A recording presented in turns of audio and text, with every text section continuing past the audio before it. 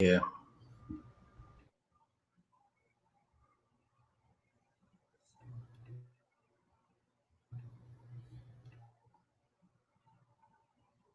Sister E, are you still there? I'm here. I'm just trying to open up the live discussion. Hold on. I'm here. Hold on. All right. I guess we're going to be waiting for the other four participants who you invited. So. Yep. So hey, family. I am going to step down for a little bit. I'm not going to get. Somebody got it. Can you mute Garden? I think you got it. You want me to mute myself? Yeah, because you got an echo, I think. Okay, so family, I will not be up here. I'm only up here temporarily to make sure Goddess Father G is good. Father G is going to be the one, like I said, that will be moderating this particular discussion / debate. We're waiting for the other parties to get on. I think we're waiting on Kevin G. We're waiting on Wiggins. He's going to be up here as well. We're waiting on Ron Shields, and we're waiting on Orthodox Moore. Once, because Yahuchanan is already up here, so once everybody gets up here, I'm going to drop off and I'm going to be in the chat with you all. Just make sure that everybody is respectful and everybody's nice, and I think we're good. Chat as well. There are going to be other people that are not a part of that's a part of other communities in here, so I would say please be respectful, chat. We want to make this respectful and everybody gets their points across. Now you can, do what y'all normally do in the chat, but just make sure that, we don't take away from the discussion when we arguing in the chat and nobody hears the conversation. So I sent you the link. More, if you go look at the link that I sent you in the Israelite group that we're a part of with Ron Shields and all of them. I sent you the link. I sent the link to Ron Shields as well. Let me ping him.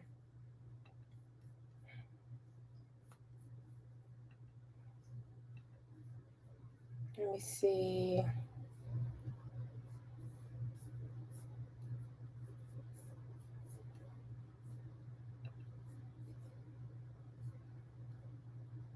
Hey, tell Moore I got him. I'm finna send it to him right now. I actually see him, so I'm gonna add him to the stream. Okay. Okay. And then there's Yeshaya, Sister E. Hold on. Who's in here? Yeshaya. That's pull the person. Santonio Wiggins. Yes, Antonio Wiggins. Okay. All right. There you go. Oh, and there's Blacktastic. Okay. So that's Blacktastic. I forgot that he has to get the first 5 minutes. Oh yeah, okay. Yeah, I remember you telling me about that. Okay. So we're waiting for Ron Shields and we're waiting on Kevin G. And we're waiting on Santonio. Those are the three. So family, bear with us. Did somebody say Sister E on time? I'm not. You know what? I try to act right. Normally I'm on my own time. I'm not bothered about y'all. But y'all, we gotta wait on a few more people. And then once we get started, like I said, I will be in the chat with you all. I will not troll, so that means y'all don't troll either. I'll troll Blacktastic. That's the only person I'm gonna troll this evening. So just so I'm clear, sis, what will be the format for the discussion / debate? So, Gardish, you want to do the format? Okay, I was actually waiting for everybody to come in, but did you want me to explain it now? How about you hold on to that, like, since you wanted to say it once, and can I give a potential suggestion and we see how everyone feels about it? Yeah. So I think it would be good, like, because I'm all about methodology, just having like a decent discussion, just checking out what's being said. I think it would be good for both of us to be able to have the articles in question read, and then stating what we're saying that the articles say at some point in time. For me, I'm going to need a reader. I'm dyslexic, and I have it's kicking in quite hard right now. So I can read without talking, but if I talk and read, the words will jump off the page and turn backwards on me right now. So I'll be able to, like, I can function fine if I have someone read for me, and I can stop them and make my point when I need to make my point. Father G, can you read? If Divine Prospect shows up, and he's okay with it, I would. What do you want me? What do you want me to read? So this discussion is based upon a prior discussion where we discussed two different papers talking about Lemba DNA and their connection to being Jewish. So there is an article that Kevin G has. There's an article that I have, then that's pretty much it. Well, I'll give you a preview of one part of the first format. So, well, I'm supposed to let Mr. Blacktastic talk for 5 minutes about a future debate. Then when we get started, I'm planning on giving. I was thinking about giving everybody 5 minutes, but apparently you guys are, because I don't know what the context of the conversation is. Like a 5 minute opening, Yes, a 5 minute opening. No worries, I got you. So okay. What were you thinking about after the 5 minute opening? All right, so 5 minute opening. Then at that point, I will give everybody a chance to ask a question, and then I'll give each panelist a chance to answer the question if they choose to. And if you do choose to answer the question, you got 3 minutes to respond. Can we potentially put a 2 minute grace period, like 5 to 7 minute opening? Because I have 5 points and I have 5 questions. So I just want to make sure I get my 5 points. Well, I want the opening just to introduce everybody and what is your position on whatever topic it is, and then at that point we're going to go to a round of questions. So if you can just ask one question to the panel, and then we'll give everybody a chance to answer it in 3 minutes. So more, what's the issue? No issue. I'll work with that. I'll work with the 5 minute opening and just asking questions. So, okay. So we're waiting. We're still waiting on other people to come in. So. Yeah, Kevin G should be coming soon. I just sent it to his phone or whatever, so he should be. I'm trying to see if Divine Prospect. He said he wanted to come up here as well. We can probably get started and we'll add him later. Because he's not here yet, and I don't want to put the people on hold anymore. All right. Did you want me to just have Mr. Blacktastic do his thing, and then at that point we can get started on the debate? Yep. We can get started with him, and I'm gonna hop off. And if you need me, Father G, just let me know, and I'll come back up. Okay. All right. I'm going to mute everybody.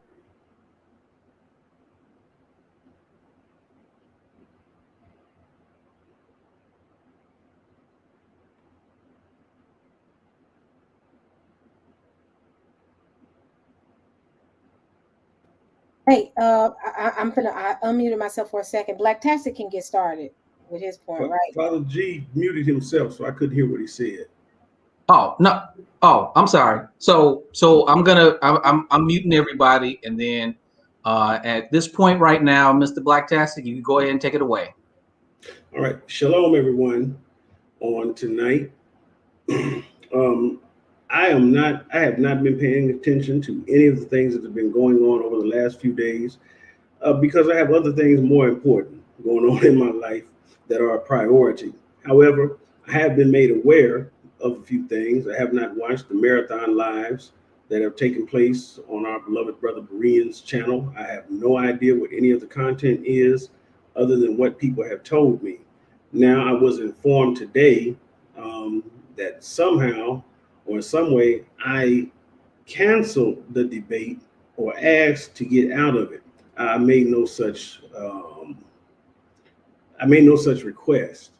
Now, what I did do is a few days ago, I gave Brother Berean an email concerning the debate. And I've also contacted Kevin G by way of DM through Clubhouse Messenger.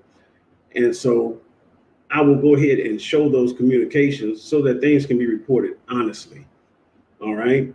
And if you don't mind, Father G, I would like to share my screen, and that way I can show exactly what it was that I did say to Brother Berean, as well as what I also said to Brother Kevin. Can we do that?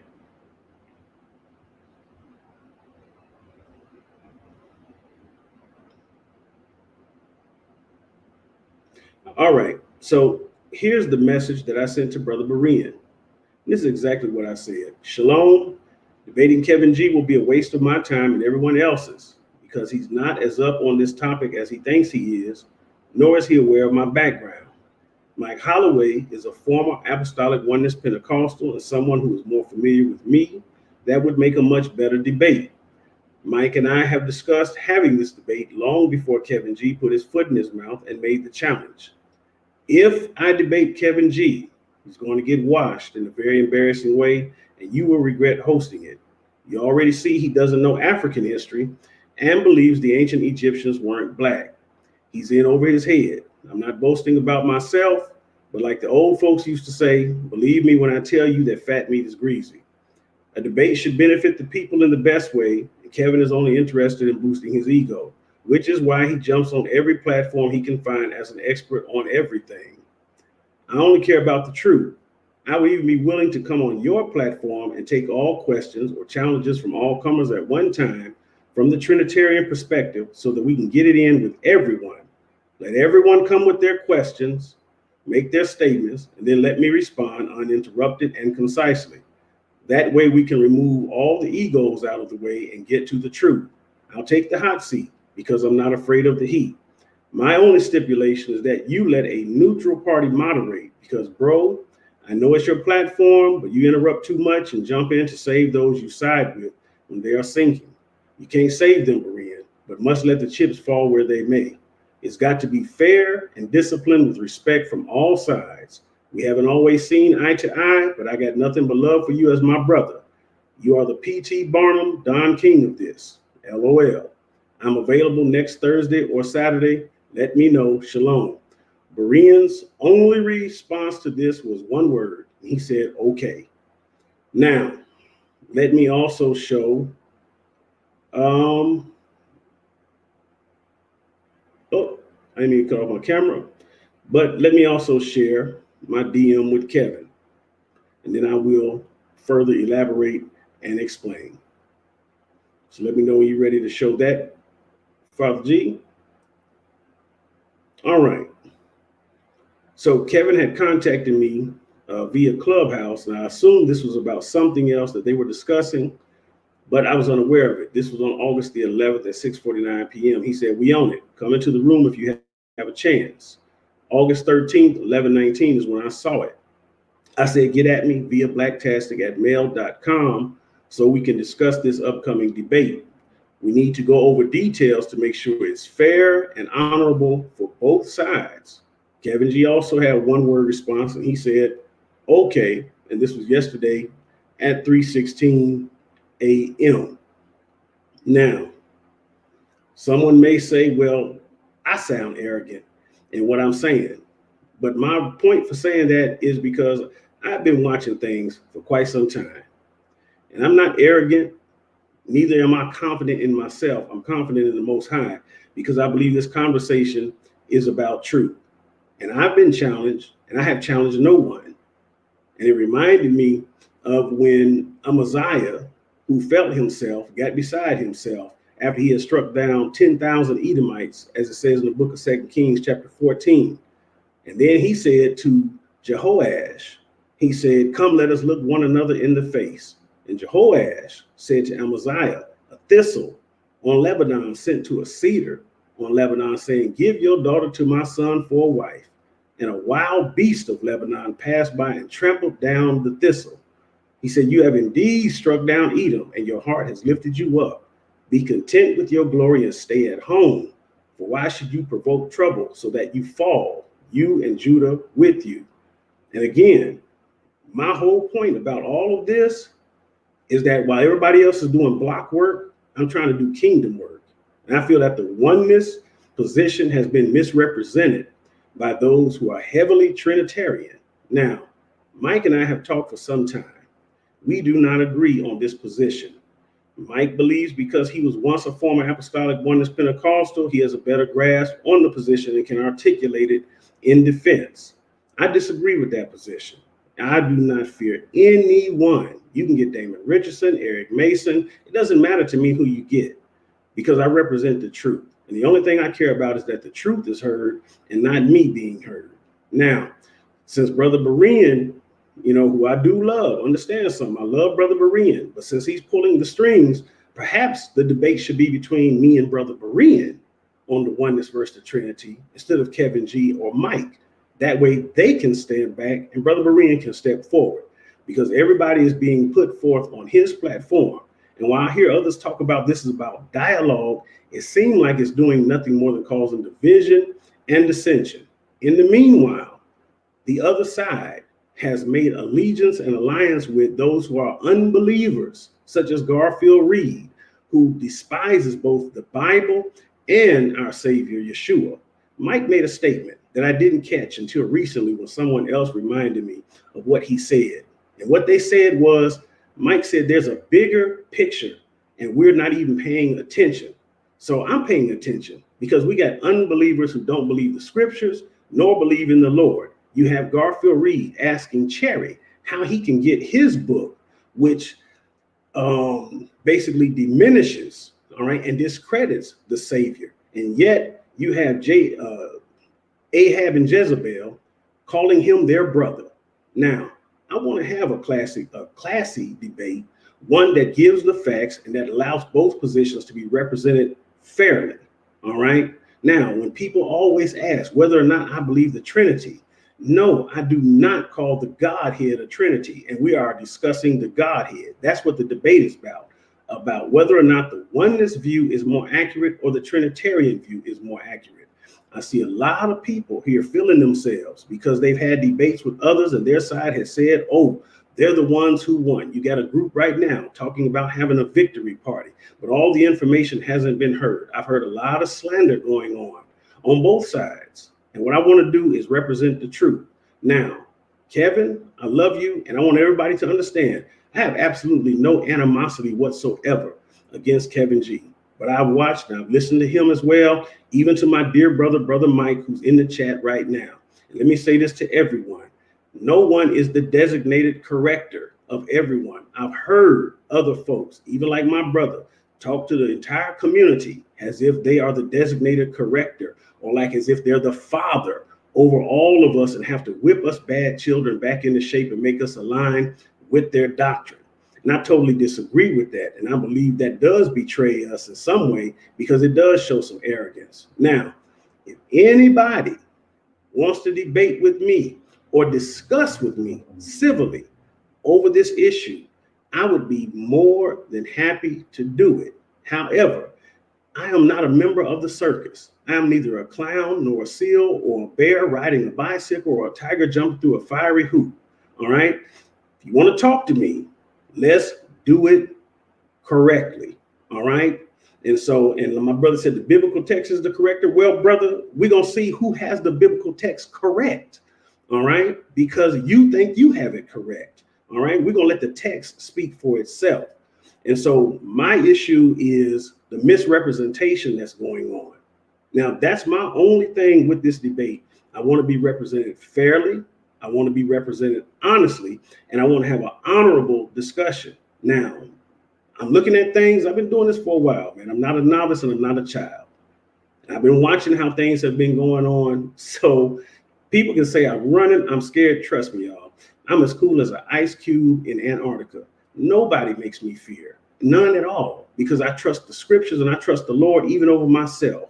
Because when he said, when they deliver you over, don't be anxious on how you are to speak or what you're to say. For what you are to say will be given to you in that hour. For it is not you who speak, but the spirit of your Father speaking through you. So I trust the Lord to use me in this regard and to let the spirit of the Most High speak through me. Now, I'm not into the ego jousting or any of those things. I'm into a fair debate in which both sides are represented fairly, and when it's all over and said and done, the people can decide for themselves, and we can walk away without any of the dissension or division. If nobody wants to do that, then we won't do that. I have a whole series on this particular issue concerning the oneness and the Trinity with a lot of history as well as scripture, all prepared that I was ready to teach before all of this, but the Most High kept telling me to push it back, because he knew what was coming. So again, if the debate is not going to happen, all right, then it won't bother me at all. I'll continue with my series and I'll teach on that without even caring or worrying about what anyone has to say. And that's my position on it. So if folks want to talk about it, we can talk about it. If we're going to have a circus, I'm not going to join it because I'm not a circus member. I don't fly on the trapeze. I don't do none of those tricks. All right. I'm a preacher. I believe in the gospel. You want to talk about the scriptures? Let's talk about the scriptures and let's do it honorably. And that's my position on all of this. Okay. Thank you, Mr. Blacktastic. All righty. So for those who don't know me, I am my government name is Gardis, aka Father G, as Sister E and Berean and some of the other people have called me in some of the past gatherings that we've had. Now, Sister E called me to do this, to moderate this discussion. This will be a discussion. This will not be an argument. And this will be somewhat of a debate, but it's not going to be the 10-hour debates or the 10-hour arguments that you hear on other platforms. I am a stickler for, organization, and I want everybody to express their opinions the best that they can in a period of time, because everybody will have a chance to respond. So I suggest if you take notes, do whatever you need to. When you hear something and you want to respond, you will get your turn to respond. As most of you know, I am Catholic. So, and I also am devoid of this discussion. So most people out there don't even think that Catholics are Christians. So, people get this misconception that we worship Mary. Shout out to the Virgin Mary. Today is the solemnity of the Virgin Mary today. So that being said, I take no position on this. I don't want to have any discussions on this. And this is why I am not on one side or the other. So we're going to have a civil discussion on this. And here how the format is going to go. I'm going to give everybody a 5-minute introduction. So I'm going to start with Yahuchanan. I'm sorry if I butchered that name. Yahuchanan. Okay, well that's cool. Wait. Hold on. I want to give everybody the format first. So I'm going to start with him. Then Orthodox Moore is going to go next, and then Kevin G is going to go next. I don't know what happened to Mr. Wiggins. He's not there anymore, so I'm not sure what happened. Okay, I'm sorry.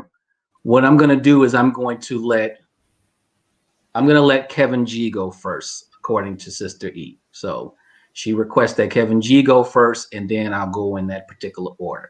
So this is what the format's gonna be: 5-minute introduction for everybody. Then I'm gonna go back around and give everybody 4 minutes to respond to the introduction. Then I'm going to allow everybody to ask one question to the panel. If you want to answer the question, that's fine. You could just say, I'll pass. If you do want to answer it, I'm going to give you 3 minutes to respond. I am a stickler. Like I said, I'm a stickler for time in this one. So I will give you a 30-second warning. Listen to me when I say 30 seconds, because after that, you will get muted, even if you don't finish your statement. So please respect the time. And also, two things that I don't tolerate. I don't tolerate shouting. That's one thing. You start shouting, you will get muted immediately. You continue to shout, I will kick you out of the stream.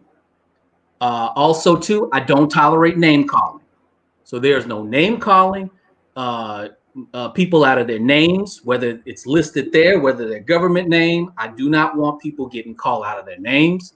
I don't even want theological name calling, like heretic or apostate or schismatic. None of that is allowed. Once you start name calling, I will mute you. So this will be a respectful debate. So as I said, we will get started. And like I said, per Sister Eve's request, I'll let Kevin G go first. Hold on, let me, Mr. Blacktastic, you had your hand up. What did you want to say? And I just want to say again, I have absolutely no animosity toward anybody that's on this panel, whether it be toward Kevin G or anyone else that I've mentioned. But I want to make sure that my position is represented accurately. Now, this debate that you all are about to have has nothing to do with me. So I'm going to remove myself from the panel because I just want to make my position known. All right. So again, will you stick around in case I need someone to read for me? You want me to stick around to read for you? If you wouldn't mind, because did you hear me when I said I'm dyslexic and I'm having a bout of that right now? I did hear that. I thought you had requested Brother Divine Prospect to stick around for you. Well, let me say this. If you can share it on the screen, I'll read it for you. But this is going within your 5-minute time. You understand that, right? So I can't show it in my 4-minute response to the 5-minute opening. If you gotta use your 5 minutes wisely. So if you want me to read it, I'll read it. All right. And Kevin G, I will contact you again. You can call me and we can have an actual conversation. Because the one thing I don't like, Father G, is all of the back and forth has been going on from people making accusations against other people's character, and they've never even had a conversation with them. I've reached out to a whole lot of people in the community and otherwise, and I've got no response. Okay, I understand. All I'm saying is this ain't my debate, but I want to make my position clear. All right, and so that's all I got to say, man. I got some other things that I really need to attend to. Kevin can say whatever he wants. Anybody else can say whatever they want about what I just said. Makes me no difference, man. Y'all that's call fine, me brother. when y'all ready. It shouldn't be an offense anyway. Father G, now the first 5 minutes that she wanted me to respond to, is it to respond to because it looks like this preliminary talk is about the debate. It's because I don't know, I don't got the context of it, but I'm giving everybody response to everybody's introduction. So that's what I mean. All right. So am I responding to Blacktastic's speech on our whatever? Matter of fact, what I'm going to do right now is I'm going to start the clock right now. You give your introduction on how you want to start this debate. So I'm going to hit the clock right now. You got 5 minutes. Go ahead. Real quick, how many rounds of questioning are we going to have? Because you got me for about an hour and a half at this juncture. After an hour and a half, I got to do it. I'm only allowing four rounds of questions. So okay, thank you. Okay, Kevin G, go ahead. All right. First off, thank you, Father G, for participating and being a part of this. I'm so glad to see somebody who's going to moderate this correctly and actually bring some peace to this discussion. And I feel like it's going to be a very light discussion. It should be.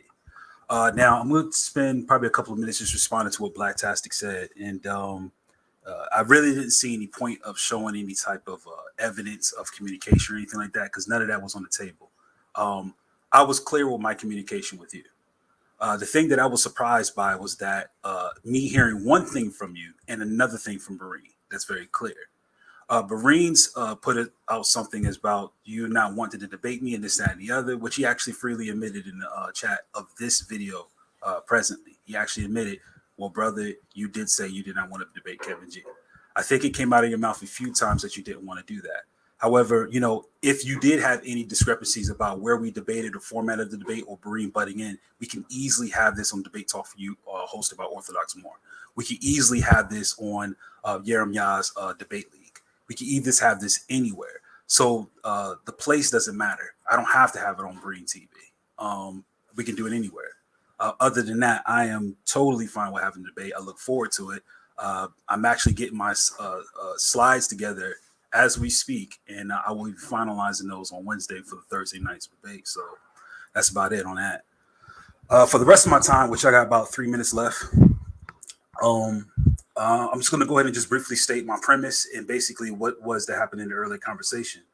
So the conversation got started based on the response that I gave about a day ago in regards to information being read from the blog of the data contributor for the JED Match Oracle calculator. And based on that information and the information from this person who actually looked at this, they concluded in one of their blogs, as well as a paper that concludes this, that there is no relation between the Lemba and any claims to being Jewish at all. Finding out that the J markers that they have came from neighboring countries and peoples who have the J marker, but not necessarily those that belongs to the Jewish people. In today's discussion, it continued on by not only vetting that information, but bringing out new information to talk about why that information was incorrect. But even in the paper that was brought up by my opponent, in regards to that being false, the paper itself actually verifies the information that was brought out the day before, which repeated the idea that the Lemba are not related to the Jewish populations, specifically with the J markers mentioned in that paper. I've done some more careful reading even after that discussion today and found that it is more specifically talking about the J markers that we thought that were Jewish related to the Lemba, but are not, based on their examination of the data. So I really don't know what else to add on top of that. There's about a minute and 50 seconds left on my time. So whatever anyone wants to ask me to bring about, I'm free to answer any questions. I will not go anywhere. And we'll definitely look at the information. And at the end of the day, my confidence is that we will still see the same argument on the table that is affirmative, that there is no link in both sources that the Lemba are the Jewish based on new resolution studies done on the haplogroups belonging to them. And I am time there. All right, thank you, Kevin G. I'm sorry. What is your name again? Yahuchanan. You can call me Yakanda. That rhymes with Wakanda. Okay. So Yakanda, that's cool. Yakanda. Okay. All right. So I'm going to start your 5 minutes right now. Go ahead. All right. I'm gonna share my screen real quick, if you don't mind. If you can share what I got coming up, and I want to show people something, and just let me know when people can see my screen, and then start my time when y'all can see what the. We can see it. Go ahead. Okay, so listen. I don't think my friend understands genetics too much. He's not ignorant of genetics. He knows it a little bit, because I know him. Now, when you make a statement and showing an article about haplogroup T, now what I'm showing the audience is a phylogenetic tree. Now, the Lemba has several different haplotypes, paternal markers. They have an E marker. They also have a J marker, and some of them have a T marker, okay? So the article that my friend read is talking about T, right? It's strictly dealing with the T marker, okay? Now, for his article to make any sense, it has to show methodology. He has not shown any methodology whatsoever. When you go back and read what he was trying to show, these people are making assumptions. It has not been proven. They are suggesting that they think that the reason why the Lemba have Middle Eastern DNA is they think because of trade. They do not know that. So if the Lemba do have Middle Eastern admixture or DNA, it's because they have relatives there. It's a genetic thing that's going on. Now, the population, well, I'll let Moore get into that. Moore is going to get more into that about where I was finna go. So my friend don't understand. Well, I'm not going to say he doesn't even understand, but he should be saying something about centimorgans, that the Lembas don't have the centimorgans that matches with other Jews, other Jewish populations. My opponent has not said that. My opponent has not even showed that in any of his research work that he's showing. He's not showing a methodology. He's just going by off of what somebody is just saying. You have to show methodology. If I can show you how I'm related to Moore, I can show you that me and Moore share 2,000 centimorgans or 2,000 genetic connections, right? Of genetic crossings that we share to say that we're third or second cousins. My opponent has not showed that earlier today. Maybe he'll show it tonight. Maybe he'll show a methodology of how the Lemba are not related to the Yemenite Jews, which has been confirmed that they are related to the Yemenite Jews. But with that, I'm not going to say too much because I'm going to let my brother do what he do. And he's my elder. So Orthodox Moore, I'll leave it on you.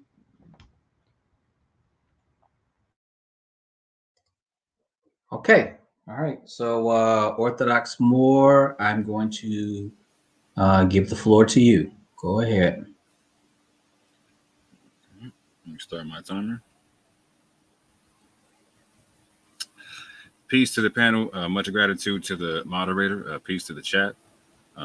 Appreciate Sista E for letting us have this platform for this discussion. Appreciate Brother Kevin G for showing up for the discussion. There should be no reason why this discussion leaves anything but the realm of methodology. We should only be sticking to methodology and how people are interpreting information. So in that vein, let me go right in. There's three basic questions we should be asking in terms of how we assess the information from both papers. One, what was the premise of the paper? Two, what was the methodology of the paper? Three, what was the conclusion of the paper? Based upon that situation, the paper that I read, and that I cited earlier, had a premise of this: to revisit the question concerning genetic affinities between Lemba and Jews. Its methodology was to compare Lemba, Remba, and South Africans and reevaluate their 6 short tandem repeat Cohen Modal Haplotypes and compare them and reevaluate them against a 12 short tandem repeat extended Cohen Modal Haplotype. What was concluded in the paper and what was shown in the paper was that the Lemba do share multiple 6 short tandem repeat Cohen Modal Haplotypes with Jews. In the testing, and this is where they compare and contrast, 261 people were tested, 88 of them being South Africans. At the beginning of the test, there were a multitude of South Africans that tested with 6 short tandem repeat Cohen Modal Haplotypes. When it stretched out to 12, the 12 short tandem repeats, and using and comparing and contrast to the extended Cohen Modal Haplotype. The Cohen Modal Haplotype and extended Cohen Modal Haplotype are not the same thing, family. Not the same thing in any way, shape, or form. Again, Cohen Modal Haplotypes are concluded based upon 6 short tandem repeats. The singular Cohen Modal Haplotype, or extended Cohen Modal Haplotype, is measured by 12 short tandem repeats. So in this test, in this paper, there were South Africans who had 6 short tandem repeat Cohen Modal Haplotypes, mainly, like, for instance, like JP58. But when compared to the extended Cohen Modal Haplotype, only one person out of the entirety of the study had it. Only one person out of the entirety of the study had it. So if you extrapolate the findings of this study, then almost the vast majority of J haplogroups or haplotypes that are connected to being Jewish disappear. The vast majority. So this needs to be clearly understood. These are questions that I have in this discussion, this debate, that I need answered. Is the extended Cohen Modal Haplotype the only Jewish J marker? Are Jews with just Cohen Modal Haplotypes and the Cohen Modal Haplotype J markers, are they not really Jews, or are they still Jews? I need to understand, are JM172, JM140, JP58, JM267, JM67, are they not Cohen Modal Haplotypes? I also need to understand, what was the premise, methodology, and conclusion of the papers that Kevin read? We need to get into all that. And last but not least, I really want to understand this when it comes to DNA testing, like with family tree DNA, etc., whatnot, where they actually show you that you are a Jew and you can have the Cohen Modal Haplotype. Are they testing when they give you results? Are they testing for the Cohen Modal Haplotypes using the 6 short tandem repeats, or are they testing for the extended Cohen Modal Haplotype using the 12 short tandem repeats? I need to understand this, family. I need to understand this all the way. And one non sequitur that needs to be understood is, my man brought up earlier the concept of frequency rates amongst different haplotypes. This is non sequitur, and this is why this needs to be understood as non sequitur, because the extended Cohen Modal Haplotype made it to where there were Jews that were South African before the test, just like the Lemba. 30 seconds. That also did not test for the Cohen Modal Haplotype, i.e., their population of Jews dropped over 90% via the study. Dropped over 90% via the study. So it needs to be understood, first and foremost, if my man is going to claim that the extended Cohen Modal Haplotype is the only J marker that counts for being a Jew, this needs to be substantiated. Because that's not even the claim that the paper is making. The paper is making the claim that you use that. Oh. Yeah. Okay. So next round will be a 4-minute response to all of the introductions. You know, it's kind of like a second freestyle. This will be 4 minutes to respond to anything that anybody has heard into the introduction. So I will once again start with Kevin G. Go ahead. I appreciate that. Yeah, so once again, the articles that were read, all the questions he asked basically were answered in his own paper. I'm not a geneticist, nor do I claim to be one. However, the evidence already been presented already proves that. For example, what I will do is go ahead and share my screen, and I will show the sources that I've actually read. I'll first read the blog and comments of the one who created GEDmatch to show what he has concluded. And then what I will do after that, I will go ahead and show what the paper is actually saying in its conclusion. I think Orthodox Moore did a good job in doing this. He mentioned that the methodology should be discussed, how they're looking at this methodology and what they're doing. He is right about the 6 STR and the 12 STR, which is a short tandem repeats. The short tandem repeats are basically microsatellites within DNA. When you see repeats of markers within DNA, that repeat over a certain a frequency, meaning that how much does it occur? And when they see how much it occurred, this is how they're able to identify either the 6 STR, the 12 STR, or the original or extended Cohen Modal Haplotype. I think it's funny that Yahuchanan says that I don't understand this, but we're going to get right into it. Now, the first mistake that was made was saying that I don't know, or this paper that I read was specifically talking about a T. He is correct. The paper cited here is talking about T. However, the commentary in the blog actually alludes to the study that Orthodox Moore had brought up. Let's get through this quickly. I'll be reading for the second paragraph here, and I'll actually go ahead and zoom in here so we can take a look and see what this actually says. It says the Lemba evidence is also interesting.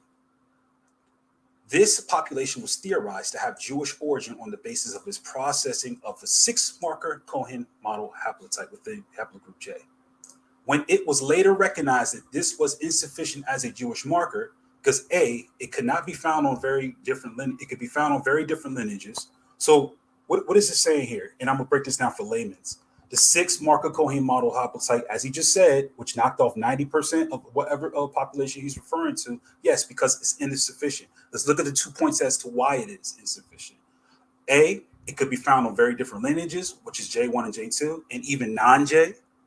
And B, it can be found on high frequencies in non-Jewish Near Eastern populations. The case for the Jewish origin of Lemba is largely crumbled. That's based upon the 6-marker Cohen Modal Haplotype within J. Why is it insufficient? Because A, it could be found in other haplogroups. It could be found in J1, J2, even in non-J. And B, it could be found in frequencies in high frequencies in non-Jewish Near Eastern populations. Now, the paper that I read, of course, is getting at the T and K2, and then how this actually the same type of research and methodology used to look at the resolution of this is actually highlighting that even they have a problem. But let's look at the paper that Moore has cited. And we're going to read this. And I think I really don't know what else to discuss after this. I mean, I think I hope to enjoy the rest of my free time. But we're going to look at this. So let's look at this here. I'm going to go ahead and do a Control to F, and I'm going to go ahead and look at the STR markers against based here. We're going to start off here. It says the majority of how much time 30 seconds. Oh, 30 seconds. Wow. Okay. Let me go ahead and read this then. It says here, this is the conclusion of the study. In this study, the extended Cohen Modal Haplotype was found in a single Jewish individual and not in the Lemba or the Lemba. So the extended and the 6 modal haplotype is not found in them. This finding, together with the lack of matches to haplogroups found in the combined Lemba and Lemba group of the Jewish population, suggests the YJ chromosomes of Lemba are not closely related to Jewish ancestry. And when I come back around and get my own time, I'll continue to talk about this. But the 6 haplotype, the 6 model, the 6 STR and the 12 STR were both tested. And okay, that's time. Yep. Thank you. All right. Yahuchanan, Go ahead. Yeah. Okay, Yakanda. I thought you was gonna call me Yakanda. You giving me another new name? My apologies. I am You very good? sorry. Hey, listen, I understand. You're not offending me, my brother. You good? Let me share my screen real quick. Okay. All right. What my brother doesn't, what he does understand, and I know he do because I know him. Okay. So I'm not gonna go back to this chart. What he fails to realize is this, right? Here it goes. Where is it at? Where is this? Okay. This is the killer right here for him because he's trapped himself in the corner. Now, and I will ask him like I asked him earlier. Can y'all see my screen, Father G? Hello? Yes, we can Hello? see the Oh, screen. okay, my bad. I didn't know. Okay, you see my screen. Now, listen here. The Lemba has JM172. So do the other Jews have that. Now, listen, with this clad right here, ain't no 2 or 3. They share the same thing. So that means that if he's saying that the Lemba who have JM172 are not genetic Jews, then he's saying that the other Jews are not genetic Jews as well. There's no, it's in these Jews, right? And it counts for them, but it doesn't count for the Lemba, like he said earlier. You want to get one subclade. You understand what I'm saying? That's what this is. This is a subclade. You have the J marker, right? Which is here, which can cover many different it's just basically a J marker, right? But there's subclades, meaning there's mutations within mutations. And this here is a particular mutation. This is what you call a SNP right here, a single polymorphosis. This is what this is. So that means that those Lemba Jews who have this JM172, they share a paternal father with the other Jews who Kevin G say that, oh, that's legit. But the ones who are black, right? The ones who are heavily melanated, he's saying it's not legit with them. So you backed yourself in the corner. So either JM172 is a Cohenine Jewish haplotype or it's not. And J1, if you're saying J1 is not based off your article and you're going with that, then you're going against everything that you and LaRon has been saying for the past year and a half, that J is the Jewish haplo marker. With that, I yield. I'm gonna give the rest of my time. I'll let my brother Moore do his thing. I yield. Okay, thank you. And I will give Orthodox Moore the floor. Go ahead. All right. Let me start my timer.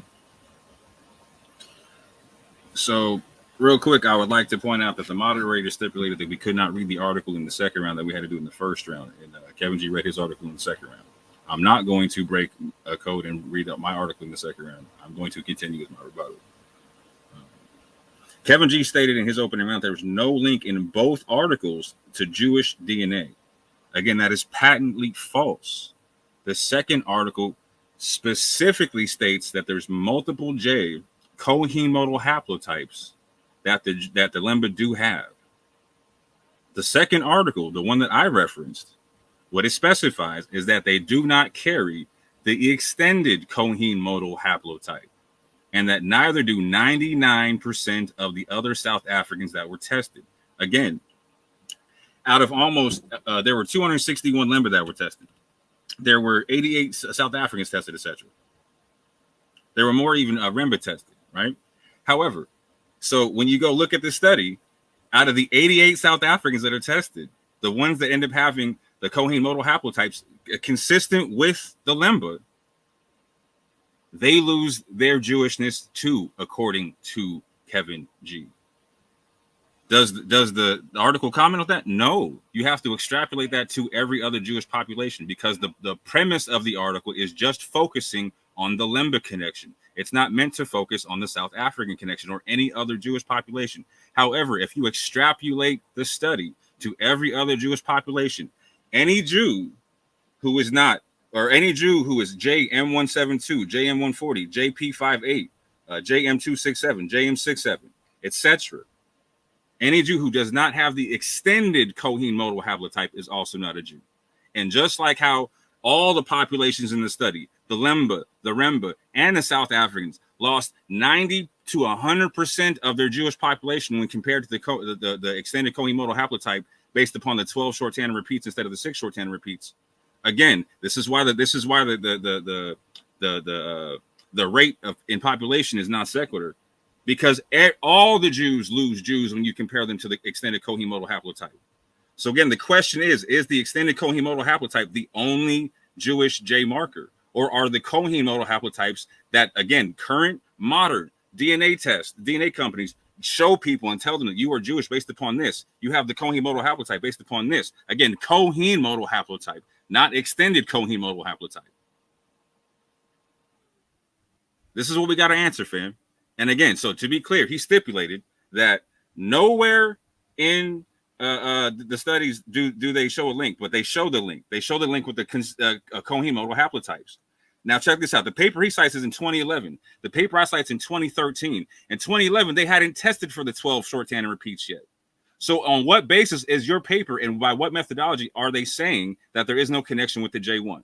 And which J1 is there no connection with if they had not done the extended testing in 2011 that they did in 2013? I yield the balance of my time. All right, thank you, Orthodox Moore. We will now go into 4 rounds of questioning. So I'm going to allow everybody to ask a question to a specific person or the panel. How this is going to work is I'm going to actually start with Orthodox Moore to ask a question. Now, when you ask a question, I am going to time you on asking this question. You have 1 minute to ask this question. And then I'm going to give whoever the question is directed to 3 minutes to respond. So Orthodox Moore, I'm going to give you the floor for 1 minute to ask a question to a particular panelist. I will only need 10 seconds. Kevin G, is the extended Cohen Modal Haplotype the only Jewish J marker? The extended modal haplotype is not a J marker. Next question. Okay.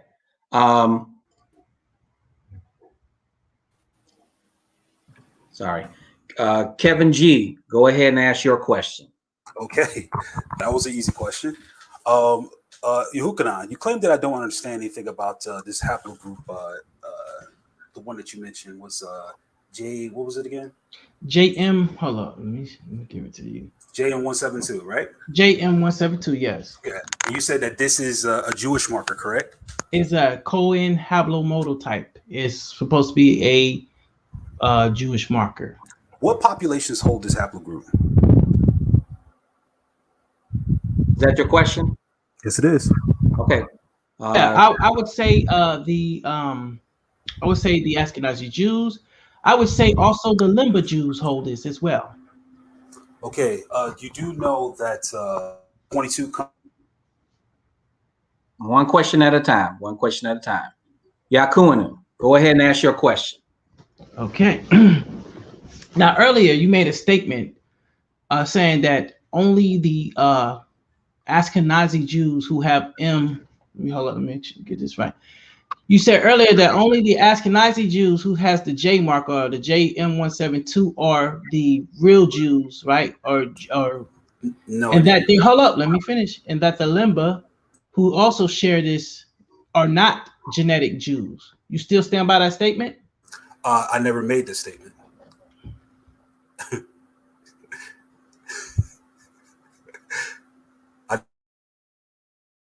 Okay, we're going to go back to Orthodox Moore. You want to go ahead and ask a question to somebody?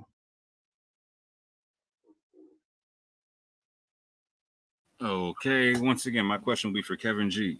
Is it your position that Jews that have Cohen Modal Haplotypes, i.e. based off of six short tandem repeats, not the 12, but the 6 short tandem repeats, is it your position that they are in fact not Jews?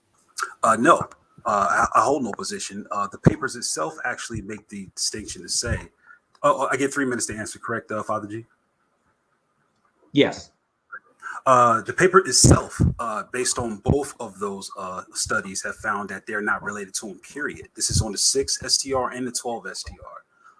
The groups that we're mentioning here of JM172 is actually shared between 22 provinces in China. It's actually in Italy, Greece, Iberia, Spain, is in Albania, is in the Caucasus, is in Iran, Iraq, Israel, Jordan, Lebanon, Oman, Pakistan, Qatar, Saudi Arabia, and Syria. Based on those articles, they pointed out and said what is true. JM172 is common around the whole region. It is not specific to Jewish. What is specific to Jewish is the combination of the two. The JM172 marker and just that one haplogroup that we're talking about in either the 6 STR or 12 STR inside those haplogroups. So you must have one and the other. Two must confirm. It's two-factor authentication here. So when we're talking about JM172, that's why they said it debunks it, because it's found in even non-Jewish populations. So I'm listening to the discussion and I'm hearing everything, but it seems like you guys still didn't grasp it even when reading your own paper. And I yield. Okay, Kevin G, go ahead and ask your question. I'm going to ask it once again. Is JM172 exclusive only to Jews? Anybody directed to, or did you Orthodox Moore? Okay, Orthodox Moore, you want to answer that?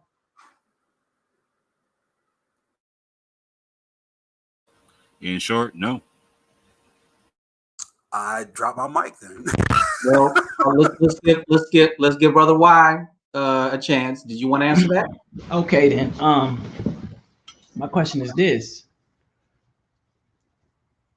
isn't it a true fact that the Yemenite, not the Yemenite, but the Lemba Jews share a genetic connection with the Yemenite Jews? And now, also, are you answering his question, or are you asking? No, I'm asking him. Okay, wait a minute. He needs an answer to his question. His question is on the floor right now. Do you want to answer? I thought Moore answered his question, and Moore said no, and I agree with Moore. He asked it, and I answered it. Oh, okay, all right. So you don't want to answer that question? No, I'm saying Moore answered the question, and I agree with Moore. He asked, was that particular subclad, was that strictly to Jews? Moore said no, and I agree with Moore. Okay, all right. Okay, so now it's your turn to answer the question.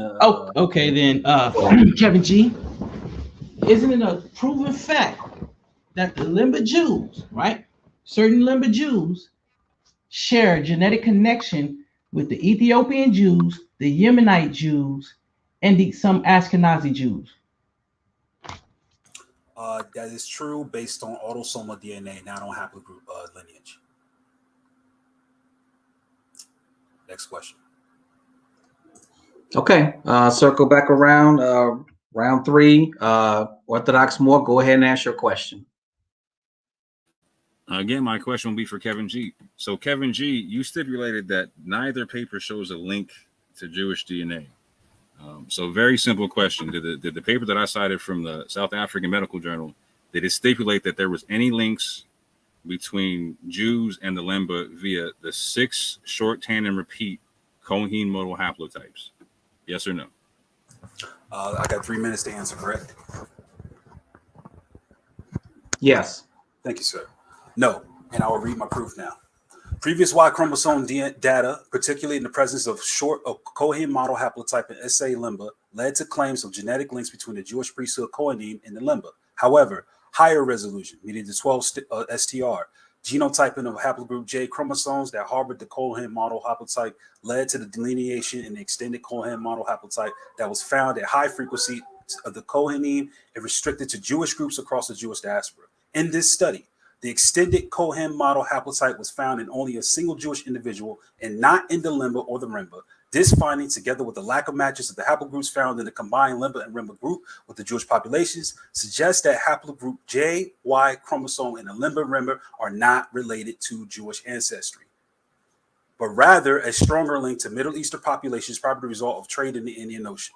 And in result of that, that is why I said, is JM172 exclusive to Jews? Which you answered no, which means that they got this from surrounding populations and not from the Jews.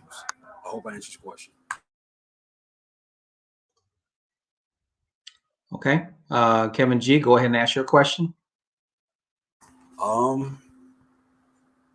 I don't have one. Well, I do. Is the paper wrong in this conclusion? I got that to Orthodox more. Are they incorrect? In no way, shape, or form are they incorrect in the conclusion that the Lemba, the Remba, and the vast majority of the South Africans, i.e. 99% of them, do not carry the extended Cohen Modal Haplotype. And it's not incorrect in the sense to understand that if you expand that concept to the rest of Jewry, the vast majority of J haplogroups that are considered Cohen Modal Haplotypes amongst all the Jews disappear. Very much. Okay, is that it? Okay, all right. Okay, and Brother Y, go ahead and ask your question. Okay, so it's clear. Do not put it like this. Do the Yemenite Jews, do the Ethiopian Jews, do the Ashkenazi Jews, and do the Lemba Jews, do they have a J marker? That's my question to you, Kevin G. Yeah, I said before, yes, they have a J marker, but the J marker is not exclusive to Jewish groups. It is also held by neighboring countries, including those countries that I named earlier. But none of this proves anything in regards to what the paper is actually saying, which Orthodox Moore set out his own admission that is not incorrect. Therefore, it is no relation between the Lemba and the Jews.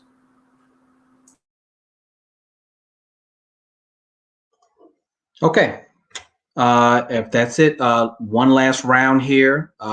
Orthodox Moore, go ahead and ask your final question. Okay, so Kevin G, again, you cite from your article from the blog post that it's from 2011. So again, the paper that I cite is from 2013. How can your paper cite information that hadn't been collected yet? Because the only information prior to 2011 was the genetic test that connect Lemba to the Cohen Modal Haplotypes.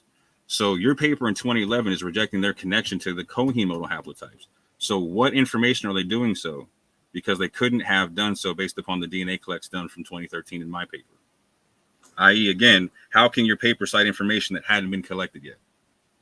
That's a very good question. And I think it's very simple. Just because a paper came out in 2013 doesn't mean that was the advent of this information. Clearly, the geneticist who wrote this on his blog and actually cited the extended or higher resolution study obviously came across studies that talk about this topic as well. LT would not have made the claim. Now, if we're going to this 2013 paper and saying this is the first time they did this, that's something you have to prove. The burden of proof is not on me. However, from citing a paper from 2011, if it does indeed talk about this very same thing that this paper in 2013 is coming about, I think we can deduce that this information was already out. And I think we can even deduce it even more by the fact that he was correct and accurate based upon that your 2013 paper actually confirmed what he said. So I really don't care what came first, the chicken or the egg. The fact is we have a chicken.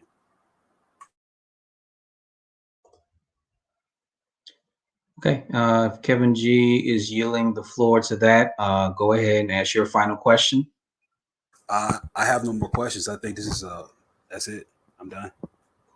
Okay, all right, Brother Y, you want to ask your final question? Yes. So you say that the only way the Lemba has connections is autosomally and not paternally, not autosomally paternally. So I want to state that that's a false statement, first of all. So, and I'll just take this time to make a statement. If you all have the same paternal marker and you show genetic connection, it's not just autosomally, that means it's paternally as well. So that was a false statement. I can't grill you because of the format. So I just wanted to make that statement. I yield. Okay, did you want to respond to that, Kevin G? He must have forgot his question because he didn't ask anything about patrilineal or maternal DNA. He asked how are they related. The question answering how were they related was about autosomal DNA. So now he's making a statement about haplogroups. I don't know where that's coming from. If he can clarify and ask me another question, I will allow him to.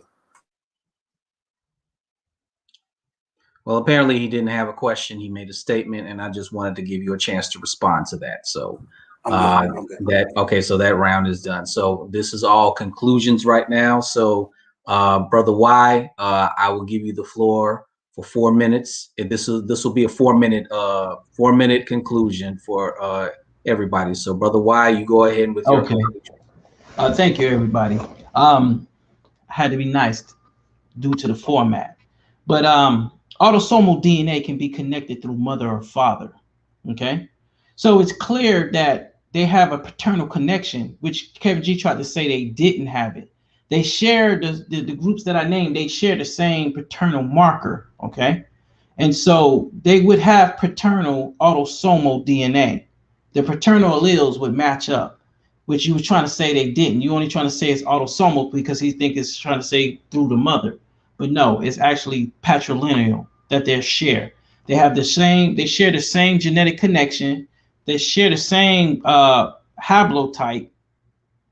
And that article he read, it assumed that the Lemba got their Middle Eastern DNA through trade. That's something that they're guessing. They do not know that for a fact. So with that, I yield. I give it to my brother.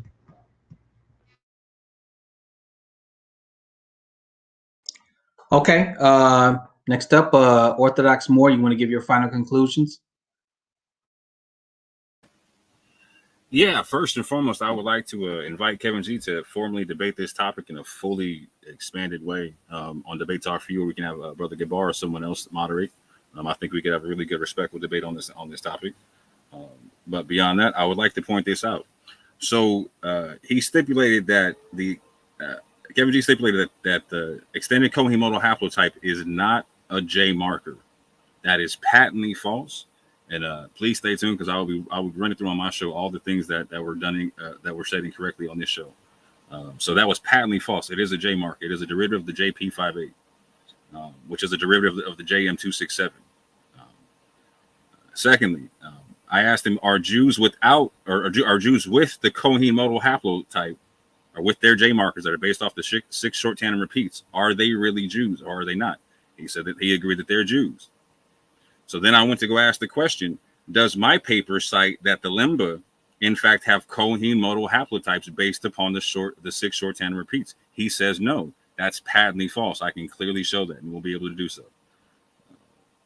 And again, fourth, he made an assumption. I asked the question, so in the prior conversation we had on Brian's channel, he was not able to cite any specific J1 markers or J2 markers that made the Lemba not Jewish. The paper that he cited or the blog that he cited was very, very, very general, citing citing J1, not the specific subclade, or J2, but not the specific subclade. Hence, I asked the question, how can his paper cite information that hadn't been collected yet? And so when you go over the information, his paper doesn't cite the specific subclades because that information hadn't been collected yet. And so everything he's saying is based off the assumption that the extended Cohen Modal Haplogroup is the base standard for being a Jew. And that's not what the paper says. That's not what either paper says. And that's patently verifiable. Every claim he made against the Lemba is verifiably false. So I invite everyone to watch my channel to watch the clarifications. When I can actually read the article, I will go through it step by step and show everyone what I was saying. And again, I invite my brother to jump on for a proper debate on this matter, so we can finally end this nonsense of who's a Jew, who's not a Jew. How do you figure out the methodology they're in? But with that, family, I say peace and love, and I yield the rest of my time. All right, Kevin G, you got the floor. Appreciate it. So I'll consider your offer. You guys can have many shows as you like on this topic. This is the basis of it all, right? The basis is this. The foundation is, did they do this study thoroughly?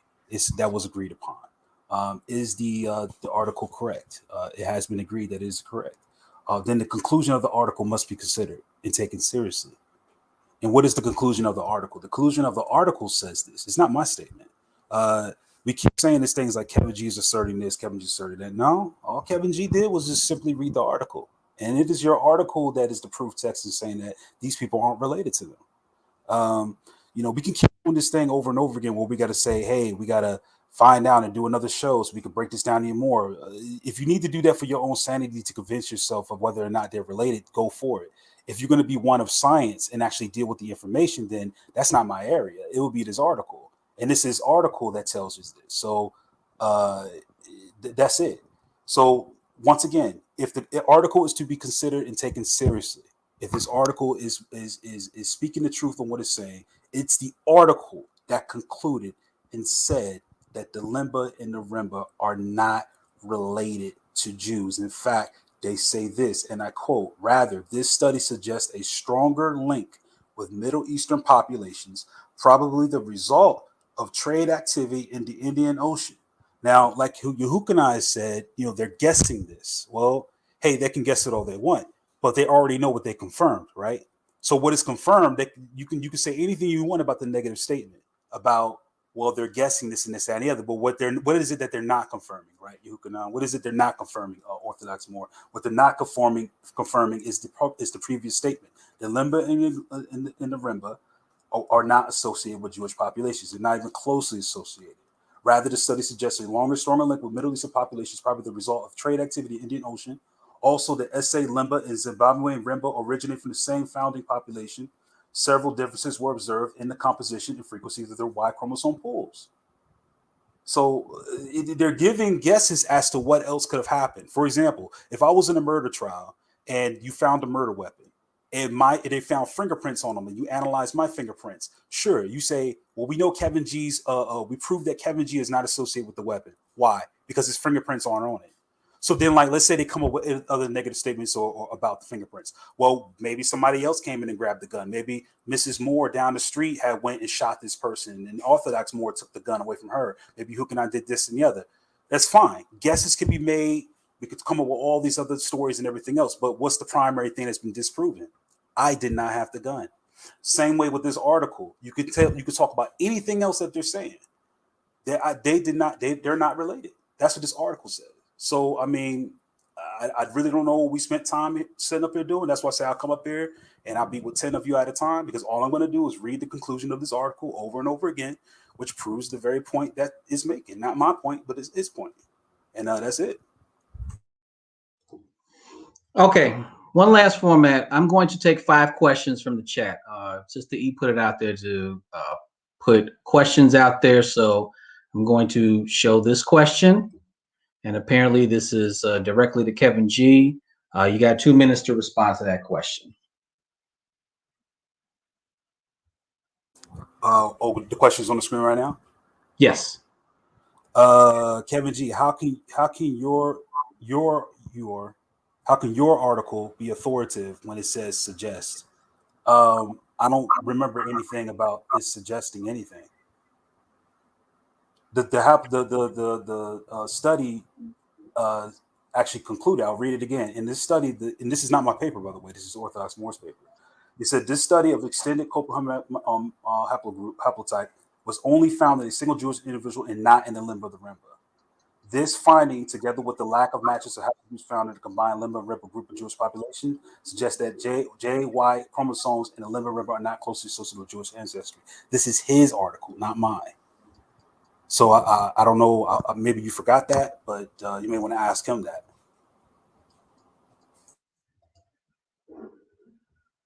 I'll gladly answer the question. It says suggest because no one takes the extended Cohen Modal Haplotype as the one universal Jewish gene.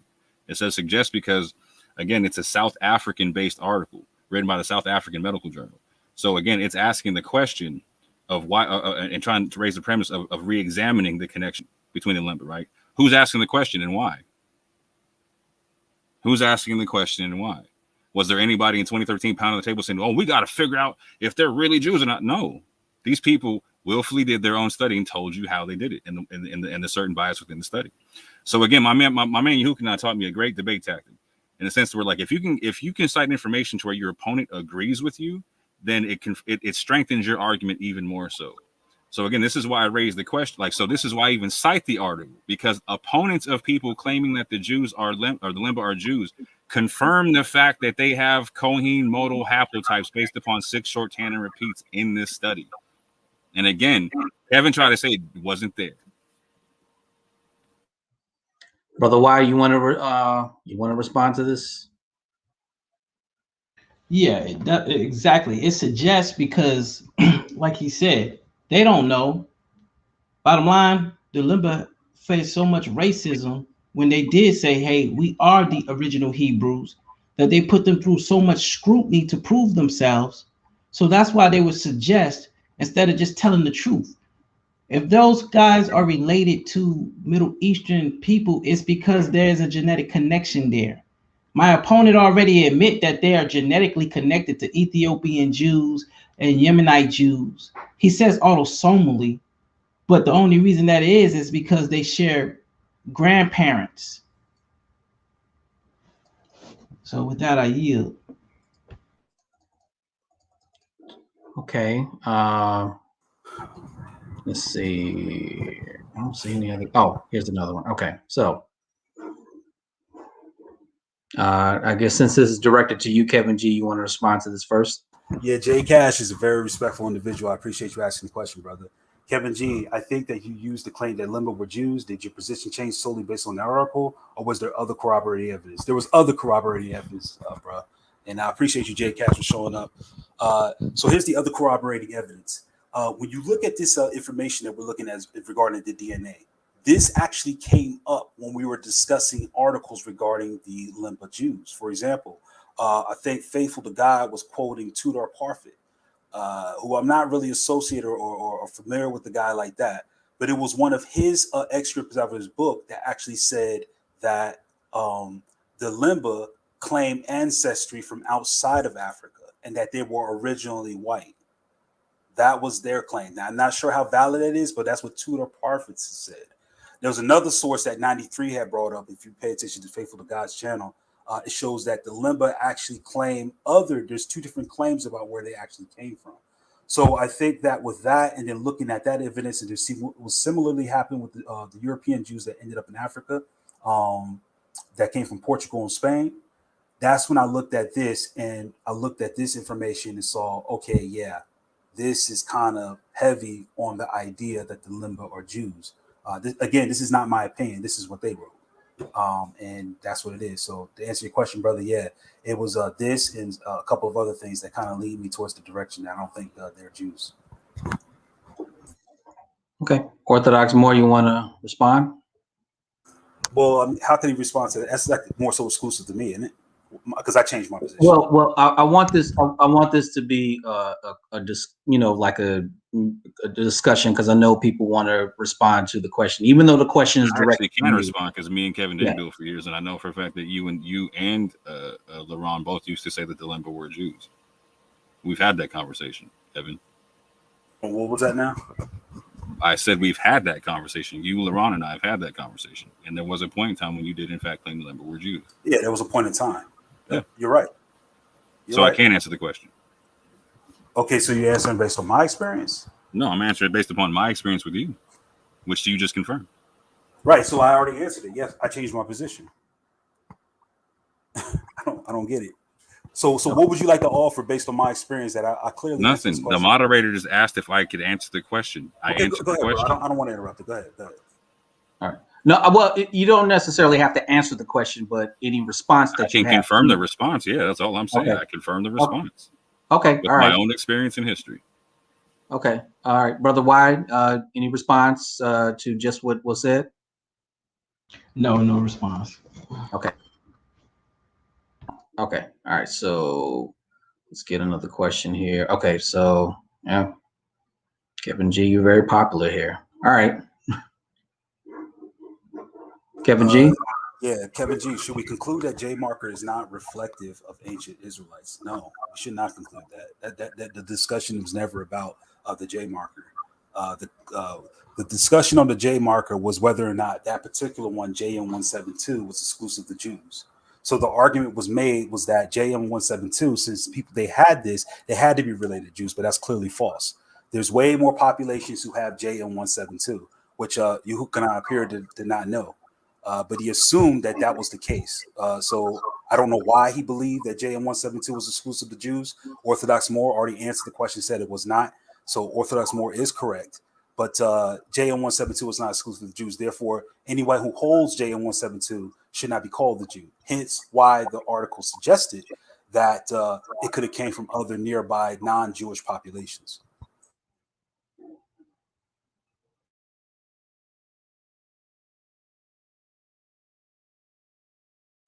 Orthodox More, you want to respond to that or address the question, whichever one you want to do? Yeah, I think there are three arguments on the table that you can make for who are the Israelites anciently. You can make the argument for J, you can make the argument for E, you can make the argument for R1. I think personally, I had this conversation with the Boo. Like I asked the Boo if he had to bet the rent on it, what would he put it on? He said he put it on J reluctantly, and then secondarily E, or E1B1B in particular for him. For me, I told him if I had to pick one, I would put the rent money on E, specifically E1B1B being the haplogroup. However, until we find a body that verifies such with DNA, nobody can make a definitive claim.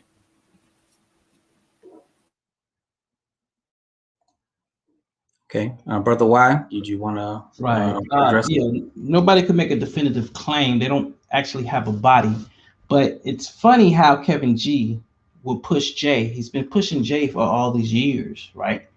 And when the Lemba have J, they can't be Jews, right? But he's already admitted that they got the same haplotype and they share autosomal DNA with other Jewish communities. But he's trying to make an argument that, oh, the Lemba cannot be. Now, the article he showed only shows the T marker that the Lembas have.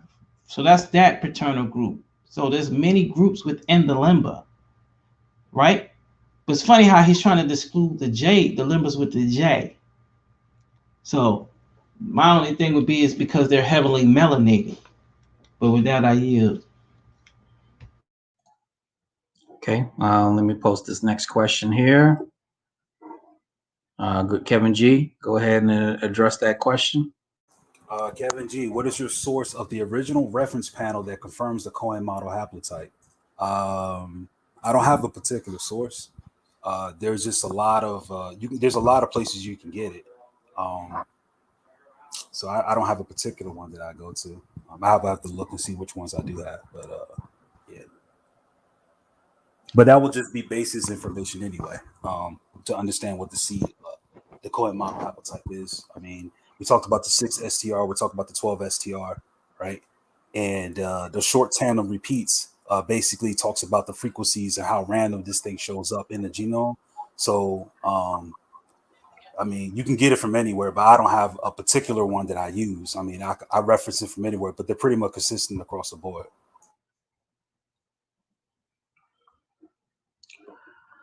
Okay, Orthodox More, you want to respond to that or respond to the question? In terms of the original source, so this was the issue in the discussion earlier, is the blog post that Kevin cites does not specify any Cohen Modal Haplotypes in specific at all. And again, if he's going to cite any at that time period, he's going to, again, either you're talking about Cohen Modal Haplotypes or you're talking about the extended Cohen Modal Haplotype. They're two different things. So if you're talking about Cohen Modal Haplotype, again, you're talking about things that reference all the J markers we referenced, EM123, EM, I believe 78, a whole bunch of other markers, G, a whole bunch of other stuff. Those are all Cohen Modal Haplotypes. So I would love to know where his blog spot or his blog article references any Cohen Modal Haplotype.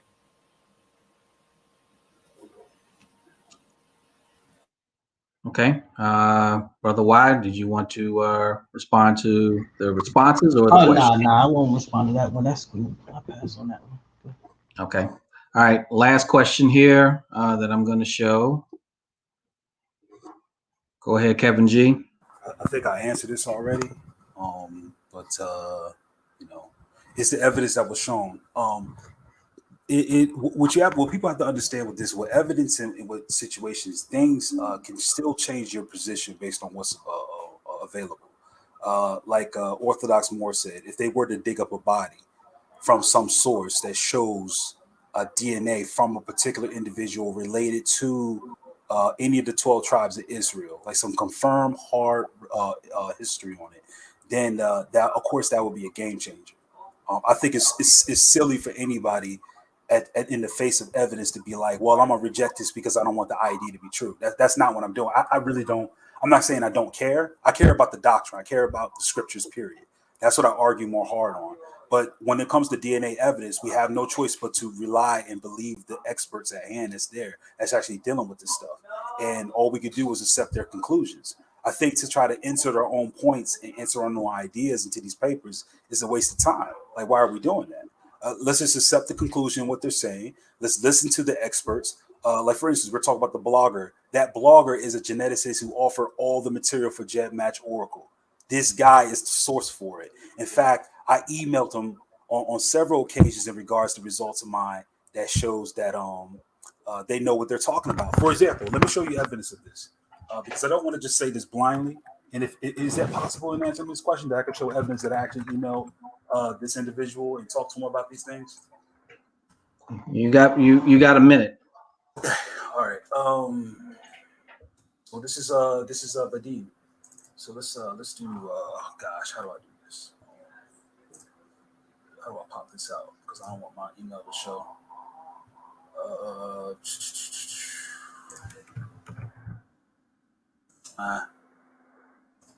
Okay, so I'm gonna share here. Share screen.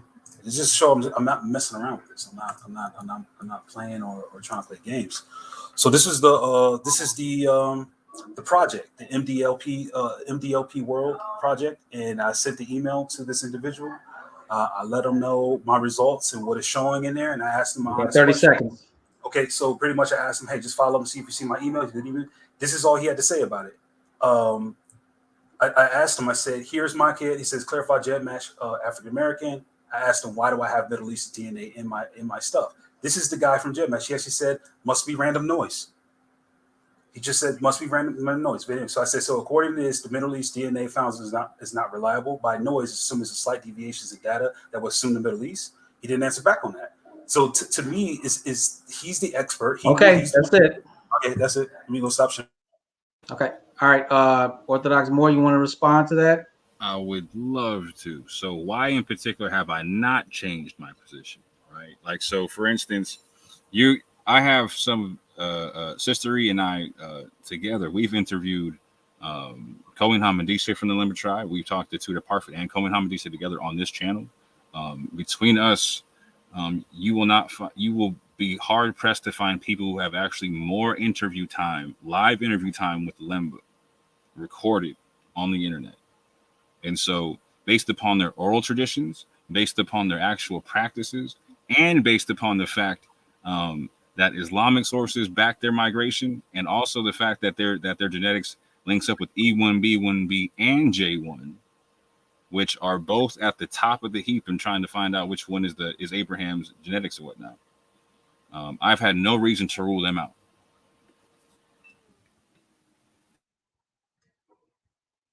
Is that it? Is it possible? No. Is it possible to let Morris say that again? Because I really wanted to hear what he had to say. If Yahuchanan don't mind, can you repeat that? Well, no, if you stay out of that chat, you would hear. So no. Come on now. Come on. So don't get. So Orthodox Moore, are you finished? Yeah. Okay. All right. Brother Y, go ahead. Okay, yeah, I have not changed my position. From what I see genetically, the Lemba, you know what I'm saying, are genetically connected Jews. They are the genetic descendants of Abraham from what I see. Not only, like you said, do they have the traditions, the archaeology, even the Ashkenazi even backs them up and say that they are genetically connected to the people. You understand what I'm saying? So a paper that comes up with a conclusion, and then the paper was only talking about the T Haplogroup, and not every Lemba has T1B. So that article that Kevin has, he can make that claim for any Lemba that carries the T1B haplotype. He can run with it there, but that does not include the ones who have E1B1A or E1B1B or those who have the JM172. That article does not pertain to them. It only pertains to the Lemba who are carrying T1B. So no, I will not change my position. I yield. Okay. All right. That is actually it for me. I'm going to add Sister E into this. And I did my job. If you liked it, I don't care. If you didn't like it, I don't care. So you have rights to mute and stuff, so I don't. So okay. Well, how do you want me to do this? So I will say this much. I want to make sure that everybody gets an opportunity to have any open discussion. I know you did, Gardis, but if we did do open discussion, I want to make sure that everybody kind of sticks to the timeline because we still have enough time and everybody's still open. What I'm gonna do is I'm not gonna jump in. I'm not gonna intercede. I just want to see did anybody have any open questions that they want to bring about and they want to talk about. Or is everybody there? Well, I just like to say, you know, I was listening to Kevin G say we should accept the conclusion of what the science is saying, but why should we when we don't have a body of the Israelites to compare the Cohen theory to? Why should we accept it? That's one of my questions. Well, I mean, that will be up to if you find a body or not. I agree with you if we do find a body. That's if we find a body. But in this paper, if we're going to accept and argue about the knowledge that's in this paper, then we have to accept what they say. And it's not my opinion. That's why I'm hearing repeatedly people saying, Kevin G, your position is X, Y, and Z about the paper. But I'm saying, no, it's what the paper says. If you read the paper, it says exactly not what I'm saying, but just simply what I'm reading. I don't think you understand what I'm saying. Why should we even accept the Cohen theory? What would make us accept that when we don't have a body to compare it to? That's backwards to me, for real. Well, I mean, that's your opinion. I mean, I don't have a say in that. If you don't want to accept it, you don't have to accept it. But for those who accept the information in this article and use it in the first place, then they will have to accept what the article is saying. Like, for instance, if you don't accept that, if you don't like what's in the what the article is saying, if we don't have a body, then that's fine. And I kind of agree with you. I really feel like if we don't have that, then we can't make definitive statements like this. However, if we're talking about this group of evidence and what it's trying to say, then we have to accept exactly what it's saying. So then we come up with another narrative, another indoctrination, and we're pushing something that cannot be definitely proven. And we're arguing like we know what we're talking about because science says that this is right. And this is a problem. This is a major, major issue when we come down to this Cohen DNA. We don't have nothing. The reason when we talk about these people, we say that they're Jews because of the oral tradition. But when we talk about the oral traditions of the Bantu or all these other tribes, we say they don't count. I don't think that that's fair. I really don't, especially if we're going to give it to these Jewish people today. And let me say this too, when we're talking about the Jewish people, science says, and I know this is going to be a hard one, okay, because we're talking about who are the Israelites. And I heard Brother Brian today say, let's not talk about the European Jews today. Let's not talk about them. Why not? They are part of this conversation, whether they want to believe it or not, or whether we want to bring them into it or not. They belong here because they're over in the land of Israel, where the Bible says, if you be Christ, then are you Abraham's seed and heirs according to the promise, that land over there. So recently, about maybe 3 or 4 years ago, DNA just came out about who these people are, the Arabs, the Muslims, and the Jewish people. And you can look it up for yourself. They are Canaanites. They are the descendants of the Canaanites. We talked about this before on Clubhouse, but that's exactly who they are. Do we have a body of a Canaanite? Yes. Where's that? Yes. It's in the paper. Just look it up. Just look it up. I can pull it up for you if you want me to. Hold on, I'll pull it up for you. I'll pull it up for you. Yeah, I'll pull it up for you. Well, I'm not arguing, but I'm saying that you bring it up because it's news for me. So if you can bring it up for me, that'd be cool. Yeah, I got you. Okay, so well, see, while you're sitting there and I'm talking, just look it up. It don't take but 10 seconds to look it up. I ain't got to do that for you. Bro, I'm saying that the Jews, but you're trying to break my flow as I'm trying to show you that the Jews and Arabs are Canaanites. They're not Israelites. That's all I'm saying. That's Bro, all I'm saying. you're making it seem like I'm interested in what you're saying. I don't get the energy here. I'm asking you, Okay. what is it you want me to? I just want you to just. All right, cool. Thank you. So hold on, right quick. Let me make my screen a little bit smaller so it can fit. Hold up. And I will say this much: even though I'm back up here, I'm still like Father G. I'm not going to interject. I will say nobody talk over anyone. That's all. I'm gonna step back. So you have a Canaanite nobleman that's R1B from 3,300 years ago in Israel. Okay. From Tel Shadud. Okay, cool. Now, Yahuchanan, are you Israelite? Say what now? Are you an Israelite? On my mother's from my maternal side, yeah. What's the haplogroup?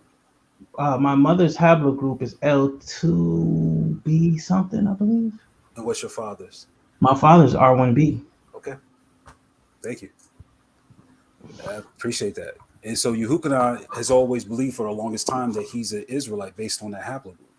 So, Well, here's my point. But I said, hold on, San Antonio. I said on my mother's side. I didn't say nothing on my paternal side. My paternal side is R1B. Oh, so you changed your position too?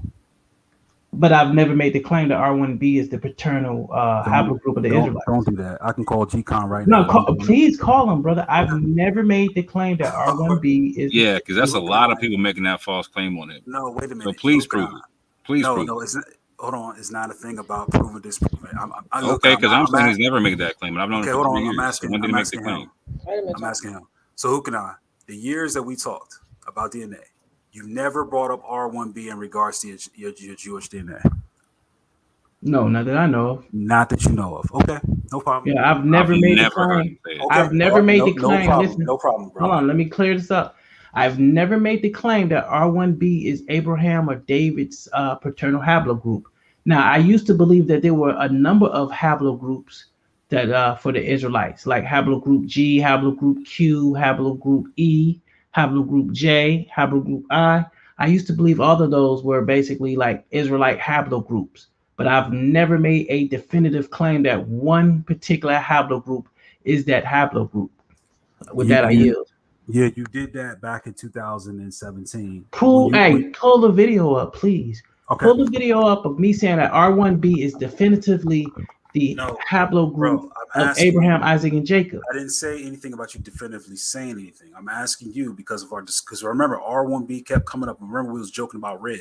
I said, here you come with your rib. And I can't believe you forgot about this. But then when we talked about it, you kept saying my haplogroup shows R1B. And you showed that R1B came from the interior of Africa, was around Jewish populations. Now, G-Con spent years debating with you about R1B. So when we read that, and then that's why you came to mind. And I said, do you recall this? And you saying you never did it? That's crazy, bro. Because maybe you genuinely forgot. Show the video because the UA community always make these false accusations. And say that people are everybody racist. In the War Machine vouched for the fact that he never made them claims amongst you and LaRon when we were there. Yeah, and we got 6, 7 people. Like Kevin G, you forget these conversations we had, fam. You forget LeBron was actually on the call when Anonymous was showing the pews. Bro, we used to build real thick and heavy. G-Con used to be part of the War Machine, fam. Stop playing. Someone wants Elder Wiggins also to continue since he's just got up here. So okay, so what we're saying here is, okay, so we know as we talk, because I'm a believer in Jesus Christ. I'm saved, sanctified, and filled with the precious gift of the Holy Ghost, and I am a Hebrew Israelite from the remnant of the election of grace. So I believe with the promise that Jesus Christ died to give Israel and all those who believe. Now, when we look at the promise today, you look at the land, we see Canaanites in the land of Israel claiming that they are Israelites. And here's the issue here, because we have oral tradition that many still going to claim to and say, well, this is what we know. This is what they told us, this, that, and the third. But now we got the DNA. Which one, what are we going to do here? Are we going to continue to look at the oral tradition and say that these people are who they say they are? Or are we going to look at the DNA and say, you know what?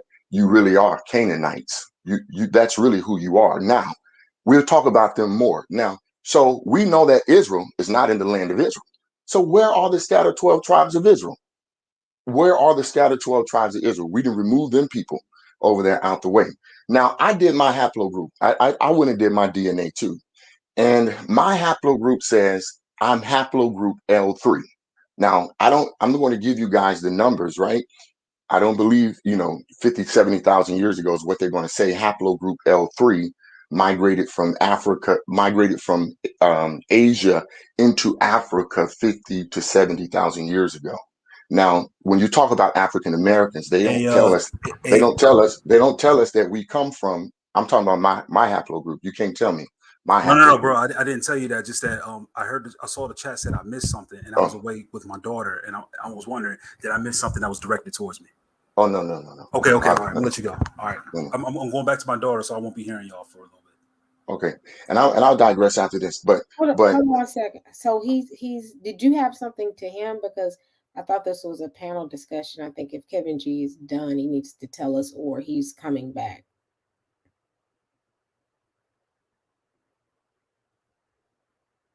Okay, continue on, Elder. Okay, so when we're talking about haplogroup L, facts, science says this is not, like Kevin says, science says haplogroup L comes from Asia. We never heard anything about the African Americans coming from Asia. We never heard any such thing. But my haplogroup comes from Asia. That's what it's saying. Look it up. You'll see. So here's my question to the room. Does DNA matter or does not matter? Because I'm seeing that there's people in the chat and everybody's saying, well, what they study, white supremacy, this, that, and the other, is not true. But yet you guys are talking about the haplogroups as though they're going to point you to some truth. So are they reliable or are they not? Well, that's a whole nother conversation. Let's stay within the bounds of this conversation here. I think that's the issue, Kevin G. Stay out the chat for a minute and let's stay focused on this. No, it's what he said earlier. So repeat what you just said. Right. So Elder Wiggins says something in regards to how could we believe this article and what they're saying if we actually don't have a body? But then he's talking about the haplogroups and why his haplogroup points him to that. So the question that I'm asking is where do we draw the line where we are critical about scientific papers that talk about DNA? Then we turn around and we talk about haplogroups as though, like the brother just said, we talk about DNA as though we understand it. Mm-hmm. But then on the second hand, he talks about his L group belonging to Asia, and that, I mean, where's that coming from? Okay, so let him address that question, Kevin G. Now Elder will address it. Yeah, because I think you kind of misunderstanding what I'm saying.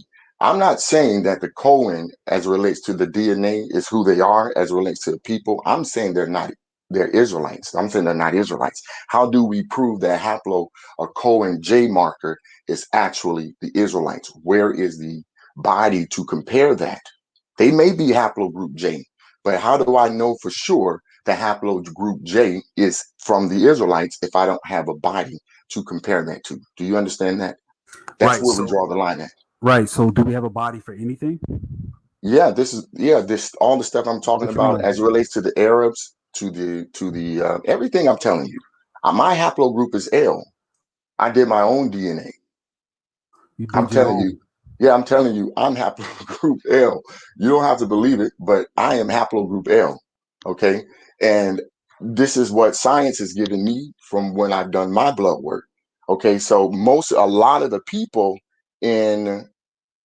African American people are also haplogroup L2. Facts. So the point I'm trying to say, we're talking about who are the African American people. And we don't know because we've been taught and told so many different things. So now we're going down to the blood work. Most of the African American people here in America, I'm just going to say this and I'm going to digress because I don't want to change the subject too much. But we even talk about when we say who were the first people in America, it's even said that haplogroup L was here first. I'll stop there. Okay, so they said the haplogroup L, which is the maternal, because I'm L2 Orthodox more. I think I told you L2. I thought you were L3. I gotta go back and look. Lord, but yeah, so a lot of African descent women are going to be L2, L3, and like for instance, like I always tell Sista, like if we actually tested Lemba women, they're going to come back L2, L3 as well. Not all of them, but a large portion. Well, that's African women in general. They're going to be L something.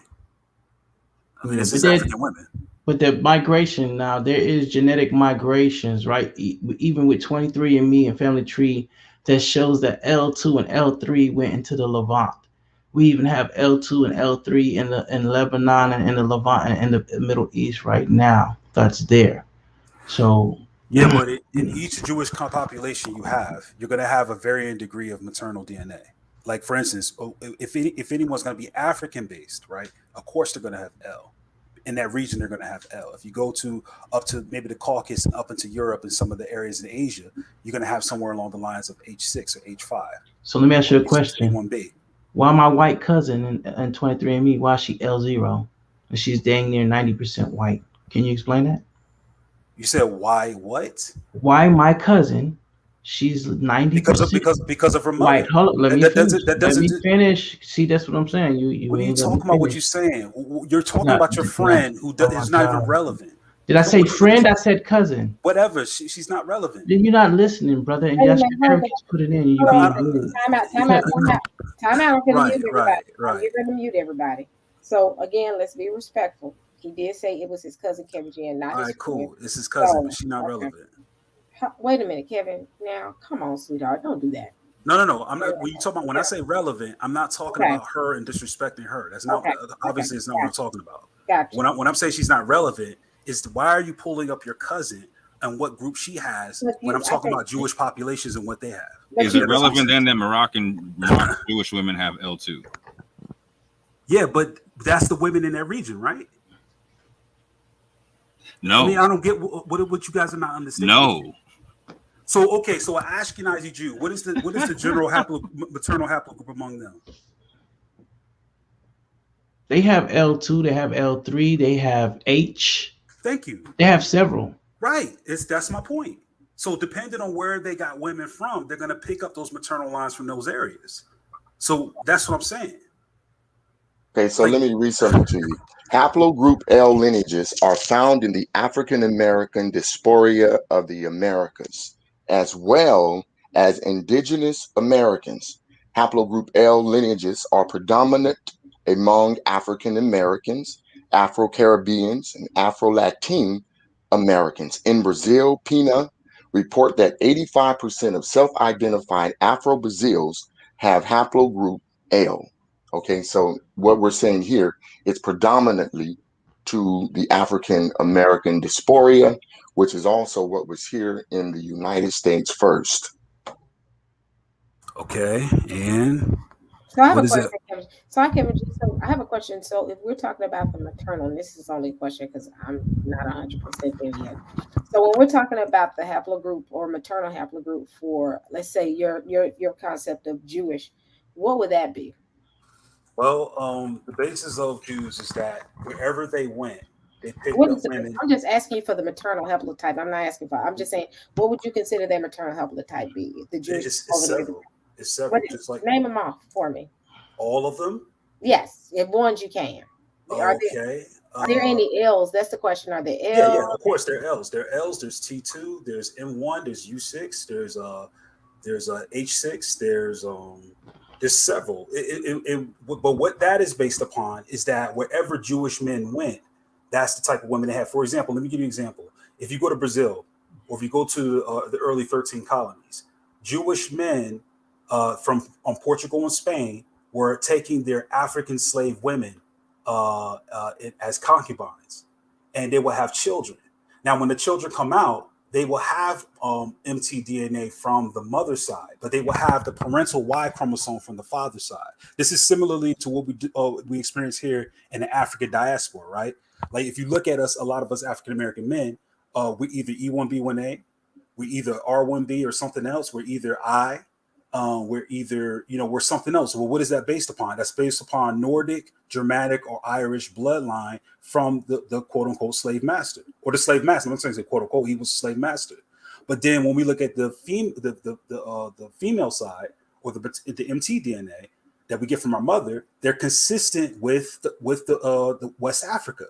So what I'm saying is that when we come to mtDNA, it's very hard to parse and to say, oh, which one is Jewish or not, because Jewish men took whatever it was that they had in those lands. For example, look at Faithful to God's paper that he read, where it shows that these women, when they went through, they said they went through a hard time and then they lost their women, but then they took for themselves African wives. Look at Tazara's source.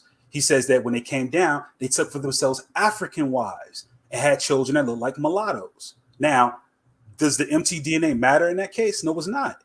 Because we're talking about native women that they took in those lands. But what we're getting at, if we're going to agree that the Jew is based on the father, who your father is, then we have to base it on why. So I have a question. So what is the predominant Y haplotype for the Jewish people, which you would consider Kevin G to be Jewish? That's just a question I have. The predominant will be J, J1. I have to look and get specific, but it will be J. That'll be the predominant among so you're saying that the Lemba that have the J, that's just my question, because I'm trying to clarify. So what you're saying is the Lemba, even though they have the J, they don't have the Jewish haplotype. Right. That's what the study says. So to say that J doesn't define Jewish, but Jewish defines J. Let me give you an example. What define? So back to my question. So if I was going to answer the first one. What part? Okay, go finish. I'll let you finish. I'll be quiet. Right. So just because one has J does not make them a Jew. But the Jews, based on the marker, they're shown to have J in various other haplogroups. So, for example, JM172 does not define Jews. Why? Because JM172 is shared among a lot of populations in that area. In fact, it goes up as far as Europe. You find it in Europe. You find it in Pakistan. You find it in Qatar, UAE, Yemen, Turkey, Syria, Israel itself. You can find it in the Caucasus. You can find it in Italy, Portugal, Sardinia, which is an island off of Italy. You find it everywhere. So just because JM172 you have it doesn't make you a Jew. So I have a question. I'm confused. Yeah, so what makes them a Jew? If let's say that someone here has that same marker, let's say Moore has the same marker as what you consider to be the J marker for the Jews, what would make him different from all the rest of them? Right. So it's not the J marker for the Jews. That's what I keep saying. It's not a J marker for the Jews. It's what we're finding is what we're finding in the Y haplogroup. So what is the J marker for the Jews? That's my question. There is no J marker for the Jews. So what's the haplotype that will be considered the paternal haplotype that will it'll be those haplotypes that have a frequency of either the 6 STR or the 12 STR, which is that Cohen Modal Haplotype. That the study, what it was talking about, it couldn't find any of those, or it doesn't show no relation in those markers that the Hey Kevin, can I ask a real quick clarification question just to make sure I understand what you're saying? Yep, go ahead. Is it your understanding that the paper that I read from the South African Medical Journal that is stipulating that the Lemba do not share any of even the 6 STR Cohen Modal Haplotypes? No, my stance on the paper is that I agree with it based on this study's analysis that the Lemba are not associated with the basic. I'm asking you for your stance on something that the paper states, because I thought I just heard you stipulate that the paper is saying that the Lemba don't have the 6 that they don't have the 6 STR Cohen Modal Haplotype. No, what the paper defined is that the 6 STR was not sufficient. That's what the paper says. Okay, so now I'm double confused, because like in the so-called debate, I asked you the question: Are Jews that don't have the extended Cohen Modal Haplotype are they not Jews? You said no. So I asked the question: Are Jews that have the Cohen Modal Haplotype Jews? You basically agreed with it. So like I'm trying to understand. Like so what's no. The 6 model. Your so that's why the sister's asking what's the Jewish J then? What do you mean? What's the Jewish J? Like, so which J haplogroup is a Jewish one, or is the Jewish one that you're defining others as not by? Like you're I'm not defining that. The paper. Okay, so what J marker? What J marker was the paper saying? Just so I understand what you're saying, bro. They were talking about JM12. They were talking about JM172. They were talking about JM410. The ones in the Lemba is going to be the JM12. What's your understanding of what the extended Cohen Modal Haplotype is? I already stated that, bro. Because I asked you if it's a J mark, you said it's not. No, it's not. Okay, can I share my screen real quick, sis? Yeah. What the 6 STR is markers within the J haplogroup. It's not a specific one. It's markers within that. So, for instance, one could have JM172. And another can have JM172. But what they're looking for is the frequency of that 6 STR within them, or the 12 STR in the case of this article. Now, what the article that says that the one you brought up, it says that 6 STR was not sufficient in doing so. In what manner? Just so I understand how you see it. That will be up to the paper. They made that statement, not mine. Okay. So as I real quick. So as I understand it, the paper saying it's not sufficient when compared to the 12 STR extended Cohen Modal Haplotype. Is that your understanding? That's what it says. So hence the question: is the extended Cohen Modal Haplotype the J haplogroup? Yes or no? No. Okay. So I'm trying to understand what you're saying then. So if that's the standard, but it's not the standard, how is it the standard? Because your paper says that, not me. You get that, right? The paper you brought up actually says that is not sufficient. The paper you brought up. Where does the paper say that the extended Cohen Modal Haplotype is the standard for what a Jewish haplogroup is? Bro, are you not hearing what I'm saying? I'm not hearing you answer the question. It's a very sincere question. I just answered the question. I did not make that statement. Your paper made that statement. Hold on. Where? I'm asking where. Oh, you're asking where it made the statement. Okay, fine. Hold on. No problem. Yeah, get the paper. And I want everybody I'll pull that right up. Hold on. Conversation. Just get the paper. I'm reading this here, and it says specifically what it says: the 6YRST marker, which researchers named the extended Cohen Modal Haplotype (CMH). Subsequent research using 12Y-STR markers indicate that about half of contemporary Jewish Cohens shared Y chromosome. J1N267, specifically haplogroup J. It's got J here. P5. P58. Yeah, you got him. Okay. Okay, but he's saying that there's no such thing as haplogroup J that they're referring to as Israelites there. I mean, or the Jews or whatnot. Is that what he's saying? His position is that J5P8, also called the J1C3. His position is that that's not the extended Cohen Modal Haplotype, even though that's exactly what you're reading right there. No, that's not my claim. My claim is not to identify what is the 6 modal haplotype. What I'm claiming is basically what the paper's claiming. That the data. So is the Cohen Modal Haplotype a J haplotype? I asked that question and you kept saying no. He just read for you that it says yes. Hold on. You repeat the question, man. Because now you for the third and fourth time. Is the Cohen Modal Haplotype the only J marker? Your answer so far has been that it's not a J marker. No, it is not. It's a frequency within a J marker. Like for instance, you're asking me is the how should I put it? Is the 2.0 engine inside just the Honda Civic? No, it's not. It's in anything that has that frequency in it. So it's not the haplogroup that identifies the marker. It's the marker that identifies the haplogroup. So when they find that, that's when they name it that because it has that frequency in it. So when they look at a J marker and it has that 6 or 12 STR, then it is named that based on the fact that it has that.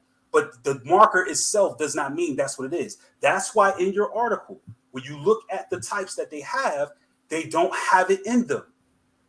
Okay, my bad. One quick question, bro. So when it says specifically haplogroup JP58, which is mentioned in the article, so when it says it right there, specifically haplogroup JP58, let's read. Hold on, bro. I'm not done asking the question. Okay. When it says that, like again, this is taken from an article. It says the extended Y chromosome haplotypes have resolved multiple and unique lineages of the Jewish priesthood, right?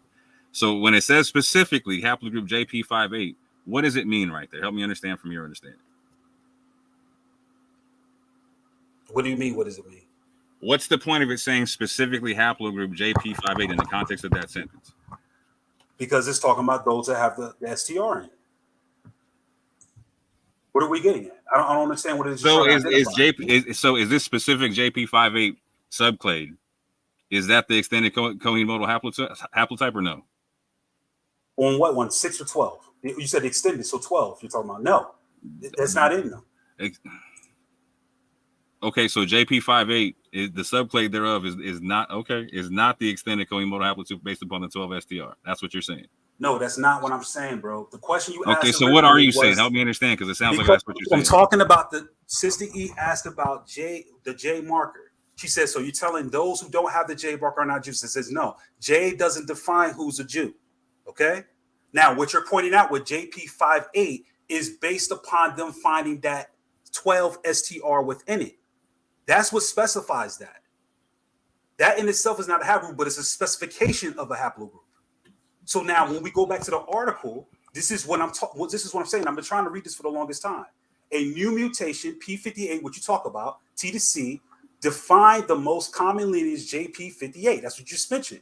And the choline, it was not in this haplogroup, was not on this haplogroup background that the original Cohen Modal Haplotype defined. Respectfully, this is sounding like classic Kevin. I'm going to agree with you while telling you that you're wrong. No, bro. What are you talking about? No, bro, it's not. What you tried to say was that was a haplogroup itself. It's not. No one's carrying around a haplogroup that just says, "Oh, I'm JP58." Hey, somebody says, let me see. Can you put the article up real quick, Kevin G? Yeah, no problem. Thank you. And again, I'm not saying anything. I'm gonna ask a question. I'm gonna back off. I'm gonna let the brothers talk. Yeah, it's like, but I'm gonna be honest. It's like you guys are really dancing around this article, man. Like you really are. Okay, come on. All right, here it is, right here. Oh, somebody wanted me to pull up to see what I'm reading. Yep. The question is, I think, didn't you have a question more about this article? Where is he getting? So is the JP58 like, so there's an issue in this article, right? So there's people that test for JP58 in the first time they test with the 6 STRs, right? With the 6 short tandem repeats. Then the same group of people who test for JP58 don't test for a more specific subclade thereof of JP58 when they extend it to the 12. So there's Lemba, and there's also South African Jews who beforehand test for JP58 who do not test for this specific extended Cohen Modal Haplotype. So what does that mean then? It means that the extended Cohen Modal Haplotype is not the haplotype for the Jews. And again, this test, if you extrapolate, again, if you read the premise of this, it's not talking about the South African Jews, it's just talking about the Lemba. So if you extrapolate this test to all other Jews, again, just like the South Africans who previously had JP58, when you go to the 12 STR, they don't have it anymore. They don't have the extended Cohen Haplotype. Again, out of all 300 plus people tested, only one person at the end of it actually had the extended Cohen Modal Haplotype. That's the whole point. So again, if you extrapolate this to every Jewish population, all the 6 tandem repeats, Cohen Modal Haplotypes, they disappear, and the only one that remains is this specific subclade of JP58. Okay, so JP58, what is it now? What is JP58? It's JP58. I don't know what you're asking me, fam. What is JP58? JP58 is a haplotype, and it's also being said to specifically be the extended Cohen haplotype in this study. However, when studied at a 12 short tandem repeat, there's a specific aspect of it to where, like, even people who previously had JP58 were not being recognized as JP58. Do you understand that? Right. So what? So exactly. So what? So what was the conclusion that they drew on this article then? That only one person out of all the people being tested for this specific form of JP58, even though they previously tested at a higher clip. Now, you specifically want to cherry pick the aspect about the Lemba not being confirmed or whatever, but the suggestion is being made based upon the premise or the question. The question of this study has nothing to do about trying to confirm or reject South African Jews. It's based upon the Lemba, hence it's referencing the Lemba here. But when you actually look at the information and extrapolate it, again, over 90+%, hold on, over 90+%, I'm sure you do. No, bro, because I'm going to finish my statement, Kevin. I've been on mute for a long time letting you talk. I know you have, because you got beat up earlier. I'm going to finish my statement. So over 90+% of the South African Jews that were tested, again, they also lost 90+% of their Jewishness based upon this study. But that's not in the conclusion worded like that, because the premise is not based upon answering a question about the South African Jews. The premise is based upon answering a question about the Lemba. It's that simple, fam. Okay, Kevin, you can go. Hold on. What was our discussion about? Was it about the Lemba? Yes or no? Was it about the Lemba? No answer, huh? No, wait a minute, Kevin. Hold on. Yeah. What did you say? Was this discussion about the Lemba? 100%. Okay. So let's talk about what 100% is about, right? Because Yes, that none of the Lemba have the extended Cohen Modal Haplotype based upon the 12 SDR. Okay, just like 90+% of the South Africans do not. I want you just to like read, the vast majority. Again, only 46% of Jewry, only 46% of the Jews that have J have that particular haplotype. Can you read what's highlighted on the screen, please? No, I can't. How about you read it? You can't read it. You know, he said that right now he's dealing with his dyslexia. Kevin, please. I just had somebody read for me, fam. Okay, no, bro. Then that's fine, bro. I'm not gonna get that's cool. You don't have to do it. I'll read it. Thank you. In this study, and I can't find my glasses, so go ahead. Okay, no problem, Sista. In this study, the extended Cohen Modal Haplotype was only found in a single Jewish individual and not in the Lemba or the Remba. Now, you made that point, and that's cool. But what was this finding? What did it conclude? Let's keep reading. This finding, together with the lack of matches of haplotypes found in the combined Lemba-Remba group with Jewish populations, suggests that the haplogroup J Y chromosomes in the Lemba and Remba are not related or not closely related to Jewish ancestors. Simple question. Is this conclusion based upon the extended Cohen Modal Haplotype or the 6 STR Cohen Modal Haplotypes? It's based on the extended. Okay. No issue. Right, exactly. No issue whatsoever. Right. So can you go to the top? Can you read the first paragraph? Right, bro. Hold on. Can you do me a favor and please read the first paragraph? No problem. It says previous Y chromosome, particularly with the presence of the first paragraph of the paper, not the conclusion. Of the whole paper? Yes.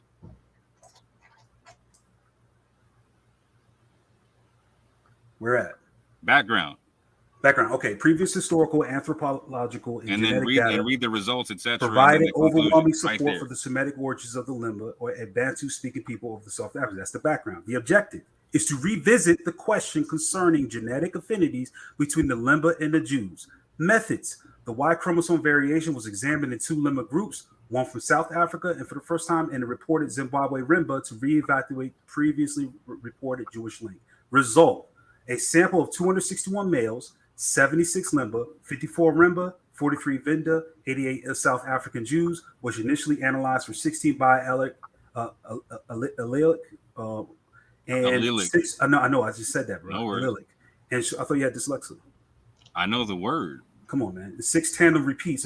No, he wasn't planning on that, though, Kevin G. If he's reading it, that's what I'm saying. Why couldn't he? I know the word. It was no shot at him. I'm just saying, if he's reading it, why he's making me read it? I can't know the word. Okay. No, bro, I'm saying if you're reading it. Let's not discuss. Hold on one second. Let's not. I'm muting everybody. Let's not discuss Moore's dyslexia. He said he knows the word. He remembers the word. So Kevin G, continue on. Yeah, I'm not talking about his dyslexia. That's don't put that in. I'm not even about that. Like, no, you said I thought you had dyslexia. That was kind of like a little pop shot. But no, it was not. I was saying I thought he has dyslexia. He's let me read this. Why is he putting this in here when I'm trying to read the article? Well, go ahead. He wants me to read the article, so I'm reading the article. I'm like, come on, bro. Yeah. The non-African component of the Lemba and the Remba was estimated to be 73.7% and 79.6%. Respectively. In addition, a subset of 91 individuals, 35 Lemba, 24 Remba, and 32 South African Jews with haplogroup J will resolve further 6 additional biallelic markers and 12 STRs to screen for the extended Cohen Modal Haplotype. Although 24 individuals, 10 Lemba, and 14 SA Jews were identified as having the original Cohen Modal Haplotype 6 STRs, only 1 SA Jew harbored the extended Cohen Modal Haplotype. Conclusions. Please reread that last sentence. No problem. And this is really simple. Although 24 individuals, which is the 10 Lemba and 14 South African Jews, were identified as having the original Cohen Modal Haplotype, the 6 STR, only 1 South African Jew harbored the extended Cohen Modal Haplotype. Conclusions. While it is not possible to trace unequivocally the origins of the non-African Y chromosomes in the Lemba and the Remba, this studies does not support the earlier claims of their Jewish genetic heritage. Now, let me ask you a very simple question. Does what you just read confirm that Lemba did in fact have the original 6, the original SC, the original Cohen Modal Haplogroup based upon the 6 STRs? Yes or no? Once again, yes, because the article says it. That's not the argument here. The argument is the higher. So literally in our debate, you said no. What are you talking about, bro? Literally in our debate, you said no. No, I did not say that. Okay. I did not say that. Watch the replay, fam. No, go ahead and watch the replay. You asked me specifically, is it a haplogroup? I said, no, it's an identifier. I asked you specifically if this paper confirms that the Lemba have the six STR Cohen Modal Haplotypes. I 100% asked you that on the clock. No, bro, because look at what the study is saying. Okay. The study is based on You can say no. I'm going to show you saying no here and show you answering the question. When you watch it, it's going to say exactly what I'm saying. The reason why I said that is because when you look at this, they're doing a higher resolution study. The 6 STR is not sufficient. So again, another question based upon the objective have anything to do with South African Jews? No. I'm going to ask you a question now. Oh, please do. Go ahead. I'll answer anything you want to. Is this conclusion correct? Yes, it's 100% correct. All right, I'll drop my mic then. So that means that they do not have any claims of the Jewish genetic. No, because your mic is not good, brother. No, hold on, watch. This is what I'm saying. Hold on, watch. This is how scientific papers work. The conclusion based upon the premise. So what's the premise? Is the premise based upon the Lemba or South African Jews? So again, and is it based upon them having the six STR Cohen Modal Haplotypes or having the extended Cohen Modal Haplotype? Based upon the fact that this paper is comparing them having them, and the standard is trying to see if they have the extended Cohen Modal Haplotype. No, they do not. No, they do not. I'm not going to say that they do. But the paper you just read for yourself stipulates that they do have the 6 STR Cohen Modal Haplotypes. And what does that matter? What does that matter? Because you said that they're still Jews. No, bro. I did. Who did I say they were still Jews? When did I say that? Fam, on the clock. Okay, prove it. Pull it up right now. I will do so. Pull it up right now. Okay, so we gotta wait for more to pull it up. All right, let me go get me some. Can I say something real quick? Say whatever you like, bro. Hey, no, hold on. I will say this much. Everybody be respectful. I don't mind. We will. So I asked you about. Okay, now hold on 1 second. I want to respond to something that Moore just said. Oh, okay. Okay, now this is what I was talking about. Hold on, I gotta pull something up while you respond to me. Okay, no, bro, hold on. I'm pulling this up right here to show you where this came from. Now, your question was of the 6 marker Cohen Modal Haplotype, right? Now, look what it says here from this geneticist. The Lemba evidence is also interesting. This population was theorized to have Jewish origin on the basis of its processing of what you just brought out, the 6 marker Cohen Modal Haplotype within Haplogroup J, within Haplogroup J. When it was later recognized that this was inefficient as a Jewish marker, because A, it could be found on different lineages, J1, J2, and even non-J, and B, it could be found at high frequencies among non-Jewish Near Eastern populations. The case for the Jewish origin of the Lemba largely crumbled. Now, let's go back to your paper. And this is why I answered the way it did. The reason for this high resolution study is it shows that the 12 is now the standard and not the 6. So what you're asking me, you asked me, is 6 Jewish? I said, no. You know why? Because the geneticist said that, not me. I read what the geneticist said. He says, and I quote, and it is not sufficient. Go back to that paper. Go back to the paper. My bad. I don't mean to interrupt you. Go back to the paper at the conclusion. Now listen to this. It says only one South African Jew harbored the extended Cohen modal type when they moved it up. Okay. Only one, bruh. So listen, hold on. Now let's go back. I asked you, are the Lemba related to the Ethiopian Jews, the Yemenite Jews, and the Ashkenazi Jews? You said yes. This study is not being compared. Hold up, wait, Kevin G. Listen, hold up first. This study is not being compared to those Jews. This is not even being compared to Indian Jews. This study is being compared to South African Jews. No, it's not. Yes, it is. That's the sample. That's the methodology, brother. This test is not being. Listen, hold up, calm down, Kevin G. Calm down. Listen. It's letting you know in the methodology, this has nothing to do with the other Jewish communities. This is only being compared. Those Rembas are only being compared to South African Jews. No, let's read this. Yes, it is. Go back to the methodology, bro. Let's read the comparison. Well, I'm on that. I'm on that. Let's look at it. A comparison of the haplogroup of distribution among the Remba, Lemba, Venda, and Jews revealed that Remba and Lemba has some haplogroups in common with the Venda and others with Jews. Now, we're going to look at the sampling groups that they use here. Of the 11 haplogroups found in combined Lemba sample, only 4 EM2 and J1F2A, JM172, and LM11. Now, we just read that these are generic markers in the area. In fact, we were more specific about this and saw where we found it. We're shared between them. Although the 4 haplogroups together constituted a major component of the Y chromosomes in both the Lemba and Remba, the Lemba at 73.7%, the Remba at 94.4%, the frequencies of these haplogroups, with the exception of haplogroup EM2, differed to 2 populations. The most common haplogroup of the Remba was JM172. All right, we read about that. A lot of people have this, not just Jews. Non-Jews has this as well. We know. Well, keep reading. Which accounted for 42.6% of their Y chromosomes, whereas J1F2A was most common in the Lemba at 39.5%. Both J haplogroups was observed in Jews at frequencies of 18% and 22.7% respectively. The Cohen Modal Haplotype, right? These are the 6, right? Which was resolved on the haplogroup J12F2A, was only found in the Lemba and Jewish at 15.9% groups. So it also tested groups. So it was found in the Lemba at 13.2%. What was found? What was found? The 6, CMH, right? The CMH. CMH what? Which one? 6 or 12? I don't know. I just see 14, 16, 23, 10. So I don't know what that means. How many numbers are there? See, 1, 2, 3, 4, 5. 6, Yeah, 6 of them. Yeah. Okay. My point.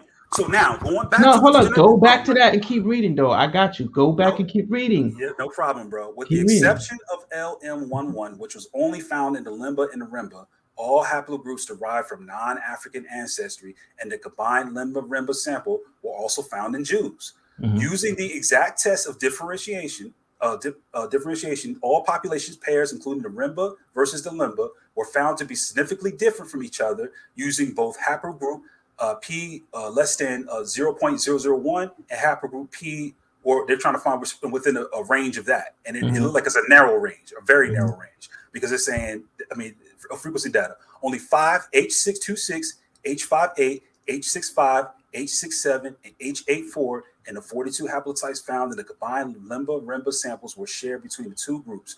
Altogether, these lineages accounted for 39.2% of the Y chromosomes and the Lemba and the Remba, and they share predominantly higher frequency haplotypes. So this is the table showing the haplotype, and they're showing each of the groups that were sampled. Now, this is going to show that they actually tested more populations. Okay, this is the comparison between the Remba and the Lemba. Okay, and what's between them and the J group.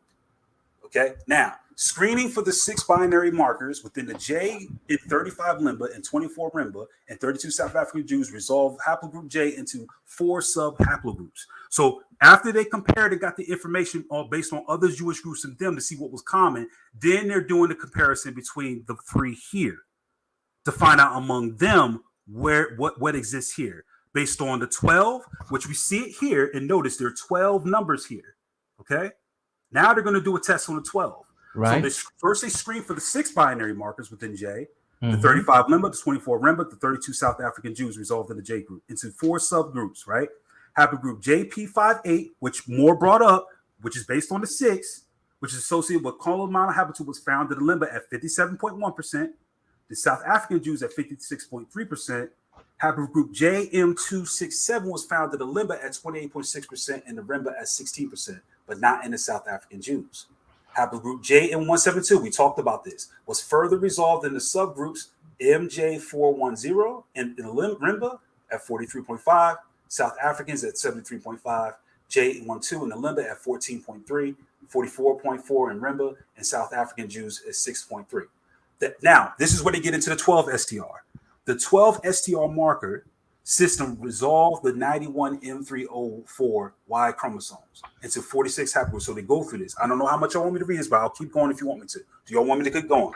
You can keep going because the whole thing is going to tell you if you want to, fam. No problem, bro. Let's hold up, Kempty, hold up, stop. Because let me tell you, the whole thing is this: when they get to this 12 CMH thing, only one South African Jew shows up with it. One individual out of the whole group, bruh.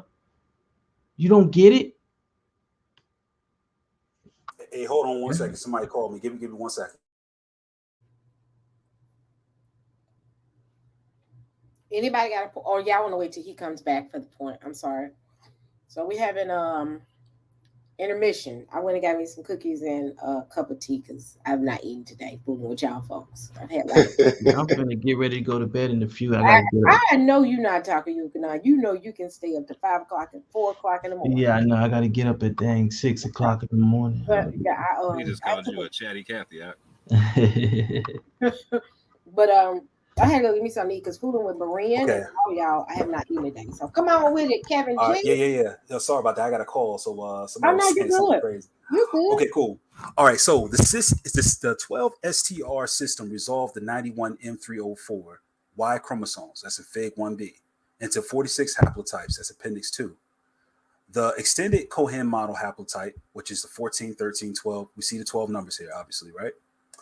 On the JP58 group haplogroup background was only found in 1 in 14 Jewish individuals who were found to have the original Cohen Modal Haplotype, 6 STR. None of the 10 Lemba who were found to have the original CMH, which is the 6, had the extended. So what they're saying is that now that they're doing this higher resolution study, nobody who had the 6 had the 12 out of the Lemba. Okay, none of them had it. Okay, the most common haplotype, 14, 13, we see the 12 numbers here, found in 8 Lemba differ from the extended model haplogroup of the 5 mutational steps.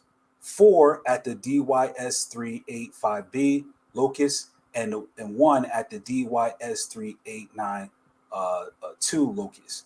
The closest haplotype in the Lemba to the extended model haplotype differ from 4 mutational steps. So it missed it about 4 mutational steps. So 3 at that, which is this right here is actually identifying a gene, I believe. It is. It's a protein, bro. It's a protein, right? It's a protein, right? So these are actually identified, those specific ones, and where the mutation was missed. So because it didn't contain those same mutations at all, that's why they said it didn't have this extended one. Now they're saying, yeah, they had the 6, but they don't have the 12. And this is a higher, right? So at this higher level of resolution, so this is what the paper is talking about. It's talking about, let's go from 1080p to 4K. We're going to look at a higher resolution to see, are they really related to them? Because in 1080p, it looked that way. But now we're looking at 4K, it don't seem that way. Now, at both haplogroups and haplotype level, the Lemba and Rimba only share 3 haplotypes, 1 on JM267 background and 2 on L1M12 background. None of the combined Lemba-Rimba haplotypes were shared with the Jews. And guess what, though? If you keep reading, because listen, because I'm just gonna kill it. Chill, Kevin G. Calm down, bro. No, I'm not. Listen. Okay, calm down. Let me finish my statement. Right. When you get to the end of this whole thing, even with the high resolution, right? Like the Lemba and also the South African Jews, they all had it at a 6, right?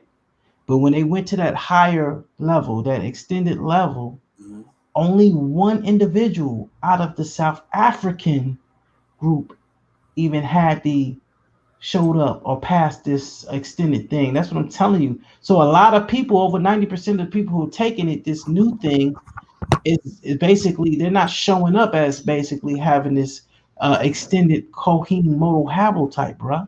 How old is this extended Cohen? Oh, hold on. How old is this extended Cohen haplotype? Because it sounds like this is something new. Is this new, or is this something they've always done? Apparently, this, based on the information that we have, it looks like it's been out since, to the best of my recollection, 2011. Okay, so it's because okay. 2009, I believe, off the top of my head. Well, yeah, that's cool. That's cool. Yeah, probably around that time. But here's the thing, though. So I have a quick question here. When it's talking about South African Jews, who are we talking about? Who are these South African Jews? They are Dutch and English based. Wow. Okay, so wait a minute. So you're telling me, Yahuchanan, that the one person they found this in comes from a group of Jews that are Dutch and European based? Not a group, bro. Just one person. Out of what type of Jew? Was it the South African Jews? Right, and the rest of them were excluded. Okay, hold on. I'm just asking the question. The one individual they found with this extended model haplotype, was he a South African Jew? 100%. Okay, and who are the South African Jews? What is their base? What is their racial base? Honestly, I don't have any clue on that one. Or you just said it. Could you repeat it? Yeah, I literally just said again, they're Dutch and English. They're Dutch and English. Okay. Are we seeing a problem here? So are we saying that only the white ones have that haplotype? That's what you're saying? Correct. Okay. Is that what we're saying? Is No, that the conclusion? That's no, not I'm asking saying. more. Okay. Is the only one who has this extended model haplotype, is it, or are they white? Okay. Yes, it's 100%. That's exactly what it's saying. Okay. All right. Okay. So I'm missing the point because I'm missing what the okay is, Kevin. What's the okay? Because you think about it. When we read this article, when they did the high resolution one, they couldn't find it in any of the Lemba or the Remba, but they found it in the South African Jews. The South African Jews, the racial base for them is what? No, stop saying Jews as in plural. No, singular. Right. So real quick, Kevin, do you understand? Hold on. This is important. This is important, Kevin. Do you understand that the study or that this paper stipulated that out of the 14 South African Jews that previously had the JP58 that was recognized under the 6 STRs, that only 1 out of the 14 had it under the 12, i.e., the extended Cohen Modal Haplotype. What percent is that? 1 out of 14. Well, let's take. Just take. If we take 100 divided by 14, and we have 7.412, and we times that by 13, we're talking about 92%. So that subtract from that would be 7.14%. Right. So there were 88 South African Jews tested in total. Right. So out of the 88, only 1 out of the 88 had it. So can you give me what that percentage, please? Only 88 had it out of what? No, 1 out of 88, period. Only 1 person out of the entire study ended up having the extended Cohen Modal Haplotype. So what's the percentage on 1.13%?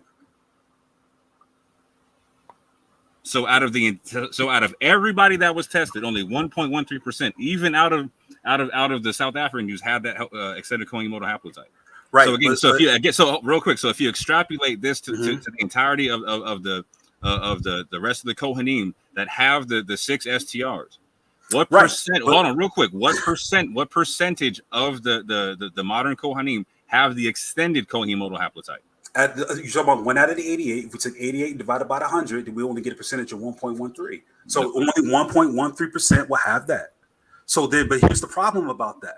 Remember, when we read from the previous paper or the geneticist opinions, what did he say? He said off the top that the 6 model haplotype was insufficient because non-Jews had it. It is too diverse. Can you show me that part? Can you read that for me real quick? No problem. So let's go back to it. Let me add it back. Yep. Yeah. That's the one. Okay. I don't know if. This is your paper. I'm talking about mine. Where's mine say that? Well, your paper is the examination. I don't. Your paper is not. Okay, so break that. Okay, so real quick, so break down what you're saying from your paper, so I understand. I'm all ears. Right. So if we look at am I even sharing? Yeah, it's right there. Yeah, I put it up. That's okay. Yeah. For some reason, I lost the window for just tell me what you want, I'll share it for you. Okay. Well, no. I got it right here. It says the Lemba evidence is also interesting. This population was theorized to have a Jewish origin on the basis of its processing of the 6-marker Cohen Modal Haplotype within Haplogroup J. Now, we have to understand, why is it that they did this extended high resolution study? There's a reason for this. And this geneticists give us the clue as to why this is the reason. When it was later recognized that this was insufficient as a Jewish marker. Why? Okay, we have to understand the basis of this. Why is 6-marker Cohen Modal Haplotype insufficient? Because it could be found in very different lineages. It could be found on J1, it could be found on J2, even non-J. and B, it can be found at high frequencies of non-Jewish Near Eastern populations. So here's the thing. 6 model haplotype, that's what I said. You asked me the question, right? Mm-hmm. Does having 6 model haplotype make you a Jew? What was my response? You tell me, because I seem to have it wrong. No. I want you to use what you. I haven't pulled up the video, so tell me what you're saying. No. And the reason why is because other people have it way outside the population of Jews. Okay. Now, this is the reason for the high resolution study, because now it's saying we need to find who has 12. Okay. Now, in that high resolution study to find 12 out of the 88 between Lemba, Remba, and SA Jews, who has it? And it was one individual, you are correct, that came from a Dutch and English population of Jews, but not from an African one. So that's why they suggested that the haplogroup that they have in their J groups that they have might have come from neighboring countries. And the 6 model haplotype, of course, has been proven that they probably came from neighboring countries as well. Okay, it's not exclusive to Judaism. Help me understand something that the paper's saying. Like, so when it says that everything was found to be insufficient, is it just stating that, or is it citing a source? I'm sorry, repeat that. When the paper says that things were found to be insufficient, is it just stating it, or is it citing? Is it pulling from a source? Is there like a hyperlink, or is there something leading to another study where it states what was being made, why things were insufficient, etc., and what premise, what methodology, etc., or is it just stating that they were made insufficient? Right. So, well, I mean, I would say that we could find where these geneticists is getting that information. That's no problem. But let's look back at the paper. Where's that? No, where's your paper saying it? No, where's your paper? I have a geneticist that's saying it. No, where's your paper? No, where's your paper citing that the insufficiency from? That's what I'm trying to understand. I could find one. That's not a problem. No, where's your paper citing? Is your paper citing or not citing? That's all I'm asking, bro. No, what I'm saying is that when I'm it's a simple question, bro. I can't read the paper, otherwise I wouldn't ask you. No, my comment is it citing another source, or is it just saying this stuff on its face, man? Bro, listen, I don't understand why you're getting so high. Kevin, 1 second. Just answer the question, because I'm gonna make sure Moore answers his question. He said, where you're getting this information, is it in your paper? That's a simple question. This is a comment from a geneticist that made that claim. So it was not in your paper. I have a question. Can you just do it, please, Kevin G? Yes or no? Is this in your paper? No, I don't have a paper that states that. So the paper, I have a geneticist that states that. So the paper you're speaking of that you just pulled up, your paper, which is the T haplotype, it didn't say that? I believe it did. I can look, but I'm not too sure on that now. Here's hold on. I want to look at this paper, because there's no reason to get into any type of paper. We could just use the paper. I guess I want to know why Moore asked that question. Then we can get on this part right here. Well, here's why Moore's asked the question, because he wants to see if there's a source. Why I'm if there's a source to my claim of this being insufficient, but it's not my claim. So who said the question is? We got to stop saying stuff and not having the sources. So the question is the insufficiency. Listen. The insufficiency that you spoke of just here a second ago, is this coming from your paper? Yes or no? It's just no. I don't have no paper that states that. I have a geneticist that states that. Can I explain why I asked the question? Is that okay? Yeah. Now go ahead. That's not a problem. So I asked the question because in the debate I pointed out the fact that the blog that you're citing is from 2011, and that the paper that I'm citing from the South African Medical Journal is from 2013. And so I asked, how is it that your paper is citing information from a test that had not been done yet?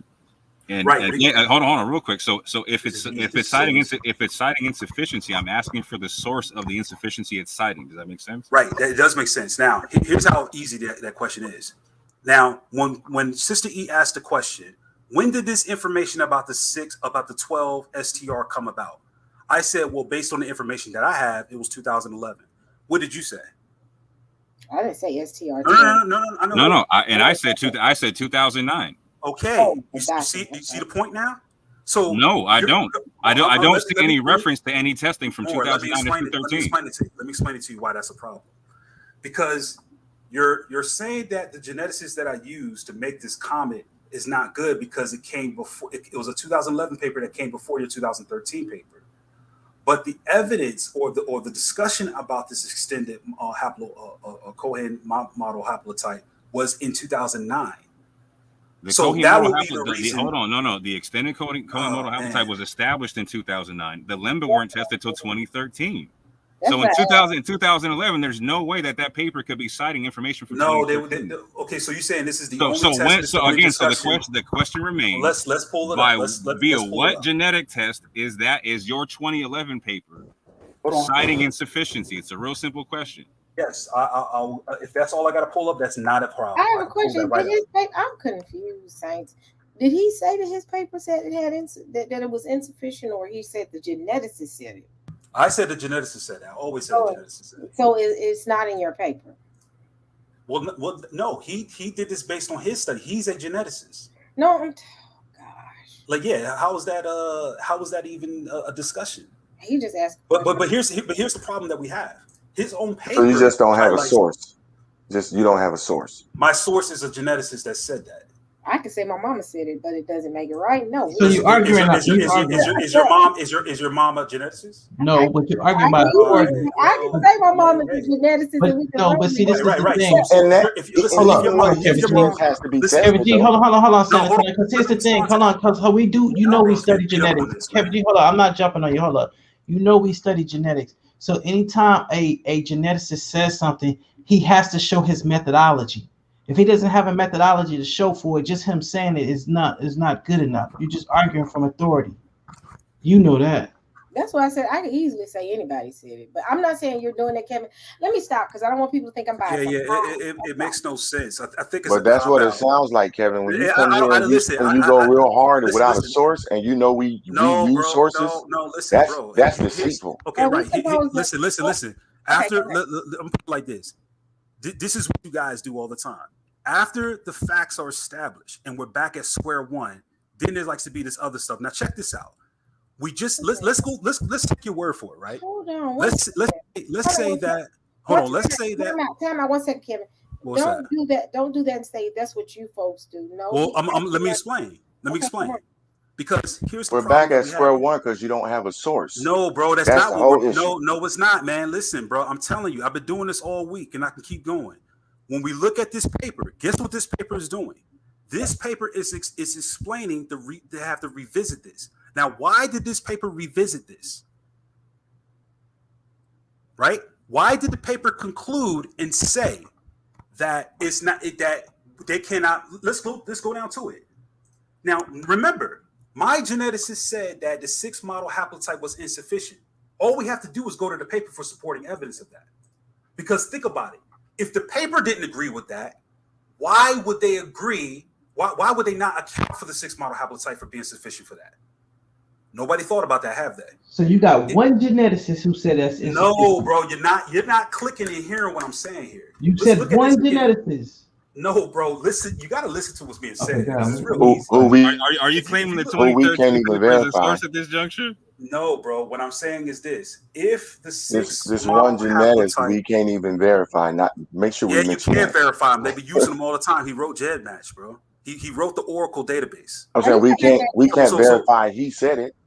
Yeah, you do. You can. Okay. Did he write all of them, or did he write the MDLP world? It's right here. It's right here in front of you. Look. Did he write all of? Did he write all of the Oracle databases, or just the MDLP world? He wrote world? the Oracle database, the one that's being used with the one with the MPLP world, MD world. That's the guy. So he just wrote one Oracle database. No, bro. Okay, let's go to this guy. Wait a minute, hold on 1 second. You were able to get in touch with the geneticist for MDLP world?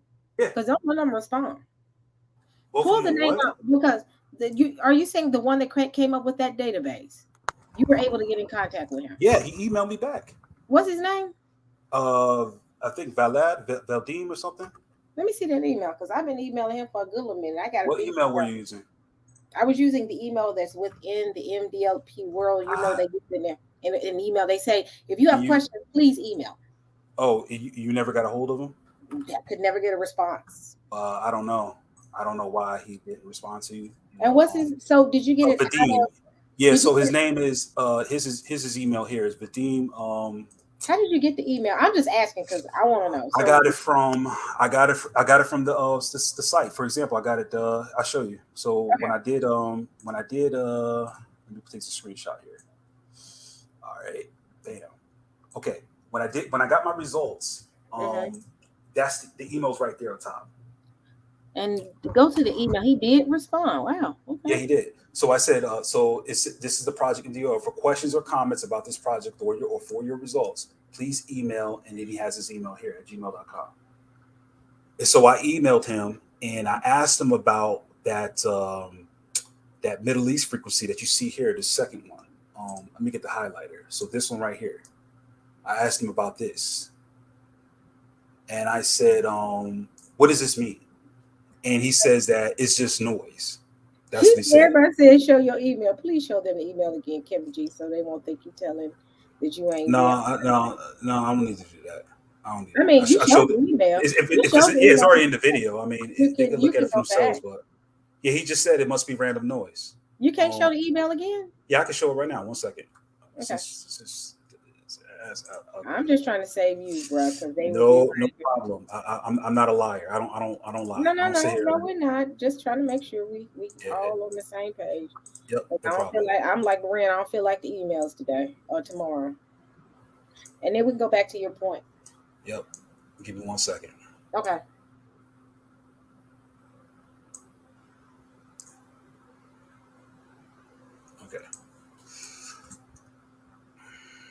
But now what he says, is there another geneticist that has verified what he said, or it's just we gotta go by what he says? I asked him and then he didn't email back, and then I followed up and I just said, hey, just follow up to see if you see my email. And because Sister E's right, this guy, he takes a lot of time responding back. And so he just responded back here. He says, good evening. Must be random noise. Best, Vadim. Is that the original email or you copied? That's I copied it because I'm taking my name out of it in my email because I want people. I want to see the whole email string. No, I'm not obligated to do that. That's my email right there. I'm just saying what that whole email string looks like. But I'm gonna be quiet. Yeah, I just sent him an email about this, and I asked him if he could follow up, and then he said must be random noise, and I said so according to this, and he never responded to that last part, which is why that's kind of like I think they have poor communication, but anyway, so this is the geneticist who had this is his blog here. So this is, if you look up the Lemba, he actually has several studies on this. In fact, he has another study that he's done, which he titled was really Aaron's lineage, the Cohen Modal Haplotype. We don't know it, so which he goes into this extensively. I mean, in this here. It might be some hard evidence about what it is that he's concluding to. So I didn't bring up any of his previous blogs about this, nor the articles he cited on this. But here's the thing that we can draw from this. If we look at his comment here, where he says that it's insufficient to be recognized, let's say, for instance, we accept that the 6 model haplotype was acceptable. Why then does the study that we just read not support the 6 model haplotype? That's a good question. In other words, if the 12 wasn't sufficient, they couldn't find them in any of those, why did they say that they're, quote, what does it say? That it said that this finding, together with the lack of matches in the haplogroups found in the combined Lemba groups of the Jewish population, suggests that JY chromosomes in the Lemba are not closely associated with the Jewish ancestry. But honestly, is not closely related. I feel what you're saying, but that CM is only for trying to detect who is the lineage of the priest. To be honest with you, first of all, hold on, listen to what I'm saying. Because you can be connected or related or have Jewish ancestry and not even have a CMH. Okay, so people still. So that's what they were looking for. They was looking to see who had the Cohenine gene for as the priestly gene. Okay. I mean, that's fine if you want to say that, but the problem that I have is that if that's the case, then everyone in that region are Jews. Then think about it. If we accept that, then that means that everybody in that region. That's what I just said. And I got what you said. Mm-hmm. Right? You said that line that only defines the priestly line, so it shouldn't matter. But remember, it was already previously accepted that them having a 6 model haplotype, they were Jews. Off that alone, we all agree with that. I agree with that. But now that new evidence popped up that other populations have this as well, then we have to ask the question, okay, does that make them all Jews? what specifies a Jews. So they did this higher resolution study to show, okay. So let's look at how I clarify. What's my methodology for saying that somebody is Israelite? Because we didn't really get into it because of the format, and that's what I was saying. So this goes like this. I look at haplotype, and I also look at genetic connections to other Jewish population. Okay, so it's like we already discussed and talked about how the Yemenite Jews and the Lemba Jews and the Ethiopian Jews and even Ashkenazi Jews, they're all genetically related. It's been proven scientifically. They all share genetic relationships. Not only that, they share the same markers. You have the E marker in the Ethiopians as well as Ashkenazis, as well as the Yemenites. You have the J marker as well in all three groups as well. So there's a genetic connection there. That's what I'm saying. You're showing me, as far as make you change your mind, it's not making me change my mind because science is still on the side of the Lemba. Are you? I mean, like I said, if science was still on the side of the Lemba, then this paper wouldn't have concluded what it concluded with. You talking about one geneticist, bro? Like, do you understand the consensus of how? I'm not talking about one geneticist. I'm talking about this paper. This paper right here. It's based off of one geneticist. This paper right here. You see this paper on the screen? Mm-hmm. Yeah. This ain't my one geneticist. This is the paper that was pulled up earlier. This is actually done by Division of Human Genetics, School of Pathology, Faculty of Health Sciences, University of Witwatersrand, and National Health Laboratory. Oh, you talking about this paper? I got what you're saying. Yeah, this paper right here, right? So this paper right here, which is actually done by. Right, my bad. I'm sorry. I was conflating between this paper and your other paper. So let me get that straight. I was conflating. I thought I was really talking about your other paper. So I apologize. Well, no. So yeah. So this guy here, this paper right here, the one he brought up. Notice that the background, previous historical. What is that talking about? The 6 model haplotype. Anthropological and genetic data provided overwhelming support for the Shemitic origins of the Lemba, the Bantu-speaking people in Africa. Objective: to revisit the question concerning the genetic affinities between the Lemba and the Jews. Now look at the method. Yeah. Y chromosome variation was examined in 2 Lemba groups, one from South Africa, and for the first time, a group of Zimbabwe Rimba to reevaluate the previously reported Jewish link. And guess what? Hold up before you even go on. The Buba clan ain't even in this study right here, bro. Just remember that. The Buba clan, the Lemba, you know there's many different Lembas. The Buba clan is not even in this study. They didn't even take the example, bro. So keep going. Yeah, Major said in the comment section, this paper is killing me. Somebody deleted this message. Why? Hold on. Ain't nobody delete message. Ain't nobody worried about the paper. I'm gonna be honest. Never mind. I'll be quiet. Continue on. No, the paper is a scholastic shotgun. You know what I'm saying? Because again, so when your opponents confirm something about you, when they confirm something you're saying, it typically makes it more true. So again, the paper is not stipulating that the Lemba. Nowhere does it stipulate that the Lemba do not have the six short-hand repeats Cohen Modal Haplotypes. It specifies that they do not have the extended. So anywhere if he wants to, he can show me in the conclusion where it stipulates they don't have the 6 short-hand repeats, but he can't. Right, but that's not even the problem here. The problem is not them having the 6 model haplotypes. That's not the problem. The problem is they're doing a revisiting on this topic. Why? Because they want to see they had the 12. Now the question to be asked is why. Now let's say, for instance, that's a fantastic question. Why? No, right, bro. I don't know if y'all grasping it here. Think about it. If they concluded that that is proven that they have no relation to Jews, right?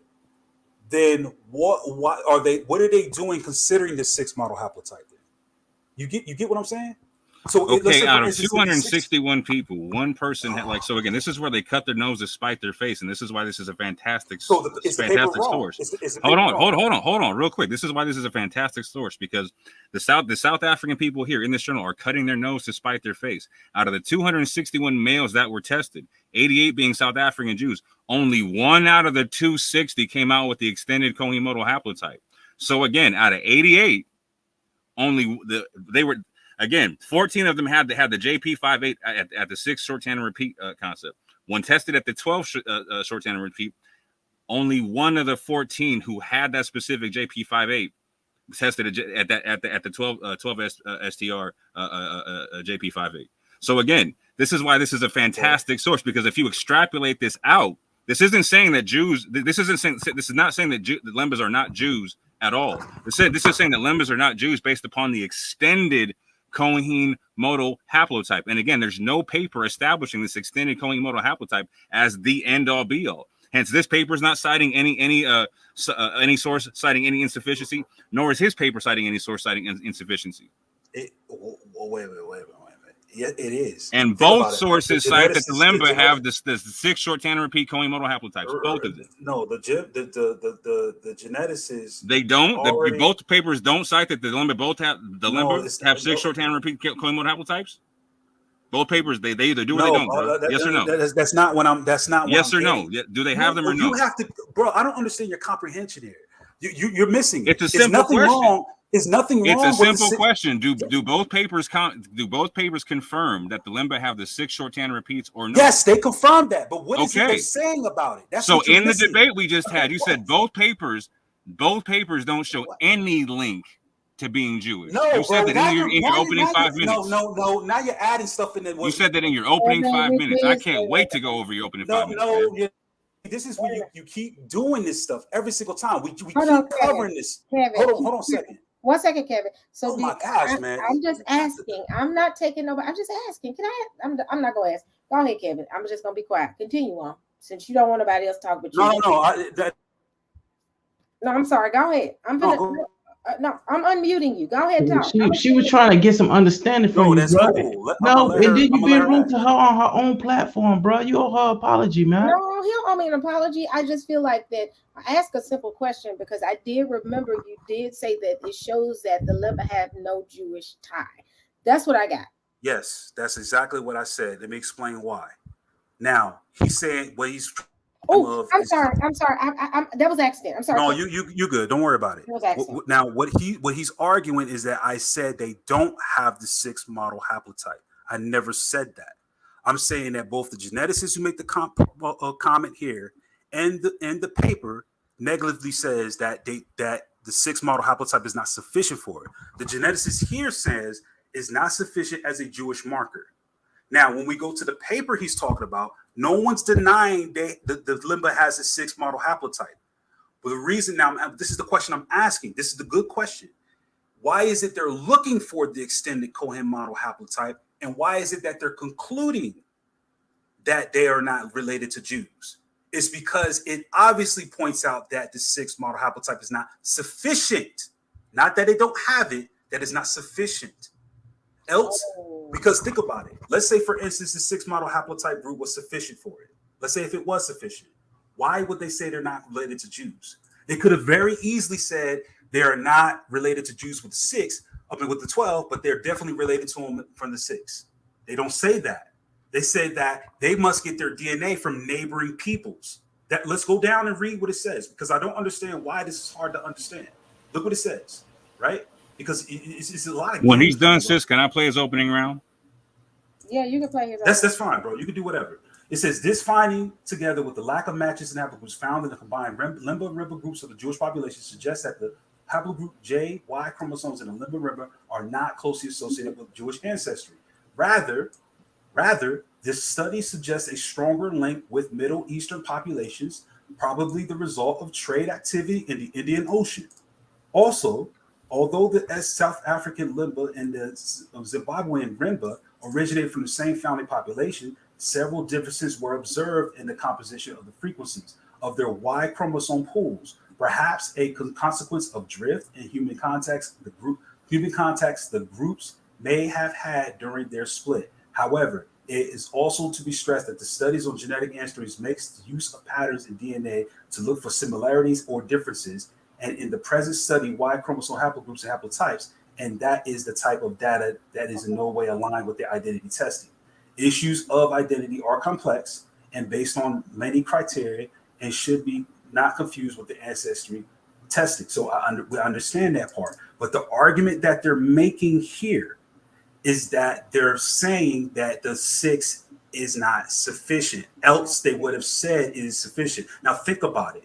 If we look at this, look at this statement here that they make. Look at this statement. It says, hold on, let's get to the beginning of this statement here. Where's this statement?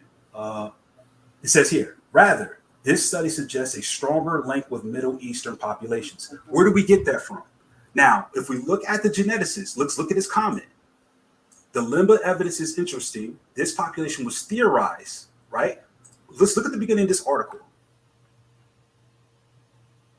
Right here. All right, take a look.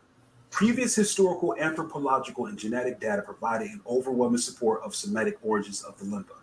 Okay, now let's look at this. The Lemba evidence is interesting. This population was theorized. There it is. They're talking about this theory here. Okay, now look what it says. To have Jewish origin on the basis of this what? 6 marker Cohen haplotype. No one's denying they had it. Now, when it was later recognized that this was insufficient,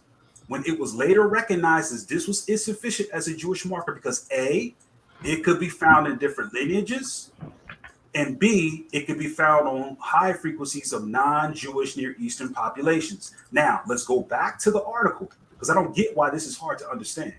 If you simply look at this, look what it says. It says here. Look what it says here. It says what? Rather, the study suggests stronger links to Middle Eastern populations, probably the result of trade in the Indian Ocean. But that's not legit. That's a suggestion there. That's not concrete right there. That part is okay. Not. But bro, listen, it don't have to be concrete. The fact is this: the other people have that 6 model haplotype. It is not exclusive to Jews. Okay, cool. I got something for you. I got a new study. Hold on. Trust me, Sister E. Trust me on this one. Because we know that DNA, it's a new thing, right? And there's always new information coming out. We do know that, right, Kevin? Hold on, real quick, Yahuchanan.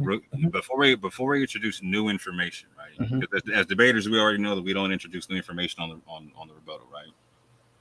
You know. I looked it up. I wanted you to read this. Just hold on. This is what I'm saying. Like, so before we get into new information, we should clarify the information we're already talking about. Okay, cool. Like, so that's what I'm saying. Like, we should play Kevin G's whole first round. Go ahead. And if he breaks, if he's talking about, if he says in that first round, because I got it in my notes that he's saying. No, you go ahead. Play it. Hey, and after you go more, then I'm gonna go because I just want to show you something from PBS. No, I'm with you. Go ahead. I know you're not about to pull that PBS joint. So I'm gonna play this. I'm gonna go on. You know what I'm saying? Like, I think we should all go on mute. I can't go on mute, otherwise my speakers. I go on mute. I put everybody. Please put yourselves on mute, including myself. Well, if I go on mute, they probably won't hear. But like, so if anyone hears Kevin G saying anything remotely close to that both papers do not show a link to the Lembas being Jews, please let me know if that's what you hear. And if that's what you hear, can we please get an explanation from Kevin? I stand behind that 100%. I stand behind 100%. You just said you didn't say that. No, I didn't. No, you said that I didn't say that there was no 6 model haplotype in there. That's not what the paper is saying. There's no link to Jews. What are you talking about? The paper does say that. Bro, are you serious? I just repeated that. Wow. So again, just to be clear, just to be clear, bro. Just to be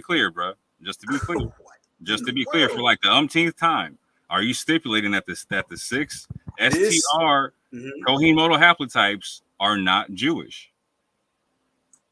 Yes, that is what I'm saying. Based on the comments of the geneticists and the conclusion of the paper, that's what I'm saying. Based on the comments, got you. Based on the comments, but not based on any papers, not based on any proof. The questions you asked me was, is the 6 model haplotype within the Jews? I said, of course it is. I can't wait to chop this up, fam, because you're jumping all over the place. No, I'm not jumping all over the place, bro. You question me, is the 6 model haplotype group not in them or not? I said, yeah, they have it. They have the 6 model haplotype, but the problem is that they're finding that it's insufficient. So based upon what? The data we just read, bro. No, it's not. Wait a No, minute, you said the no, it's not. wait a minute, you said the insufficiency. Y'all are all over the place, bro. Wait a minute, Listen. Kevin, we're not all over the place. We're trying to figure out what This is a simple question, sis. Like, so where does either paper cite a paper or a study that breaks down the insufficiency? Right. That's what, right. That question there, I said the only comment I have is from the geneticist. But here's what we can conclude. If the geneticist is making a statement saying that is not sufficient, and the paper is testing the extended haplogroup type and not using the 6 as a basis, why would the paper conclude that they're not closely related to Jews? That's the question that should be asked. Now, the fact that they did not say that they were closely related to Jews means that they're not counting the 6 model haplotype. Why? And this is why I asked the question in the debate: how can your paper be citing information that wasn't gathered yet? Like in 2011, they're saying that it's insufficient. Because you just admitted out of your own. That's a different question. You just admitted out of your own mouth that when did this information come to take place? Which I said, well, based on what I found, information? What information? About Cohen Modal Haplotype 12. About the extended Cohen model again. That was derived in 2009. So what study from? Right. So what? Hold on, Kevin. Listen to the simple question. If I'm simple-minded, you should be able to listen to what I'm saying and correct me, right? So what study from 2009 to 2012? How about from 2009 to 2011 was done that 2011 paper cites? Who said it came out in 2009? Me or you? Me. Okay. So what comparison? Hold on. What comparison with the Lemba was done from 2009 to 2011? Okay. Well, I'm gonna ask the question again, and I'm gonna answer your question. If you please, just roll with me. Who said that? What paper was done? Bro, you're not listening. You're not listening, Kevin. You're molesting my mind right now. Stop playing stupid. No, what paper was written from 2009, from 2011 that cites a study where the Lemba DNA was compared to the extended Cohen Modal Haplotype that your paper is citing in 2011? Because it's not done. It's not there. Well, that's a good question. It's not there, fam. Once again, let me answer the question, please, because I answered what this already. Paper? Simple answer. Yeah, I'm answering the question. Can I answer the question, please? I never cited a paper that came out that proves that. This is what I said when Sister E asked the question, how old is this information about the extended modal haplotype group? And I said, well, based on my source from the comment from the geneticist, the earliest I can say is 2011. I have nothing older than that. You're repeating yourself. Okay, bro, you gotta let me finish answer my question. You've already said this before. No, listen, right? You've already said this before, so I'm coming and asking for my answer. Bro, you know what? The question is this. Yeah. So again, I cited this 2009, the Cohen Modal, the extended Cohen Modal Haplotype was correct. I'm gonna finish my question and statement because you're not answering nothing. I stated in 2009 that the extended Cohen Modal Haplogroup was established. I'm asking the simple question from 2009 to 2011. When was a test done comparing the extended Cohen Modal Haplotype to the Lemba's 6 STRs? I'm waiting. That's all I'm waiting for. Just to answer that question. Would you let me answer the question, please? I've been waiting for that answer. Okay, can you mute your mic and let me answer it? All right, thank you. I never said that there was one. What I said in answering Sister E's question was that based on the geneticist's comments that he made, is there one or not? Bro, you gotta let me finish answering. Is there one or not? No, you've been wasting my time all night. Is there a study or not from 2009 to 2011? Yes, no. You got beat up all night tonight, and I understand why. Is there a study from 2009 to 2011? Simple question, bro. Brother, listen, I told you I don't have a study from. Okay, so what are you even talking about? You're talking out the side of your neck with no facts, no papers, no nothing. You got the opinion of one man with no study. No, this is what I'm telling you. That's why I cited that you're talking about a blog, and I cited a medical journal. Bro, right, in the medical with journal. Methodology. Bro, you're not listening. The medical, okay, listen straight. Think about what you just said. I'm listening perfect. My comprehension is not the one that's under scrutiny right now, bro. You don't even understand what you're reading. I do understand. You don't even understand what you're reading. Oh my God, bro. Listen, your audience and you can say so based upon what in your paper are you challenging anything that's being said? Yes, I'm going to tell you how the challenge worked out. And it's very easy. Watch this. Based upon what in your paper are you challenging anything? Yeah, you're going to keep over talking me, aren't you? You're not going to let me answer this, are you? Because if you're not, you're wasting my time. So you're gonna let me answer it? We're quiet now. I'm listening. All right, cool. Now, is he gonna keep interrupting me? Just can you All right, answer cool. his No, question? no Hold on, problem. Kevin, Watch how easy this is. Kevin, 1 second. Can you answer his question? That's Yep, all. no problem. All right. There is no paper out there that shows that it's insufficient. However, here's what we can draw from. This is what I said. If you look at the comment from the geneticist in 2011, he points out that it's insufficient based on two reasons: that other people have it, population surrounding, and that even non-Jews or non-J marker people has this as well. The other point that we're pointing to is in the study that he brought up himself. They concluded that the Lemba and the Rimba are not related to the Jews, or not closely related. So here's the thing that we can safely deduce. You said that it came out in 2009. Now, if the geneticist is saying positively, affirming that this is not sufficient, and the paper is saying negatively that is not sufficient, because think about it. Even though the Lemba and the Rimba had the 6 model haplotype, they never acknowledged that as being closely related to the Jews. So I said the good question to ask is this: if the Lemba, which they do, have the 6 model haplotype, why is the paper concluding that they're not related to Jews? The reason why they're not doing that, because they must not looking at it as being sufficient enough to prove that they're closely related to Jews. It is that easy, bro. Watch how simple this is. Okay. Watch how simple this is. How come the 2013 paper doesn't cite any previous studies to the same effect? I don't know. Well, you're saying that it does. So you're asking, why doesn't this paper here? Why doesn't the 2013 study cite any previous comparison of the Lemba being compared to the 12 STRs, like 2011, 2010, 2009, something like that? What it does reference is the assumptions in the theory about how they're related to the Jews. This is too easy. But it's seeking to revisit that. So are you saying because it's not mentioning any type of study that we're unaware of, that it's still not trying to prove that they're Jews? Okay, just simple question. Simple question: Is the paper looking to confirm previous findings from a 12 STR compare? Hold on, let me ask my question, bro. Is the paper confirming a previous finding of the Lemba not being found to have the extended Cohen Modal Haplotype, or is the paper doing a comparison of the 6 STRs to the 12 STRs? The paper does not define that. So this is why where we're drawing. What are you talking about? It specifically does. You read it yourself. It's doing the comparison between the 6 STRs and the 12 STRs. I said the paper does not. I'm answering your question on the first part. Does this paper talk about any previous studies? I said the paper does not define that.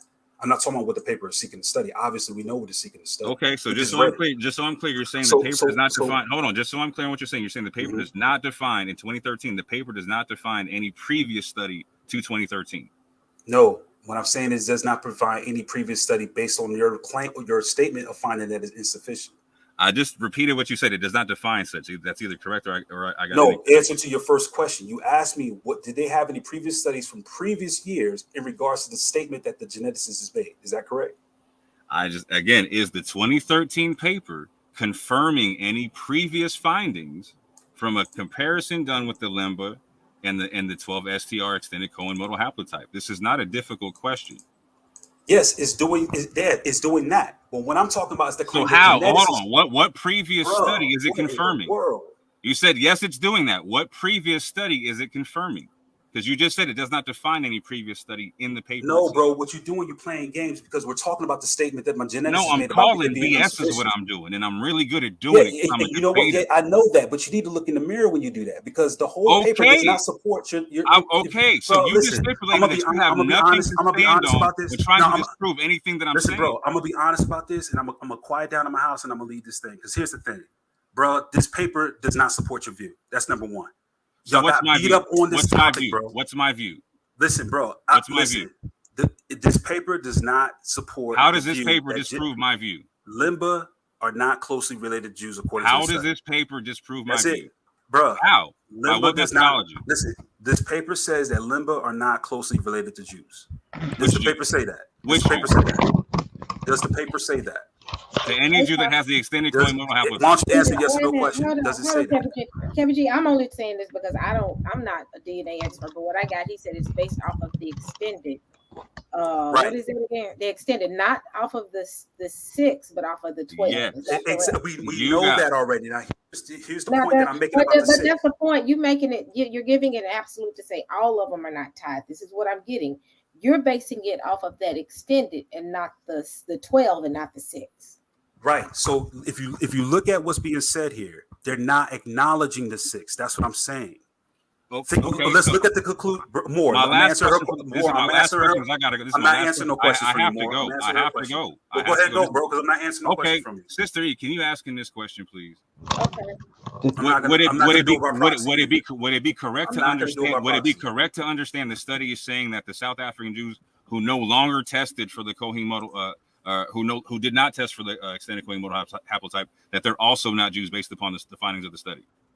That question. Okay. That's a real simple question. Kevin G, you're not going to answer that question? Nope, because I already gave an answer for it. Well, hold on, because listen, when did the 12 like I asked earlier? When did the 12 become the hold up? When did the 12 become the standard? Because I'm looking at Wikipedia, and what they're saying is it goes by the 6 STR, YSTR, and not a 12 YSTR. So hold on. So the question would be, when did the 12 become the standard then? Because Wikipedia needs to upgrade. The standard is saying it's 6, not 12. Well, that's Wikipedia. And why are you on Wikipedia? You just said it's not good for sources anyway. Hey, I meet my enemies where they at. Yeah, because Kevin, you use Wikipedia. Wiggins, if you can't handle me on Clubhouse, don't mention up to me. Kevin, you said it was a good source. I handle you all day, any day, buddy. And no, I'm asking him why he's using it. I meet my enemies where. Listen, I'm like Christ met the lost where they at. I meet my enemies where they at. You on Wikipedia level, so I'm gonna meet you with Wikipedia. Yeah, because you use Wikipedia. Listen, that paper does not prove what y'all saying. That's it. It's game over. So it ain't game over. The paper's not proving what this. Bro, y'all put me on here to talk. What am I saying? And what is it disproving? You said that I was wrong about the statements of the paper, and I'm not. It's about the extended. That's it. Wow. Yeah, I know, bro. Listen. Wow. Hey, I gotta go, fam. Y'all have a fantastic night. Go ahead and go, Morris. I appreciate you for hosting this and let us use your platform. Kevin G. Check this out. Anytime you want the debate on the clock, fam, debate talk to you is there. Heal up, bro. Yeah, you need Kevin G. I'm gonna pray for you, bro, because like you got like a real humble. You sound like faithful. Honestly, hold up. Let me tell you. Listen, Kevin, and I'm being real. You sound real puffed up, prideful, like faithful to God, bro. I'm gonna pray for you, bro, because honestly, bro, no, bro, honestly, bro, you doing too much, bro.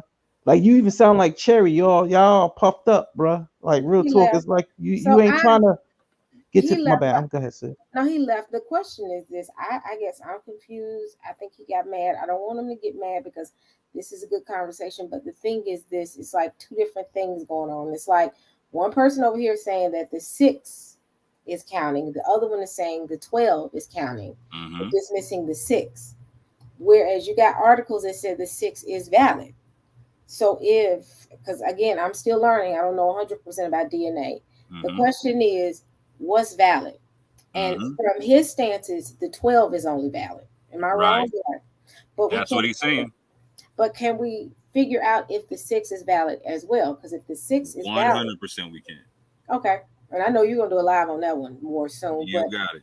But I got to go because I got to go see to my family and whatnot. But I appreciate you all for your time. Yeah, I'm on Family Tree DNA right now. And they're saying they still go by the 6, bro. And this on 100. And I asked that question in the debate. And that's why I stipulated in my first 5 minutes that if he's going to stipulate that the extended Cohen Modal Haplotype is the singular Cohen Modal Haplotype, he's going to have to cite a source to say so. Hold up, before you go more, let me just show this real quick. Oh, shout out to Young Chimney. Salute and shalom to my let me just show this real quick before you go, bro. That way you can see this real quick.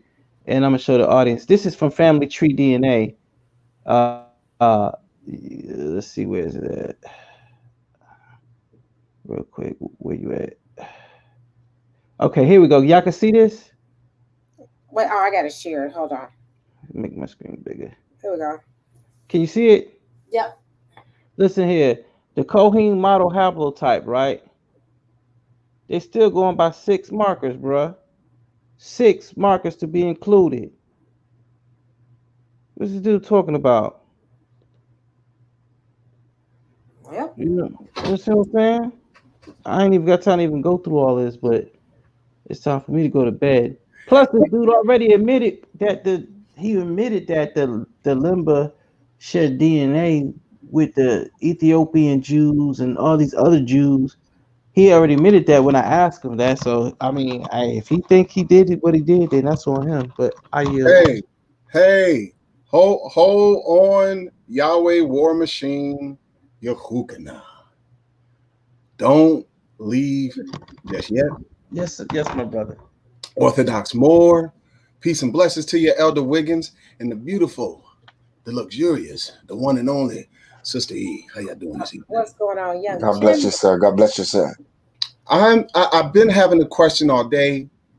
Somebody told me y'all was on Berean this afternoon, and I couldn't believe it. So I went on, and it was live. I thought it was a replay, but it was live. I just want to ask a question about this Cohen Modal Haplotype. This particular modal haplotype group, is it supposed to be representative of all 12 tribes of Israel, or is it supposed to be representative strictly of the Cohen? This is an argument over a haplotype that is alleged. I don't think it's proven, but it is alleged to belong to the line of Aaron. Yes, sir. Specifically the line of Aaron, and it's not one particular Cohen Modal Haplotype. So when they say there's the 6 STR Cohen Modal Haplotype, there's a multitude of them. So there's a multitude of J's, there's E's, there's G's, etc. There's Q, etc. This particular extended Cohen Modal Haplotype is supposed to be J, but to your question specifically, yes, it's supposed to be kept to just the line of Aaron. Okay. So if that's the case, to say who is a Jew or even a flesh and blood Israelite, if this is proven who Kohanim is, then if it was even possible to prove, you're still going to have to establish haplotype groups for 11 other tribes. Am I wrong?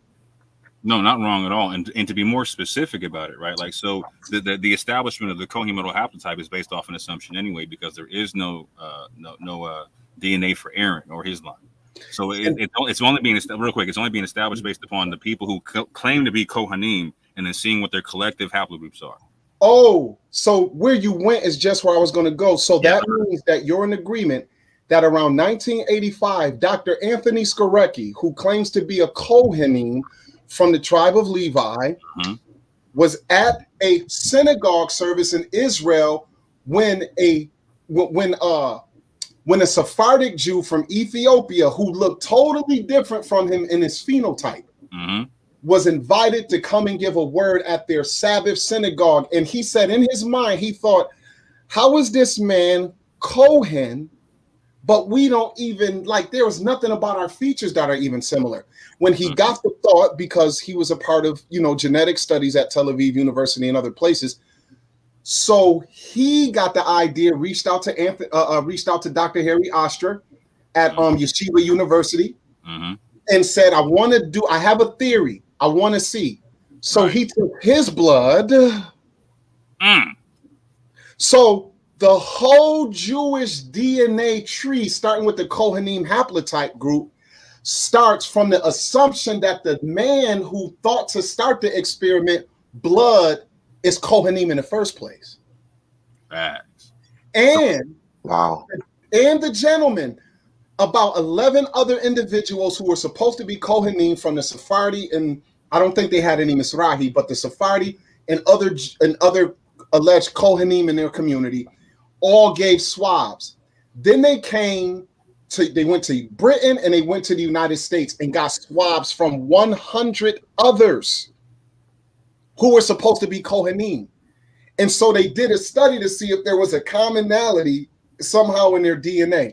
And they found, and I don't have the receipts tonight because I was watching y'all on my phone and I just wanted to ask these questions, but Berean channel isn't the place to ask the questions.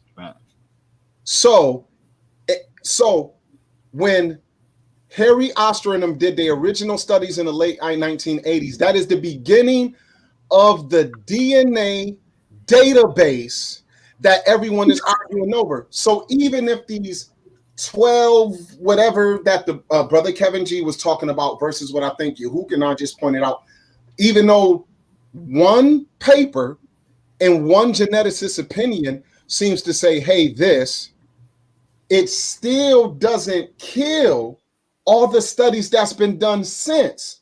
And there's a paper I have where Harry Ostra in the last 4 years updated the Cohen Modal Haplotype argument because he said they have found those who are considered Cohen historically in the European and Levant communities who don't share that haplogroup.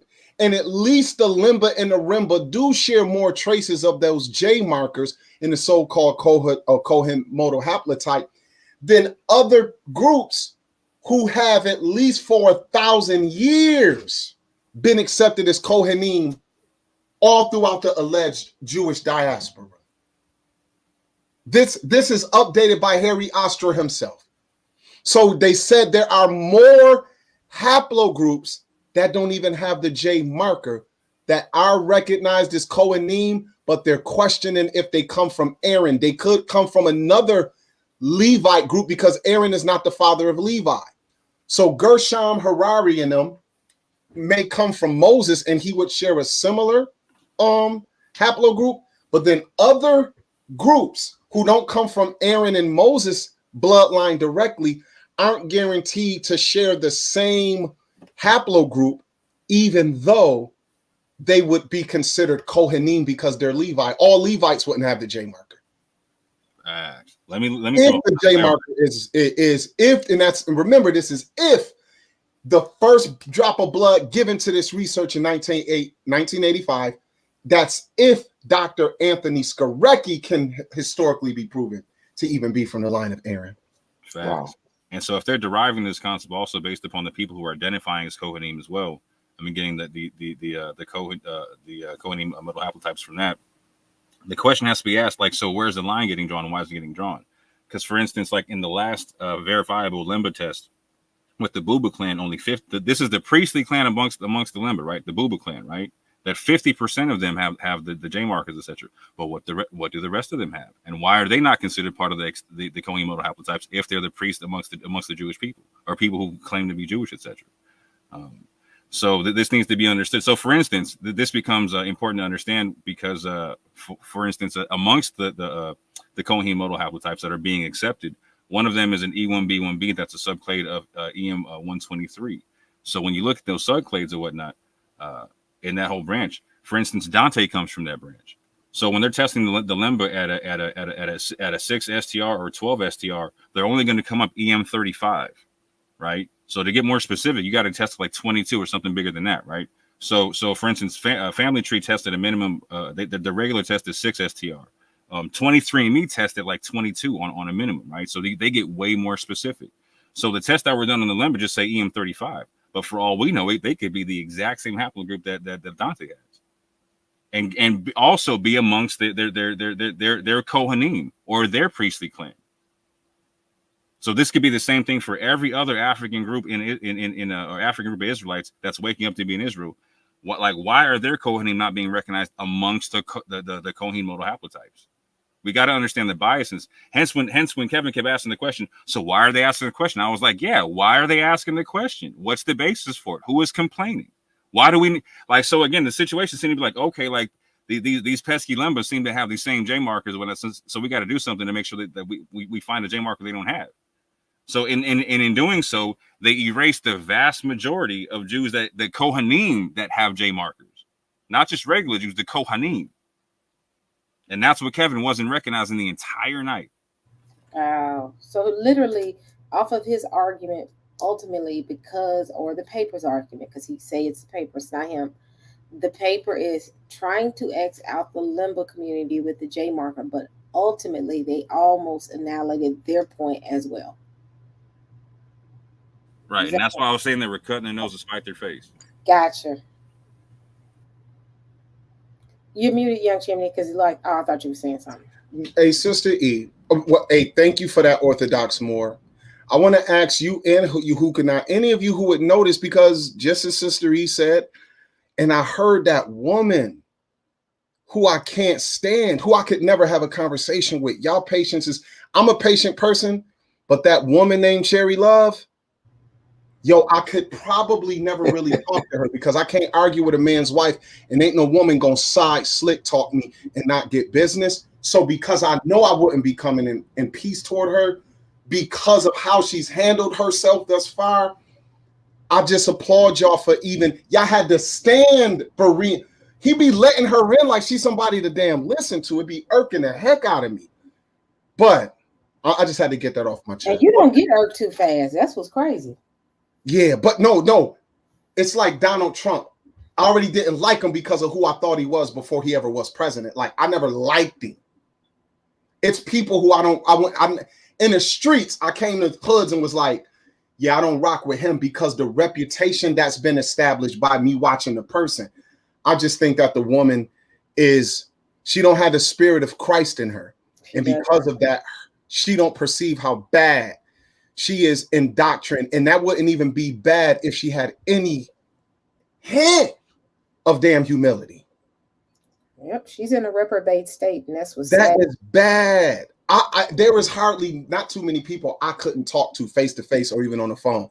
One time in my debate talk for you history, was it one dude who I had to tell, I'm only debating because Sal asked me to, but I'm telling you as we start, I don't like you. And that was Black Jesus Minister. I had to tell him, like, it's at the beginning of the debate. Oh. So, look, okay.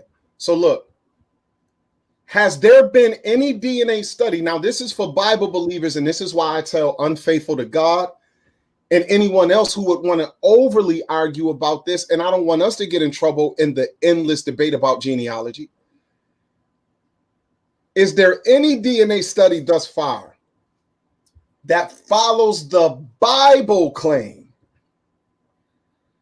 that the children of Ham were the original rulers and settlers from modern day Iran to Northern Africa, and that whatever their alleged modal haplotype group would be? So first of all, what are individuals saying they believe today scientifically is the established modal haplotype group for people they would consider to truly be Hamites, descendants of Ham.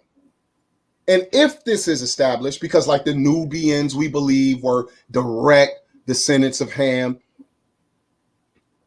from Babel all the way to Nubia, the Bible establishes from Genesis and 11 on that all that was ruled by by Ham. Israel was given the particular sliver of land between Mesopotamia and Egypt that today we call Palestine. Mm-hmm.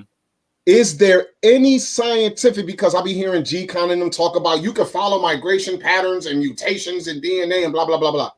Okay, cool. You think you can. I don't think it's as established as science when it's only like 3 decades old. But when it's talking about going back so far, has there been any studies that Christians would accept that would say, hey, you know, we have found the Bible to be true because whatever we understand the true Hamitic haplotype group to be that all other variations will come off of, mm-hmm. We follow the migration pattern from at one time they populated the entire region.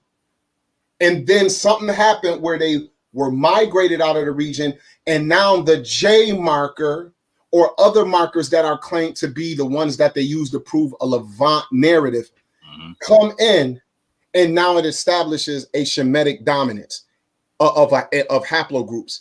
Mm-hmm. Has there been any DNA study that even begins to hint at that? Is what I'm asking making sense? 100%. The only DNA studies that would even hint to that concept, or they really need to be looked at, family, are DNA studies talking about the Natufians, which are seen to be like the basal population of the Middle East, East Africa, and North Africa. So they had a haplogroup EP2 and haplogroup E1B1B, and there was another one as well. But again, EP2 splits off and is the parent of E1B1B and E1B1A. Both of them. So EP2 is the parent of both of them, right? And so the E1B1B that's also found in the Levant, in this Natufian find, where again these people are being found to be the basal population of the Levant, North Africa, East Africa, the Middle East, etc., whatnot. Again, anywhere you find J1, you find an E marker. It's just how it works. You're not going to find them separated. Even all the way in India, the Cochin Jews got an E marker, right? So there's no DNA test that's linking this whole concept in terms of being like Israelite or whatnot. However, in terms of understanding who's the basal population of the Levant, Middle East, North Africa, East Africa, that is most definitely E. And you can find this with the Natufians having DNA of EP2 and E1B1B, and this is back going like 11 to 15,000 years ago. Wow, really? Yes, sir. Okay, so I just got one more question, and I don't because I know that Yahuchanan is dedicated to this. I heard earlier him say, "Hey, we deal with he deals with geneticists and people who are experts in DNA who are helping him learn and understand, and he gets their opinions on things as well. And it's clear that many of you are studying in a way that I may not be as in depth. So forgive me if my questions and conclusions might be kind of rudimentary. But I want to show you all something, and I want to ask, is this a source that Yahuchanan, Orthodox Moor, anyone else in here who might be into this, and even if the brother Kevin G was here, I would ask him, is this a source to be accepted? Sister E, can I share my screen? You can share the screen, and Kevin G has run to somebody else's channel because he's upset, y'all. Oh, he went home. No, he went home to cheer. Yeah, he went home. Yeah, I see that channel was his home. Yeah. And that says a lot. Okay, so here, can you all see this? Yeah. Now, this is from a teaching I did about almost 3 months ago. And I did Ethnic Israelites part 1, 2, and 3. Are you guys familiar with Family Tree magazine.com? Are you guys familiar with this source? I actually watched that show you did a few months ago, but I'm not personally familiar with it, but I'm familiar with a little bit of what you're about to talk about. Okay, because it's some people pick and choose. All I'm gonna say is this: if Wikipedia is a valid source, and I don't mind it because I like Wikipedia, you could go and check and see a lot of the sources. You could go and try to find things. It's cool to some degree. I'm not knocking it in the internet age, but this is an organization that's dedicated to the science of DNA, and they have a website. They don't begin with the website, just like many organizations. As the internet has gotten popular, they've given themselves an internet presence. I just want to show something here because I'm doing this at the last minute, so I'm not at my notes, but I remembered that I did this, and I used this source, and y'all see what it say? Fact or science fiction, putting DNA rumors to the test. Okay, so just let me go forward a little bit. Okay, here we go. I know that this is rudimentary because I couldn't find it. Hold on. DNA tests can pinpoint. This is a rumor. A claim is DNA tests can pinpoint locations where your ancestors lived, right? So go up.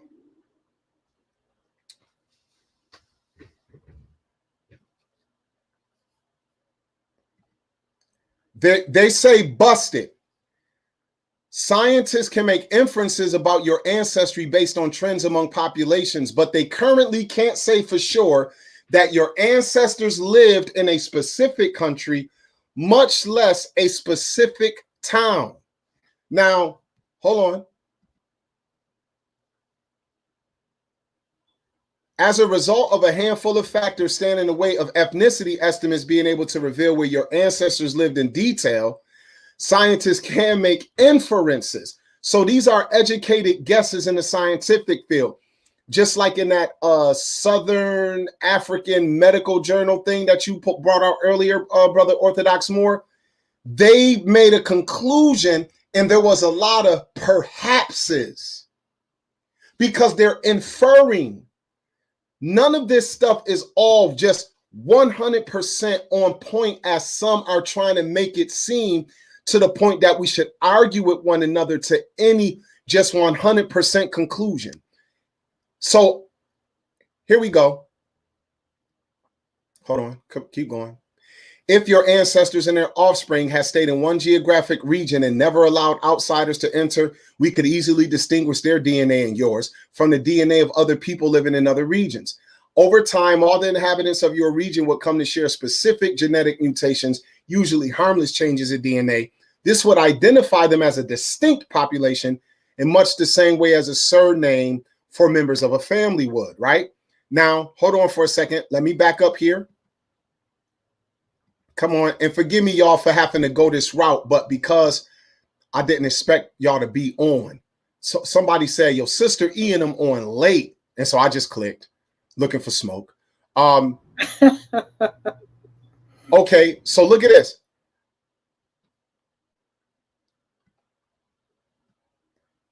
Come on, just give me a little bit, just a little bit. Come on, just a little bit. Is it? Wait, hold on. Move, Zay. Forgive me, y'all. Thank y'all for y'all patience. I'm just trying to show something here, and forgive me. People can get on me for not having the articles right at my disposal, but I did not expect to jump on E's platform tonight. So even the hard drive that I have this information on isn't right now at my disposal. Okay, so here we go.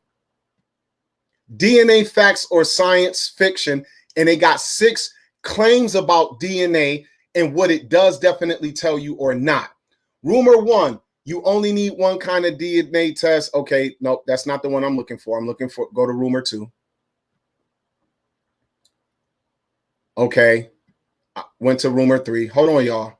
I just want to find this one thing that they claim, and it might be here in rumor 3 still. Specific country or town. Okay, hold on. Hold on.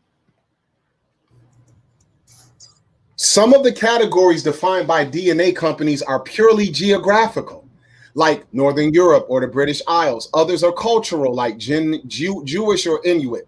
As Shannon Combs-Bennett points out in her webinar, What's Up with My Ethnicity Estimates, ethnicity reports are based on a modern interpretation of ethnicity and culture. If your oh, no, I read that already. Hold on. Oh, here we go. Testing companies analyze a person's genetic makeup by comparing his or her DNA to a reference population of DNA samples. So these are coming from living beings, from modern individuals living in various regions. This is key to understanding ethnicity estimates. We are using modern day populations to help us make predictions about where our ancient ancestors lived. Here go their claim. Of the big 5 living DNA comes the closest to pinpointing specific geographic regions for those with ancestry in the British Isles. They break down this, that, and the third. Let's keep going. And I'll be done here, y'all, because I'm, all I can do is go to sources and read too. So as long as cats not claiming to be genetic experts, but are claiming to be studiers of various information out here, then I believe that that would be more honest to this conversation. Hold on. Somebody's hit me with the big facts. In somewhat similar vein, Ancestry DNA offers an interesting view of your origins with its migration tool. Migration groups show you where your ancestors were not thousands of years ago, but between the years of 1750 and 1900. By defining this timeline, they are often able to better deliver origin results that match up with what you may already know. And look, there go Orthodox Moore popping in. Look at him. He looked the same. I told you I watched it, bro. He looked the same everywhere, don't he? Oh, and I don't mind saying this now. Hey, Orthodox Moore, I just want to let you know, I didn't forget. I have trademarked Israelites for Jesus. My G, I was literally just talking about that. So I have trademarked it. I didn't say it no more. I didn't say it no more or nothing because we got plans according to God's will. Yes, sir. Look at this. 100%. DNA on the Y chromosome is passed virtually. Yeah, wait, hold on. Y'all know all that stuff. Hold on. Let me keep going. Wait, hold on. Here we go. Why DNA testing can help you sort out individuals with the same or similar surname into family groups, or hold on, or go ahead and read it, Zayda.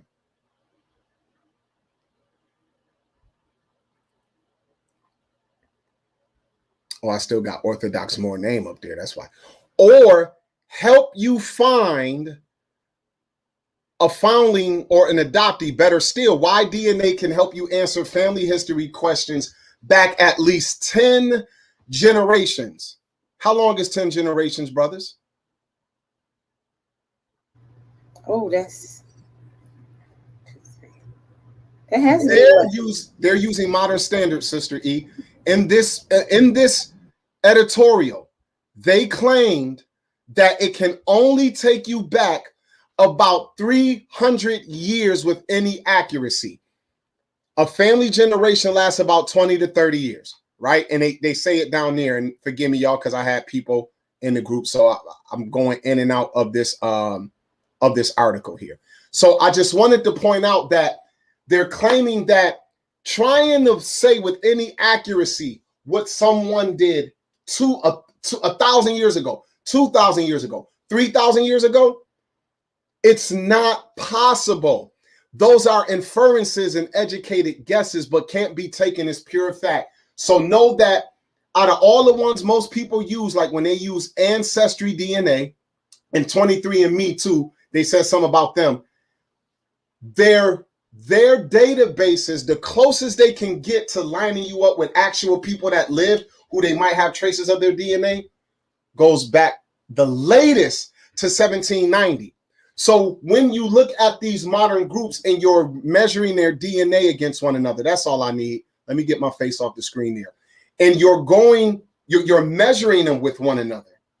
The idea is that if you look at these groups over the last 300 years or so, then you're making an educated guess based upon things that you have found where you're comparing climate. When people are talking about DNA mutations because of climate and diet and stuff, they're doing all of these things. But what's so interesting was in that article that Kevin G was citing, as I heard him and Orthodox more going back and forth, correct me if I'm wrong, but didn't I hear in that article the person at least admit, while they said that the way they were looking at this thing made it kind of unclear and questionable if they were truly related to the Jews, as far as the Lemba and the Rimba or whatever it was in that article he was citing before Moore brought up his article.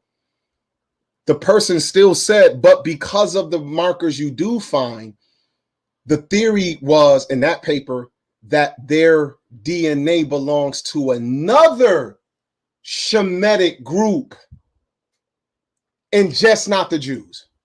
What was that not said? Did not hear Kevin G read that earlier? Yes, he did read that. But he read he also read that out of my paper.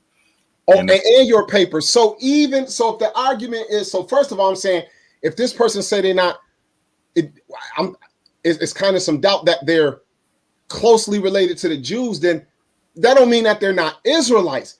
You saying that they're not closely related to those people that y'all just blindly are saying are the Jews. But secondly, I heard some people say that no, you can't, like you guys aren't even Shemitic. And whatever that article was trying to prove earlier, that article still established the fact that the Lemba and the Rimba and them, if they're trying to separate their particular modal haplotype, their particular markers from whatever this J marker thing is, a particular set of J markers out of 12 instead of the 6 y'all were pointing out, then they're at least still establishing that they're heavily descended from Semites. That's my question though with that extended, and I know more you got to go. We may have to revisit this. But that extended, that's why I said, how old is the extended, the 12 marker that you mentioned in reference to the 6? Because wait a minute, he had device issues. But because if this extended is fairly new, I want to ask a question of how and where and why do they have that? Right. And so again, it was established in 2009. And it was established just to see. So amongst the Kohanim, there's multiple J markers. And so they were trying to test it to see if they could refine to see if there was a J marker that was dominant amongst them. And so basically they went from testing the 6 STRs to the 12 STRs. Again, doing that can literally change. It can change. It gets more specific in the subclade. So for instance, like my uncle took a DNA test with Family Tree, and it said he was EM35. But again, that was a real low STR count. When he did it with 23andMe, they had a higher STR count, so they were more specific with the subclade and let him know that he was EM34. Again, related to the same haplogroup that Dante has, which is also related to the same haplogroup that's found amongst the Natufians in the Levant 11 to 15,000 years ago. Okay, that's interesting. I think Zadok has some issues. I'll download this more if you want me to and send it. I have a hard time sending videos for some reason. My email is the size of it. Do you need me to download it for you? Because I know you don't want to use it. No, if you'll let me, I'll be able to get it. Okay. How do you want me to do it? No, I'll get it my own. Okay, cool. You can go ahead and do it. But the whole point was this, and I think that Kevin G, and what's so sad is this. He ran to someone's channel that's biased, and really we were just asking him these questions, just like if he was on Marin's channel. And I think with the beginning, first part of the debate is just kind of address everything with the questions and the responses. And then when Father G, because I want to clear this up, when Father G texted me, he said, I got to go. This is it. Do you want to take it? I said, okay, I'll take it because I know people want to hear some more information. The conversation just kind of touched on the surface. And I said, let the brothers have a deeper dive. That's why I tried my best not to constantly mute Kevin G, let him say what he wanted to say. I kept Kevin G out of the chat though, because my problem is this: you're listening to a debate and you're arguing in the chat. You can't do that. There's just like being at a physical debate and you arguing with the audience while you're trying to debate with the person. Mm-hmm. That's not good. So I guess he feels like someone has beat him up, so he's ran to Cherry's channel, which is not cool. It's just your point was not clear, and people want clarification of your point, especially me, because when I figured out you meant extended in reference to the normal, which is the 6, I said, okay, so that's why I said, wait a minute, when did the 12 come out? Mm-hmm. And when did it become the standard? Like he's claiming that it did. Correct. And he pushed it as if it's the standard. That means that everybody on down before the standard, they needed to get retested. That was my question. Exactly. But we didn't get to that point because he got mad, and now he's saying, I read Moore's article. Well, let's read all the articles and let's see where we stand. And then he kept saying, my point is, you said you have an email, but you don't want anybody to get your email address and email you all the time. What happens if somebody emails you all the time? You can send them to spam, or you can just block them. You don't have to just not. That's my whole thing. You can't copy and paste segments of an email without showing the entire email string. I want to see the whole string. And that was kind of suspect that he said, oh, I can't show it to you because I don't want people emailing me. Well, you can block them, because I block people all the time on my Sister E email address, unless it's your work email. And getting someone's email address is not that hard. Now, I can understand if it was a phone number, it was just the email address, and he did not want to show it. So I would love to see the entire email string, but he's not going to allow us to see it. So that's fine. So I just hate that he had to leave like that. But hey, it comes along with the territory. Young Chimney, we getting ready to close up. What you got to say, sir?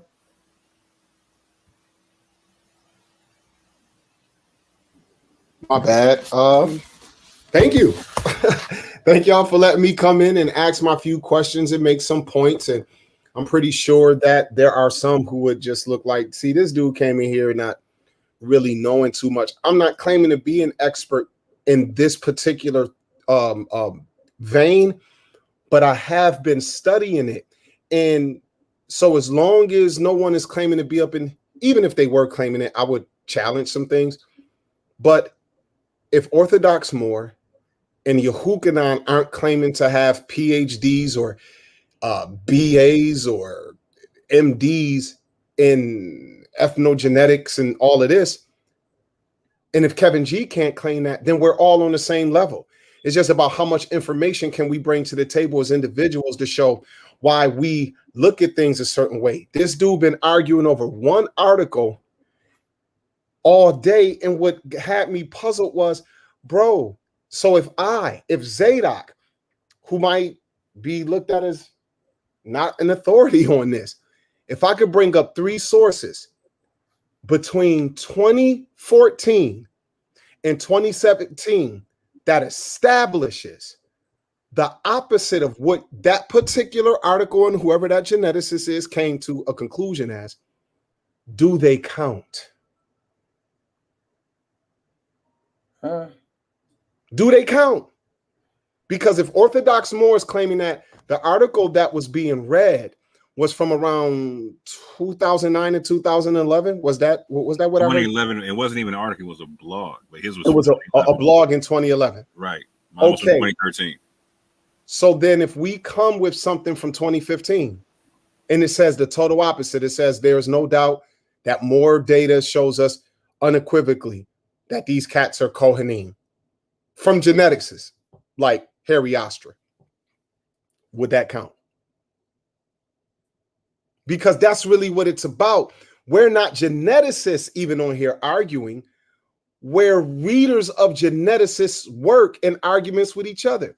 There's something happening with the climate, and you got PhDs saying, we don't believe mankind really got too much to do with what's happening with the climate. And you got PhDs saying mankind is a big reason why the planet is heating up the way it is right now.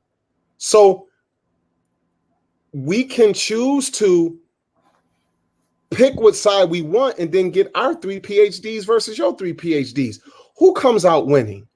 No one really. It's just about who, from what you've heard, what are you convinced makes the most sense to your sensibilities? So if anything, Sister E, that's what I want to say to the audience. Out of everything you all have heard, what makes sense to your sensibilities is a question you have to ask yourself. And then I would recommend going doing some research on your own so that you just don't rely on a blog from 2011 or Orthodox Moor who got a whole bunch of resources saying, hey, man, let me share this article from 2015 and show you this is a peer-reviewed source here. Does that thing he spent all day thinking he washed somebody on, Kevin G, does a younger source, because his source is older. So when you get a source 3 years later that say, hey, man, this right here is that, then what do you do with it? So, I just pray that as more of these conversations happen, that we don't spend all day arguing on one blog source to prove that the Lemba somehow aren't Cohen. And that's it. Everybody wants to question the source because it ended on brands like, this is what his article said. Bam. Now let's walk away. Hold on. No, that's not fair to the argument. Let's talk about and let's dissect what you just said. Because I didn't totally understand what he said. And I was like, I want to go back and we're going to sit down and have a real conversation and a debate and let everybody get their points across. And then after the fact, I had asked, Father G had mentioned that he had to go in there. Plus and I forgot to add this part, ask him, make sure that you leave it open for dialogue so the guys can talk. But I guess Kevin G didn't feel like it went the way that he thought it should have went. But hey, that's no shame, no foul. He's more than welcome to come back up here because I'm not angry. I'm not upset. I'm not trying to push a narrative. I'm just giving everybody an opportunity to vet the sources and talk amongst each other. Kevin G got a lot of time on Brian's channel to talk, and he got a lot of time on my channel to talk. Only time I muted him was when he would not answer questions. That's my whole thing. Answer the question. Don't change the subject. Answer the question. And that's why I would mute him. That was the only time I muted him I think only time I muted him, that when he wouldn't respond to a question. Other than that, I let Kevin G talk. So obviously he feels like I didn't do what he wanted him to do.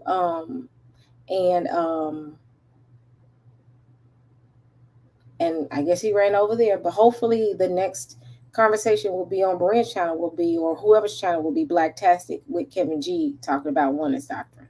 He might say he don't want to do it now because he in his feelings, but come on, we got to be grown people about it. I even admitted today when I kept saying that the paternal, the bloodline comes only through the father. I was thinking more so of lineage and not bloodline. I was thinking more of lineage, but I had to go backtrack, and I said, wait, chromosomes are, when you look at DNA, it's two. It's the mother and the father. So I misconstrued and said something incorrect. And let me go back and clean it up and be very respectful in what I say. Not necessarily clean it up, but apologize for what I said. So I had to go back, and I did that. And it was humbling for me. That was very humbling to say I was wrong. Blood is mixed with the mother and the father. So I apologize and move on. We all got to do that. We got to all do that. We got to come to the source and say, look, let me be quiet for a minute. Let me go back and look at something to make sure I'm right. So I mean, I'm good with how they're acting, because I do expect that out of them. But ultimately, at the end of the day, we're going to let the Most High make the final decision on who and what is what. We're just having simple dialogue. So I've enjoyed this conversation. Again, I hate that Kevin G dropped off. He got mad, and he said he got to go deal with things with his family at first. The reason he needed to get the house quiet. That's what he said, I think. Do something about quiet his household down so he getting ready to get off. And then he got mad and got off, and then he ran a cherry. And I'm like, come on, Kevin G, that's not genuine. You just got in your feelings. So, but I did like I said, I gave Kevin G more than enough time in what he needed to say. So it just didn't go the way he wanted it to go.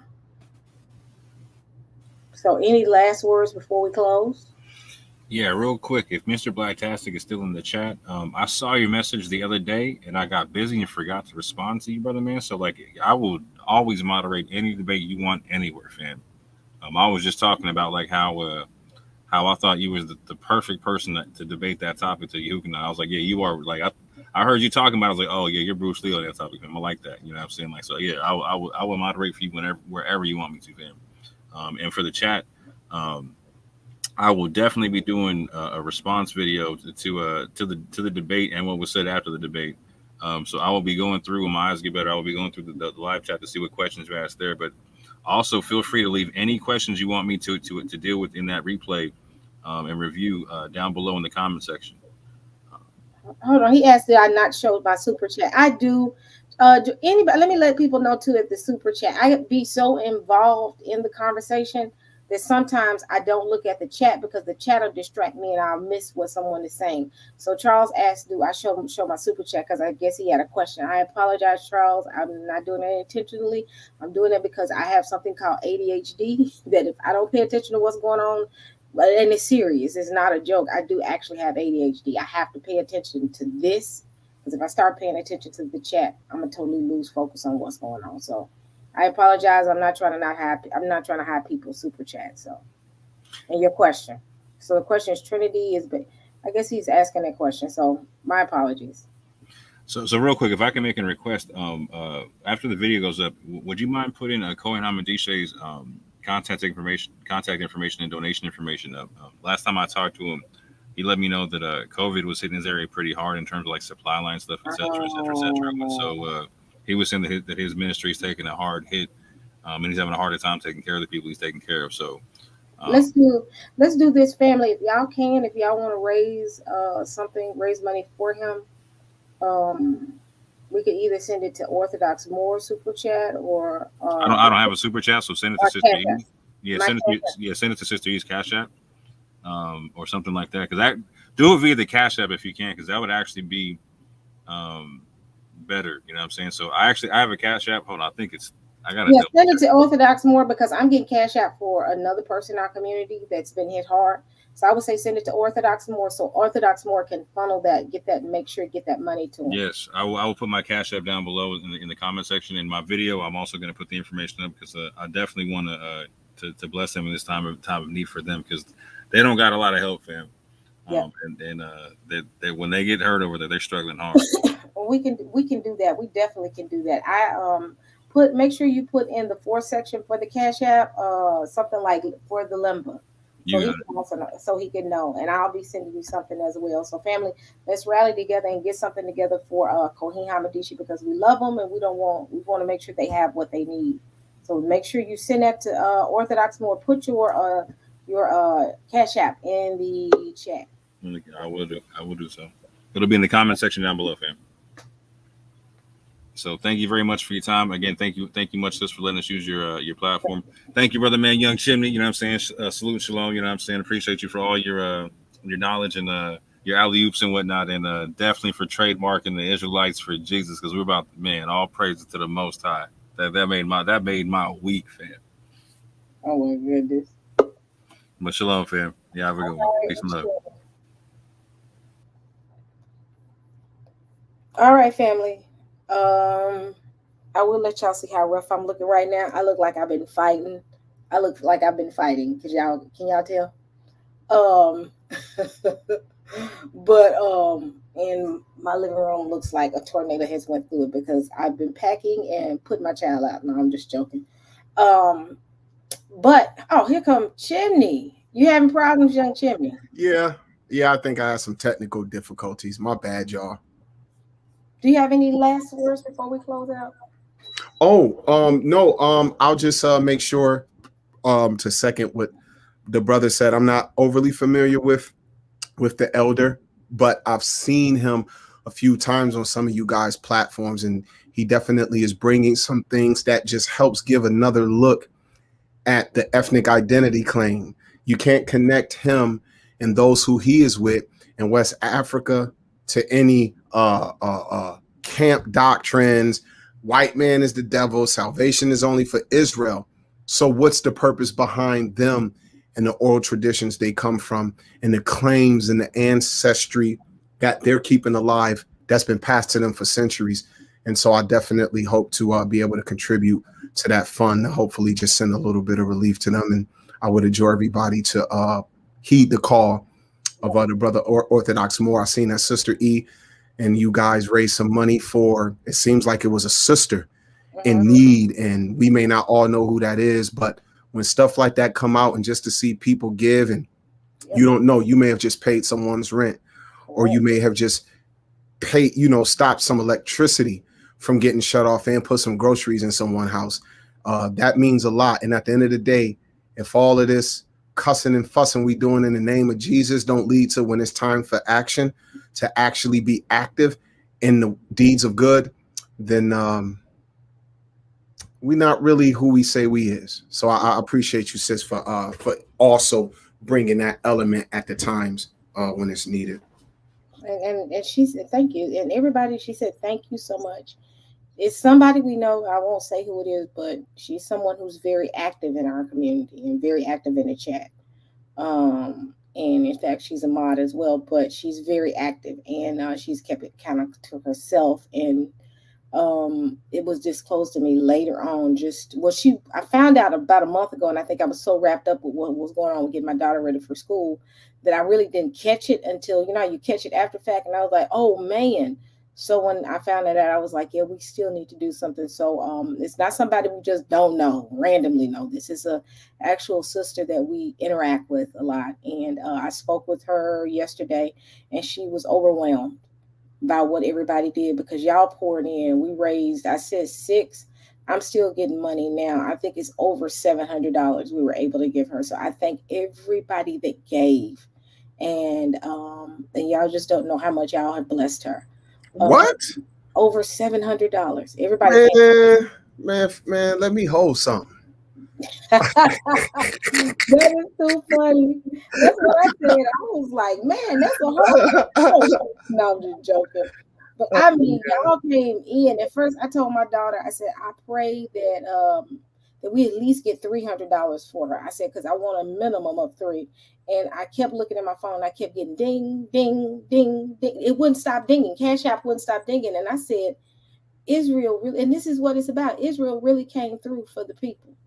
They really came through for a sister that was in need. And she was like at her wit's end. She just was at that point. And I've been there before. Y'all really came through and y'all blessed her. And it wasn't just $2 here, $1 here. Israel was blessing her.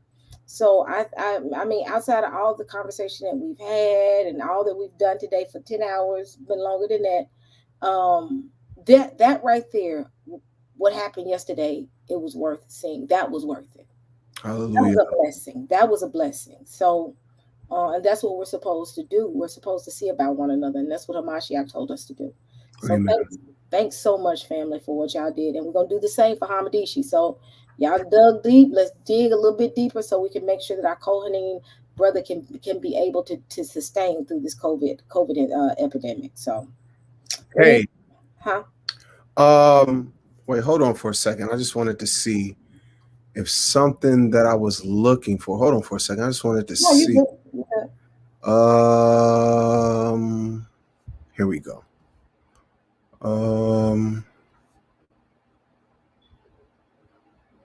Okay.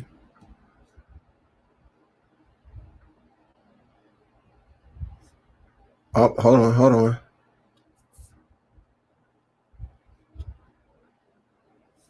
Okay. I just wanted to show everybody. Okay. Let me do that. I just wanted, because I did find something that I had here. Just in sharing my screen right quick. And it's just in the context of the discussion we had, Sister E. Okay. I just want to share something. I'm not going to get deep about it. I just want to let people know how long that I've been looking at this. Now, this is my personal notes. As you can all see, this is an RTF that I have here. And it's called Israel. It's called Slave Ships in Israel. You see, it's an RTF. So this, I'm on a Mac now. This is back when I was on like a Dell computer. Oh, wow. But here, the article that they were talking about today, the one that Orthodox Moore brought up, sis. See here where it says CMH and J haplogroup and Lemba and Rimba. Right here, Lemba origins revisited, tracing the ancestry of Y chromosomes in South African and Zimbabwean Lemba. This was from H. Sudial, BSc, MSc, PhD, Division of Human Genetics, School of Pathology, Faculty of Health Sciences, University of the Witwatersrand and National Health Laboratory Service of Johannesburg, South Africa. Now, there's a reason I'm going to argue that these individuals in South Africa had a different conclusion than the brethren who did the original study, Harry Oster in New York. Because remember, this is going to turn genetics, and it's going to turn the whole Zimbabwean and South African community on its head when you can prove that you have a people in your midst who are even being claimed to be of not only Israelite descent, but specifically from the line of Aaron. Now, here you'll see that the next article I have is Origins of CMHY Chromosome Research. And the first name you'll see here is Dr. Carl Skorecki, a Cohen of Eastern European parents. And what I was claiming earlier, this right here is letting you know how the genetic work of trying to see who's Jewish or not started with the Y haplogroup a theory that Anthony Skorecki had, and I just want to see in what year it was, if I can actually see the year. Okay. No, not necessarily. Okay, so at the end of the day, you all, I just wanted you all to see what I'm basing my here we go.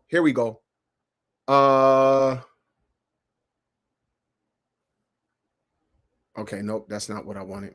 Okay. Cracking the Genome, Inside the Race to Unlock Human DNA, New York, the Free Press, 2001, excerpts from Davies' book. So when I said if I had a source that was old enough to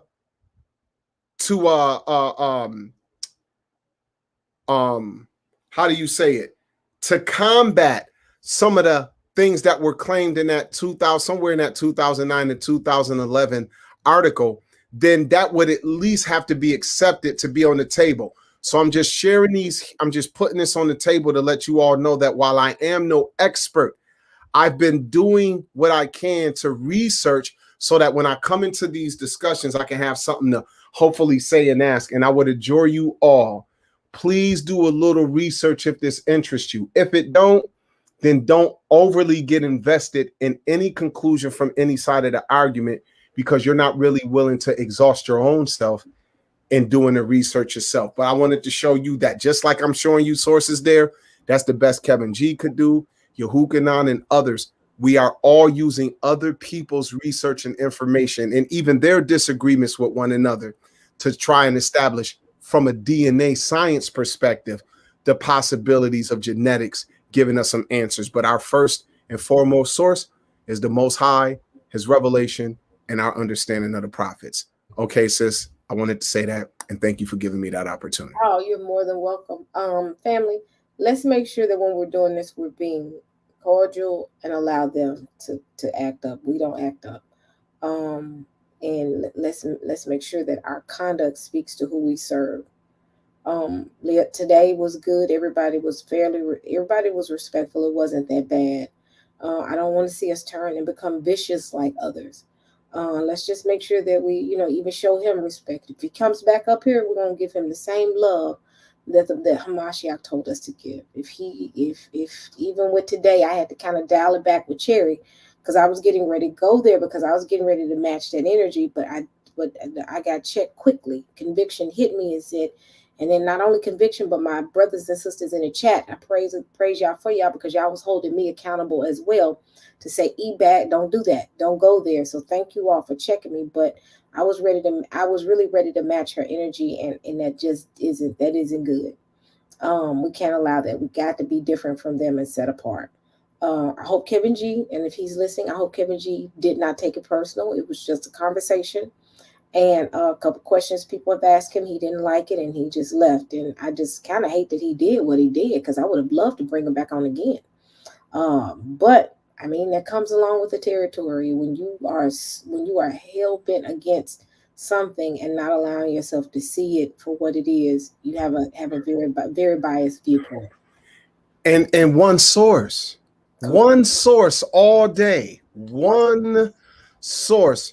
So I second your words, and if our dear brother Kevin G may hear this on a replay or something, he might backtrack and say, "Hey, after I left, let me hear what was said or whatever."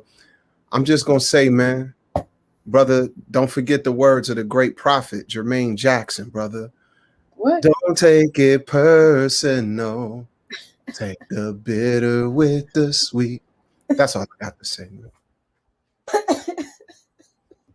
All right, sis. Good night. All right. Good night, y'all. We've been 2 hours strong with this. Love y'all. Thank you. Love you, my brother. You are hilarious. We'll be doing something this week because I am a free woman. So let's be ready. Kiddo is in college. I can do whatever. So we can go ahead and do some more stuff. I'll plan some more stuff. And I want to bring Santonio on as well to add him on into some conversations. But thank you so much for joining us, my brother. All right, sis. Bless you. All right. Much love. Bye. Peace.